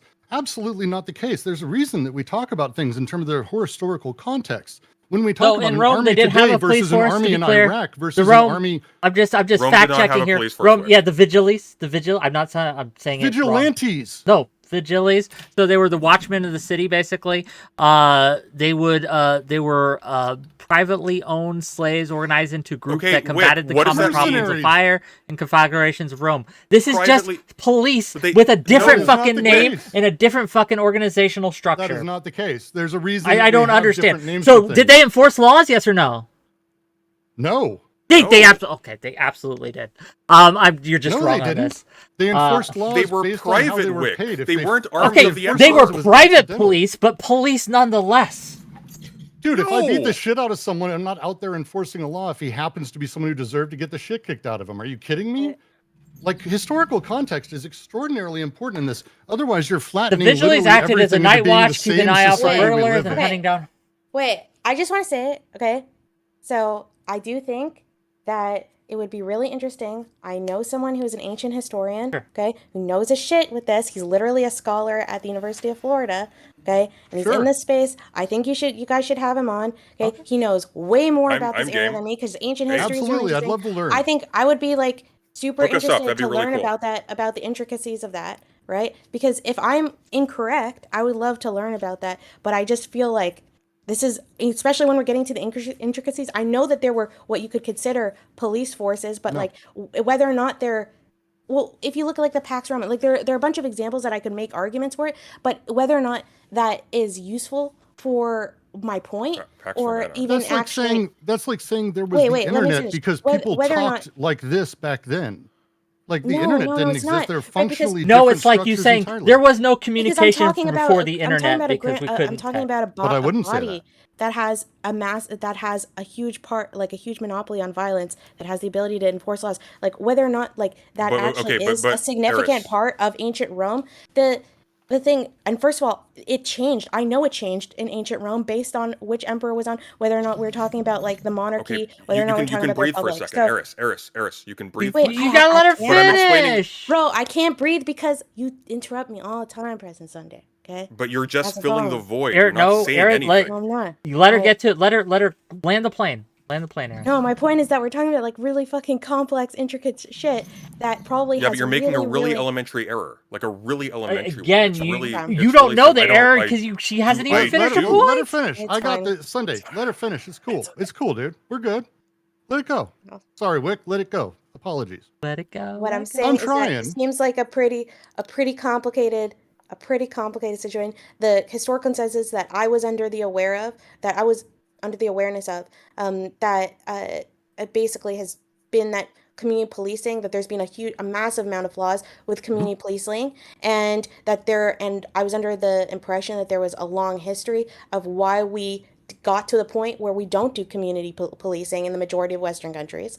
It wasn't just done by accident, and there is a long dark history of modern is police true. forces, especially with racism. 100% completely agree with this. So I'm just saying, especially if we're going to get into like ancient history shit, okay, which is literally on average not even covered by historians. It's often You said covered thousands of years. by- That was your words.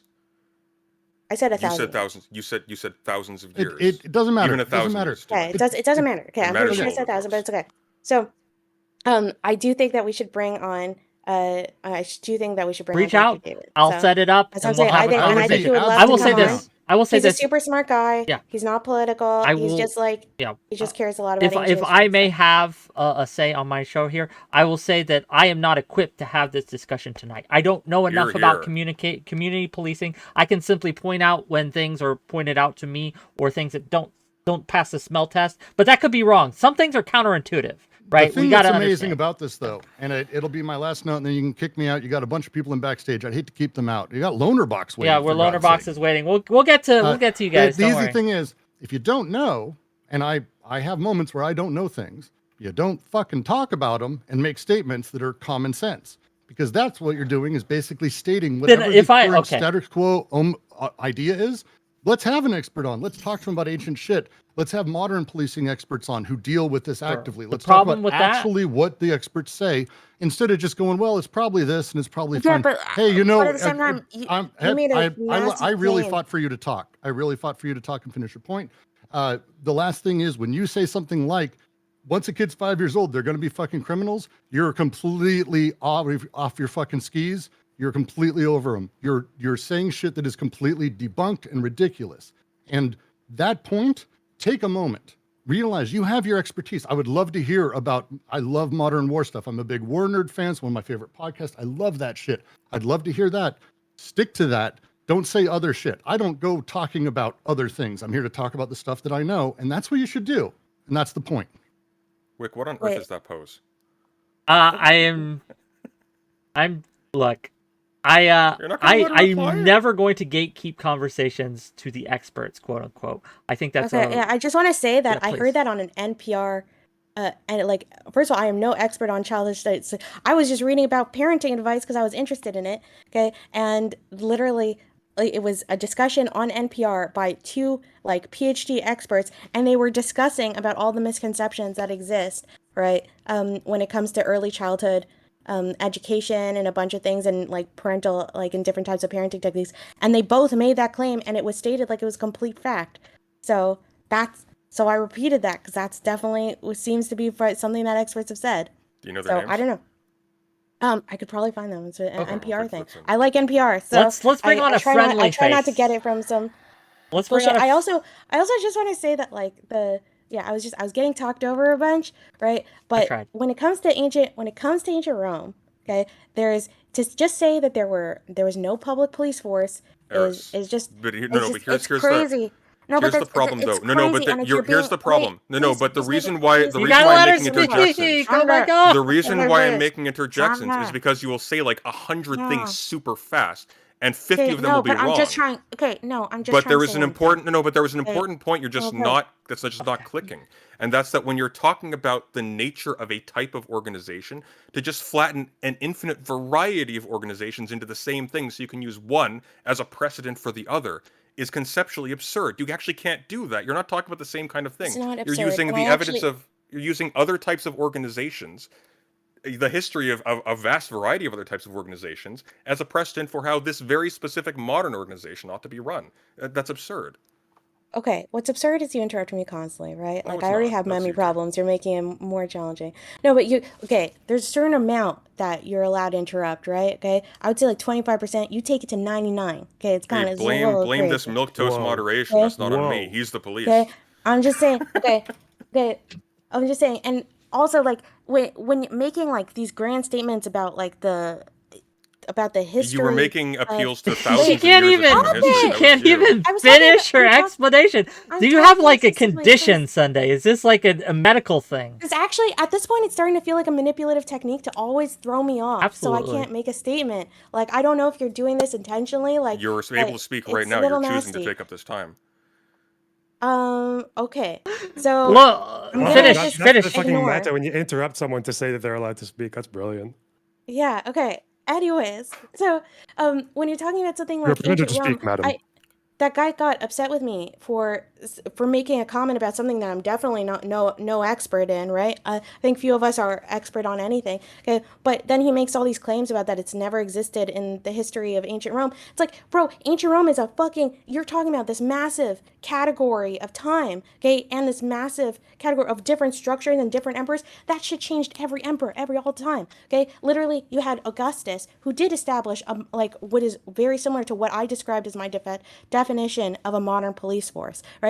right? The reason why I thought it would be interesting to bring in Dr. David is because he would be able to start talking about the intricacies of whether or not that similarity is actually relevant to my current idea of it. Okay, that I can't say, but but it's completely fair for me to say that there were what my definition of police force is, okay, in ancient Rome, right, and throughout history. That's like, to just say that was invented, a complete modern No, but invention, the is just some bullshit that Okay, like someone okay, on liberal Twitter. enough. We're definition going to go. of No, Loner's the here. definition. Loner's here to have a conversation. We're gonna let Loner speak a little bit, and then you can argue. I'm sure you'll continue arguing, but if we continue down this road, we'll never get anyone else speaking. So Loner, go ahead. What do you got to say, Loner? I just want to comment on something that happened like a little bit before the guy left.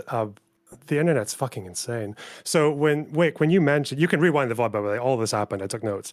Whick, when you mentioned the vigilantes, that fucking Rasputin looking motherfucker just said vigilantes and then started acting as if he knew what the fuck they were. Sunday, you denied that they were run by the state, that they were, you said they were privately operated. That's not true. The vigilantes were a response to a privately operated system that failed. They were set up by Augustus, they were taxpayer funded. They literally ran around the streets apprehending fucking robbers. They stopped riots. Like, if that's not an analogy to the police, I don't know what the fuck is. Like, I don't know. People just make up shit. Well, I mean, legions did that as well. Like, the problem is that there's no distinction here between, and I'll have to verify all of this. But the problem with collapsing all of these into the police is that you lose all of the structural distinctiveness of the thing itself. Now, I mean, it's interesting once again that the closest analogy that we're finding is akin to an occupying force, but there's simply no point. So I don't know enough about the vigilantes to like, again, I was linked an article on it. I just Lonerbox has had the opportunity to scan Wikipedia really quickly before it came on. I'm just curious, which is more than you guys did before commenting on it, and you denied that you said they were privately funded, which they weren't. So the vigilantes, Augustus modeled the new okay, firefighters after you the can fire read brigade, it. You can read it another time. and then I'm curious what Loner. So Loner. I'm just saying, like, I know why people say like the modern police force. That's why they generally say the modern police force, right? Because we've had analogy, like groups that are very analogous to police over the definition, like, thousands of years. But Lonerbox, the definition of a police force is not just any armed body that is employed by some overarching authority. That's how I defined it. That's how I defined it. That was but that's the problem. No, but Eris, he's using a proprietary definition. Please, Whick, You're talking to me. So fine, but Eris, the problem with that though is that if you're just literally defining the police as any armed body with some kind of overarching structure categorically, and you're using precedents established via that to judge how a modern police force should operate in conditions under modern statehood, you're effectively saying, under these conditions, this warlord here employed this brute squad to do X, Y, and Z, and therefore we should use this as a precedent for having a specific type of police not force warlords. over here. That's such a But that's also like the vigilantes again. They weren't paramilitary. They were under the emperor and they were taxpayer funded. I feel like, okay, yes or no? Do you think that's a reasonable analogy to the modern police? What you're describing is identical to the Roman legions. Lonerbox. Are we considering? Are we considering? Well, were the Roman legions not? Were the Roman legions not publicly funded and supplied, and at the command of the public? Yeah, but I would also say, if someone came to me and they were talking about like a military or an army, I wouldn't say, oh well, they're technically not under the single arm of the state. But no, I would say that's a good analogy, right? But would you say though, like, I notice you have to fix on the vigilantes, but would you say that the Roman legions were the police? If they engaged in some policing, maybe, like National Guard does policing sometimes, so I don't know the exact details. Can you tell me like at what point they stopped being like military and did more policing activity? Or? Well, that's what I have to ask you, because if by policing activity we mean simply doing violence at the behest of the state, Rome was an empire. Like, what do you think that means? Okay, policing would usually mean like dealing with crime at a local level, because like they deal with the similar crimes that police today deal with. They guarded the baths at night. They dealt with theft. They dealt with fucking burglaries. They chased slaves who were trying to flee. Like, So if they did that, then yeah, they were some kind of police. They're not the modern police, which is why I put modern as a prefix. But they're pretty analogous. They're more police-like Well, than they fucking, would like, have leather engaged workers, in you know? they would have engaged in a night wash, just as I for want to remind example, everyone what the citizens in a city point under of all siege this would. back and forth is. So what we're actually arguing about, what the claim made, right, was about community policing, and Yes. Aristocracy made the claim that the reason we don't engage in community, in her opinion, this is her opinion, the reason we don't engage in community policing before is because we purposefully, as a culture, as a society, as a world, moved away from it because of all the problems that it necessitated. And she cited the problems with community policing in the past actually, historically. just Wick, just to address that very quickly. Is that accurate? I want to make sure that's accurate, Eris. I want to ask Eris, was that accurate? What I just said? Yeah, sure. That's a little bit. I No, don't but wanna I be need can to. we- I can we actually, ban Eris, the I actually wanted misogynist to. in chat though? Which one Like, is the legit? misogynist? Like the dude who's just always asking about like my OnlyFans and like all this crap. Get the name and mods Sorry, deal I need with it. to log out my extra Twitch account. Yeah. I'm joking. Whoever's moderating in my chat right now, yeah, get the name and then deal with it. That's actually a bit worse for you though, Eris, and I'll tell you why. Because litigating whether or not under these loose definitions there were quote unquote police for even a couple hundred years prior to now, for that claim as given by Whick to uphold, you would have to show that that was actually the rationale underlying the organization of the police in present day, and I think that's impossible. That you're essentially claiming that this is the reason that they are organized now. This was a self-conscious decision. We have looked at the history of how the ancient Romans policed their cities, and we have determined that we just need, that's not how that happened. Wait, you don't think? Okay, that's kind of wild to me, right? Because to me that would just be a truism. So I'm interested in this, but that a Why lot. would that be a truism? There should be a discrete set of facts that establish this. These are Oh my decisions, God, yes? please, this is okay. I'm trying to ignore what you're saying so I can continue my thought, right? Okay. But it would make sense to me, just as a truism, that there would be certain rules and certain laws that, especially that you see consistently across the majority of countries around the world, especially Western countries, where like the reason, where there were obviously mistakes that were made in the past, and you could go back into those individual instances. Like, let's just look at the medical field, right, where you used to allow doctors to practice on their family members. Okay, and but then there was a very famous case when that went really problematic. So then they made a law, and then what's the term? Sorry, I'm having like a brain fart. What's the term that's used when a type of law comes in because of a justice decision in the courts? Precedent? That's not it. Yeah, legal precedent. So, because of legal precedent, right? There are 100%, I am sure, that you could be a great historian, okay, and make a really long legal precedent argument, okay, of all the court cases that developed over time period, just in, say, something like the UK, okay, that led to a situation where now there's a lot of bureaucracy and a lot of regulation with the UK police that have made improvements, probably some negative things, okay, but have also made some improvements to the issue that I'm talking specifically about. So, like, to me, that just seems like a bit of a truism. So it's like, it's kind of weird that you think that you can't, that you wouldn't be able to prove that. That's kind of wild. No, you're misunderstanding me. If Sure. you are going to make the claim that the structure of modern police forces is the result of observation of historical precedent going back prior to the invention of modern police forces, and apparently much farther than that, because you cite over 1,000 years, you're going to be able to show where the decisions were made that referred to these.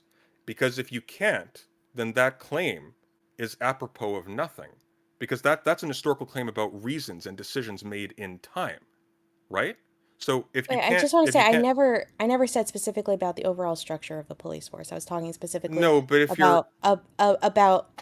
the move away from. Well, you're saying why we don't have local policing. So at some point there would have to be a decision.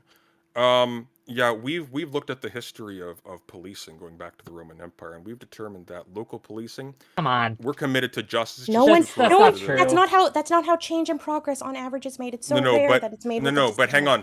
Your Come on, claim dude. your claim though is very particular. Your claim was not that there is a No, and chain. you need it to be particular. Your claim That's the is problem. not that there. Your claim is not. Yes, I Okay. do. Your claim is not there was a chain of shifts over time that is continuous back in history. That's trivially obvious.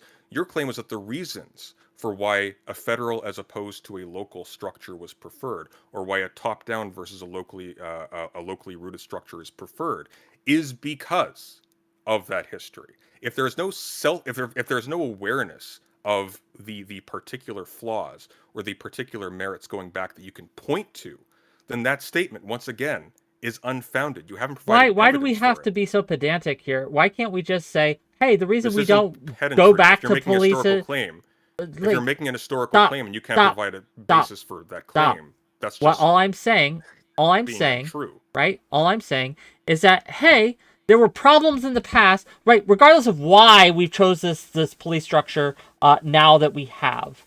We can Change look your name back to WhickTV. now, today. We can look back in the past. We can see how they did in the past. And we say, maybe we don't want to go back to that. So regardless of why we got to here in the first place, why can't we just say that, hey, the reason we don't want to go back to that is because of X, Y, and Z? Because I'm not saying this shit happened in one day. I'm not saying that there was like a massive nobody revolution. said no. I okay, wasn't saying to you said lead this to shit that. happened in one day. Okay, You're but confused. But like So- it's a combination of historical of legal precedent, okay, of of scholars, right, discussing, okay, and advocating for certain ideas. There's a combination of things. It's obviously incredibly complicated. You are being incredibly pedantic, and it's strange, and it feels like you just want to. It feels like it feels like It sounds you like need it me sounds specifically. like 1 second. It feels like you specifically need me to have like this very specific attitude of how I regard it, and that's just not.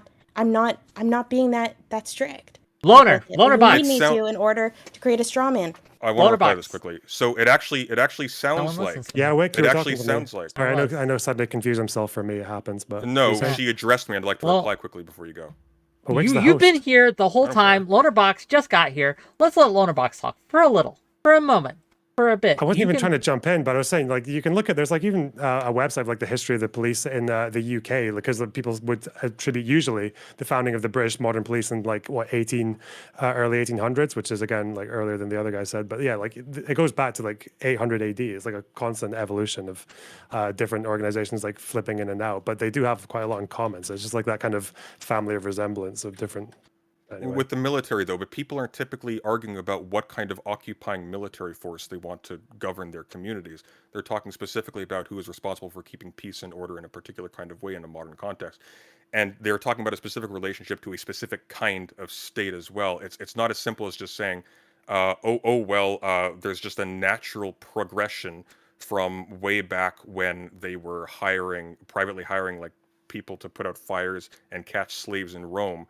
To Again, it wasn't privately; it was taxpayer funded. But well, it began privately, and taxpayer funded is a little bit tricky when you're talking about Rome as well. That's actually not distinct from the private in the same way that you're thinking of. But moreover, the issue I'm having here is that we have these sweeping historical claims being made with zero sources provided, and then once asked for elaboration is now treated as pedantic to want some kind of evidence for these extremely important and dangerous claims. What is dangerous about the claim that they had police in Rome? Because that is being used as a justification for models of police now, i.e. who and how the people who are responsible for administering death and justice on the street are selected and organized. Wick, that's important. It is important, but I don't think that this idea... That's deadly important. It kills people no, when it's done badly. It really... Yes, it does. Okay, I just disagree. I think that, You again, don't people think can say, hey, mismanaged they police did kill policing in people? Rome, and it's not going to cause a genocide. Brave stance, I know. Like, I'm going to die on this hill, perhaps. Like, stunning and brave the of me Romans to say famously that genocided people. to say that Rome the way they did policing in Rome, or to say that they even did policing in Rome isn't going to cause a modern genocide. I don't think it's that deep, brother. I just Whick, don't. are you familiar with a little I place just want to be called clear. Carthage? I'm not advocating for doing police the way they did with the vigilantes in Rome, but I'm glad that you finally agreed there were police in Rome. I That's don't all. agree there were police in Rome. Wick, are you familiar with a Wick? What's your Wick? I got a question for you. I got a question. Go ahead. What is who is the most important? What is the most important piece of literature to come out of Carthage? Carthage? Carthage. Oh. There isn't one. They were decimated by the Romans. Like Okay. completely obliterated. Yeah, What so does it you- have to do with whether there was well, police to be in clear, Rome? because if you're conflating the police with the military at any level of analysis, you are You are explicitly conflating me referencing a saying genocidal police force. is by saying there was police there that it was good. I am not. You could do What? policing terrible. Like why will No, again? no, you but- are not. You are hang failing on. to connect why Wait. the Romans doing policing really, really badly and really, really terribly and really, really horrifically is somehow right related to me saying that hey, just being able to observe that they did policing in Rome isn't going to lead to the horrors of Rome in modern society.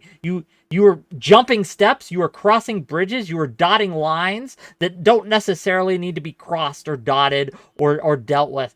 Again, I don't know enough about community policing to Well, you should have look a into strong you should take look- on this, you- but what you I should am look- absolutely able to point out is when someone is simply using kind of this obfuscation of trying to narrow someone's point down to a very, very specific thing that they can deal with rather than dealing with them as what they are trying to communicate.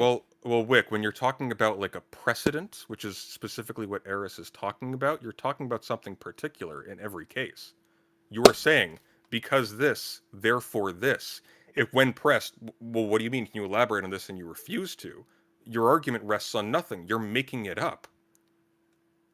I will let the audience decide who is making it up. And again, thank you. Lonerbox, do you have anything else? I want to get to the last person before we go. Yeah, just to reiterate, what was the guy said? If you don't know, don't talk about it. I just wish that fucking Alexander Dugin Rasputin looking cunt would have followed his own advice. That was so fucking annoying. Anyway, I love you guys. Take care. I stand people talking about things that they aren't experts on. That was pretty I think weak. that's a good Eris still thing. is not able to name a single study related to this. If you want like I I don't. can Hi, start I'm really finding important, by the way. historical. Yeah, if you want, I could start. I could honestly like go find like the books and stuff and that. Tweet you it on know, Twitter they're- for him. Yeah, Yeah, let him that's know honestly on like Twitter. there's a lot of historical literature. It's interesting discussion. Historians don't often deal when you're talking about ancient history and stuff. You don't usually deal with studies. Yes, but, you do. You can, as a matter of fact. Not So definitely well, not the modern definition of studies. Well, not So, sociological studies, but you absolutely are dealing with, for example, people who are doing analyses of records and things of that sort, and making educated inferences about them, and so on and so forth. Certainly, in the case of regime analysis, we'd be talking about Yeah, I precisely. agree, but I have a feeling types of that those types of organizations. studies would not satisfy you. So. You know, Hey, Well, I'd it'd be happy- better than nothing. I'd love to hear you talk to an actual ancient historian, right? Like that would Sure. be very interesting. Sure. Daedalus, go ahead. What you got for us? How's it going, everybody?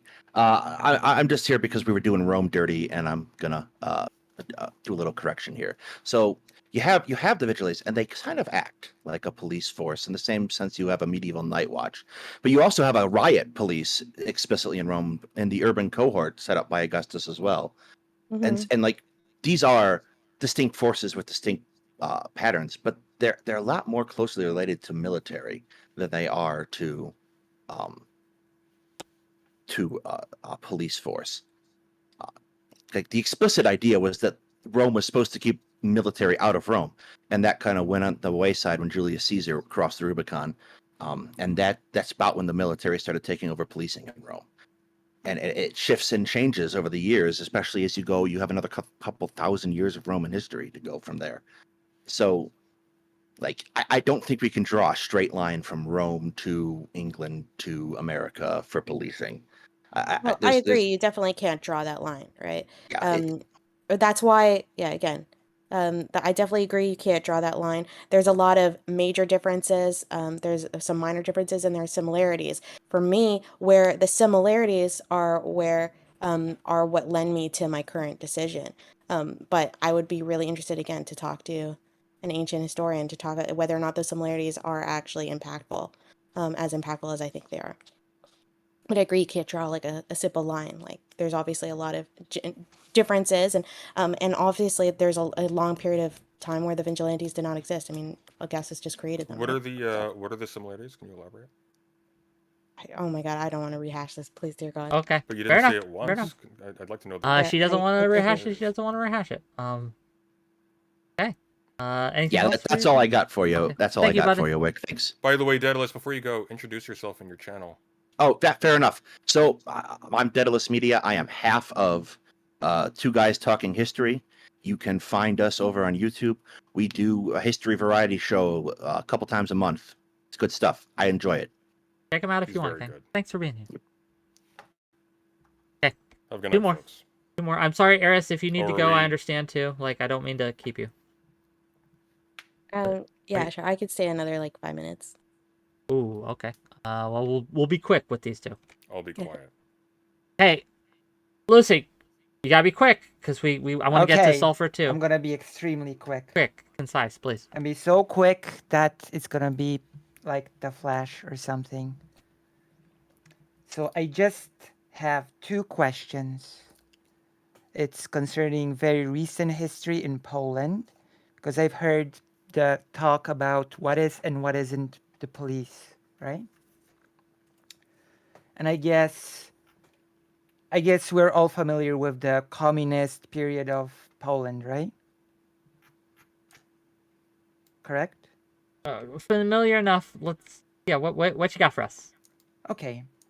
So I guess my 2 questions would be, what, in your opinion, is the difference between the militia in the communist Poland and the police later on when the system changed?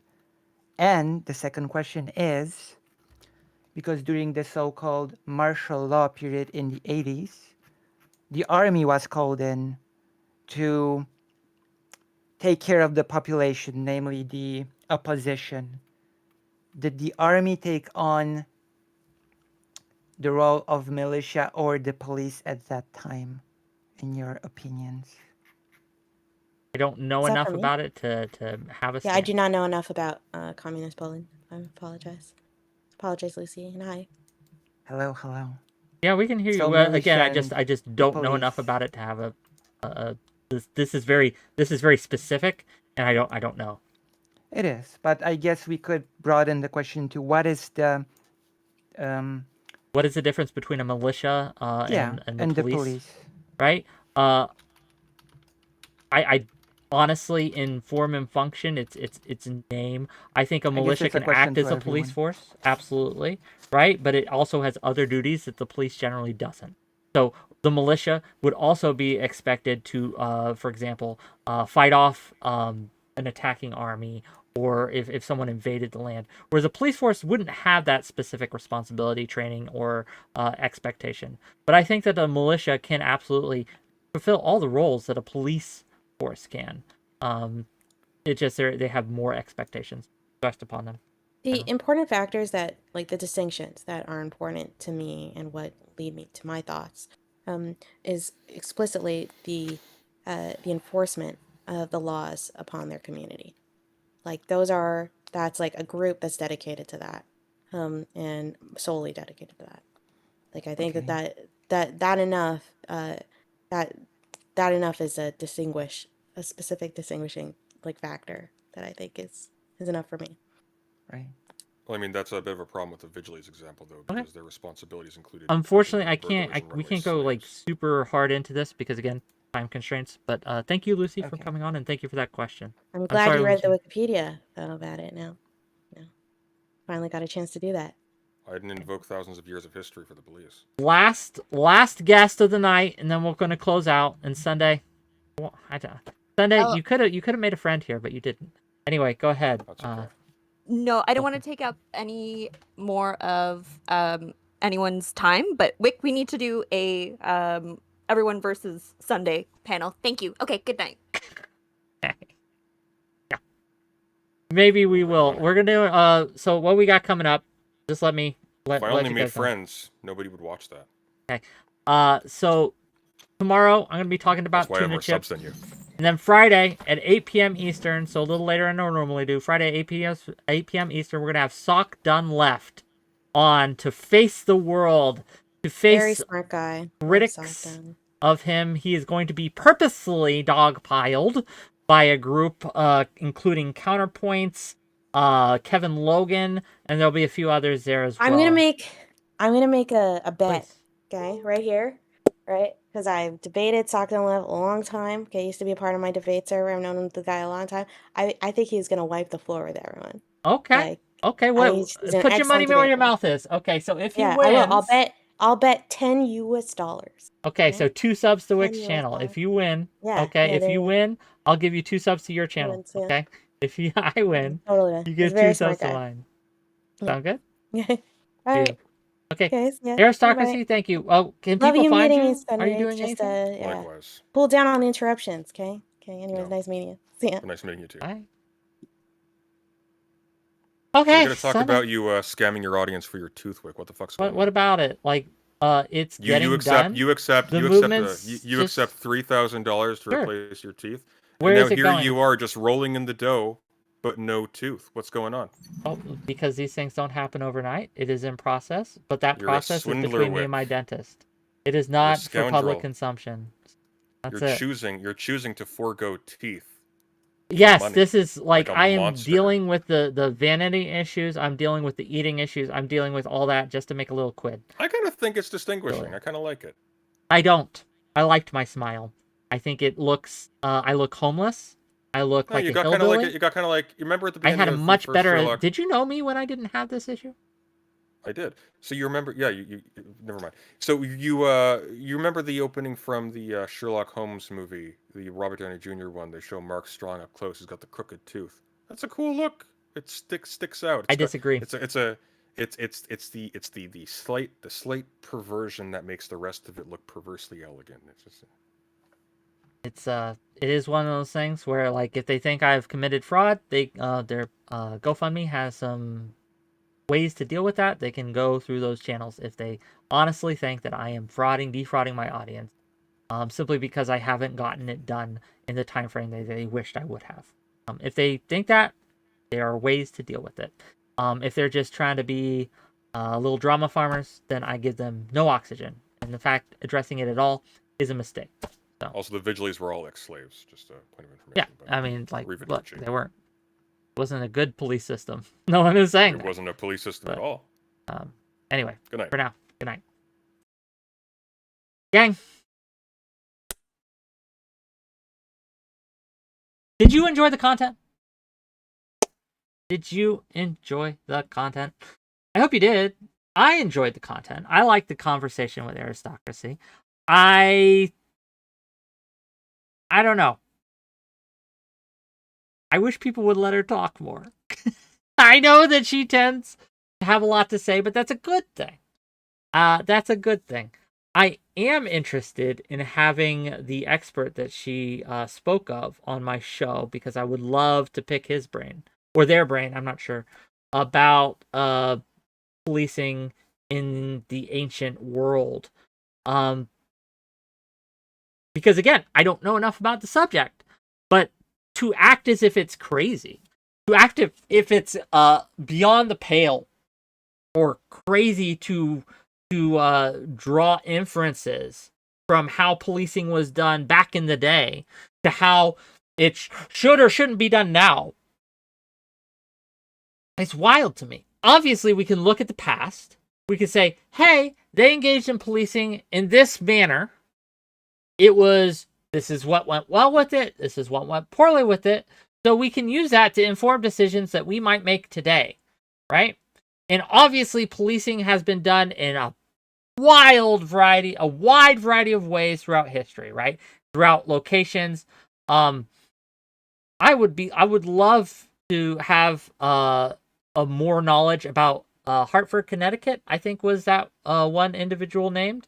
I would love to see resources on how that has worked out, right?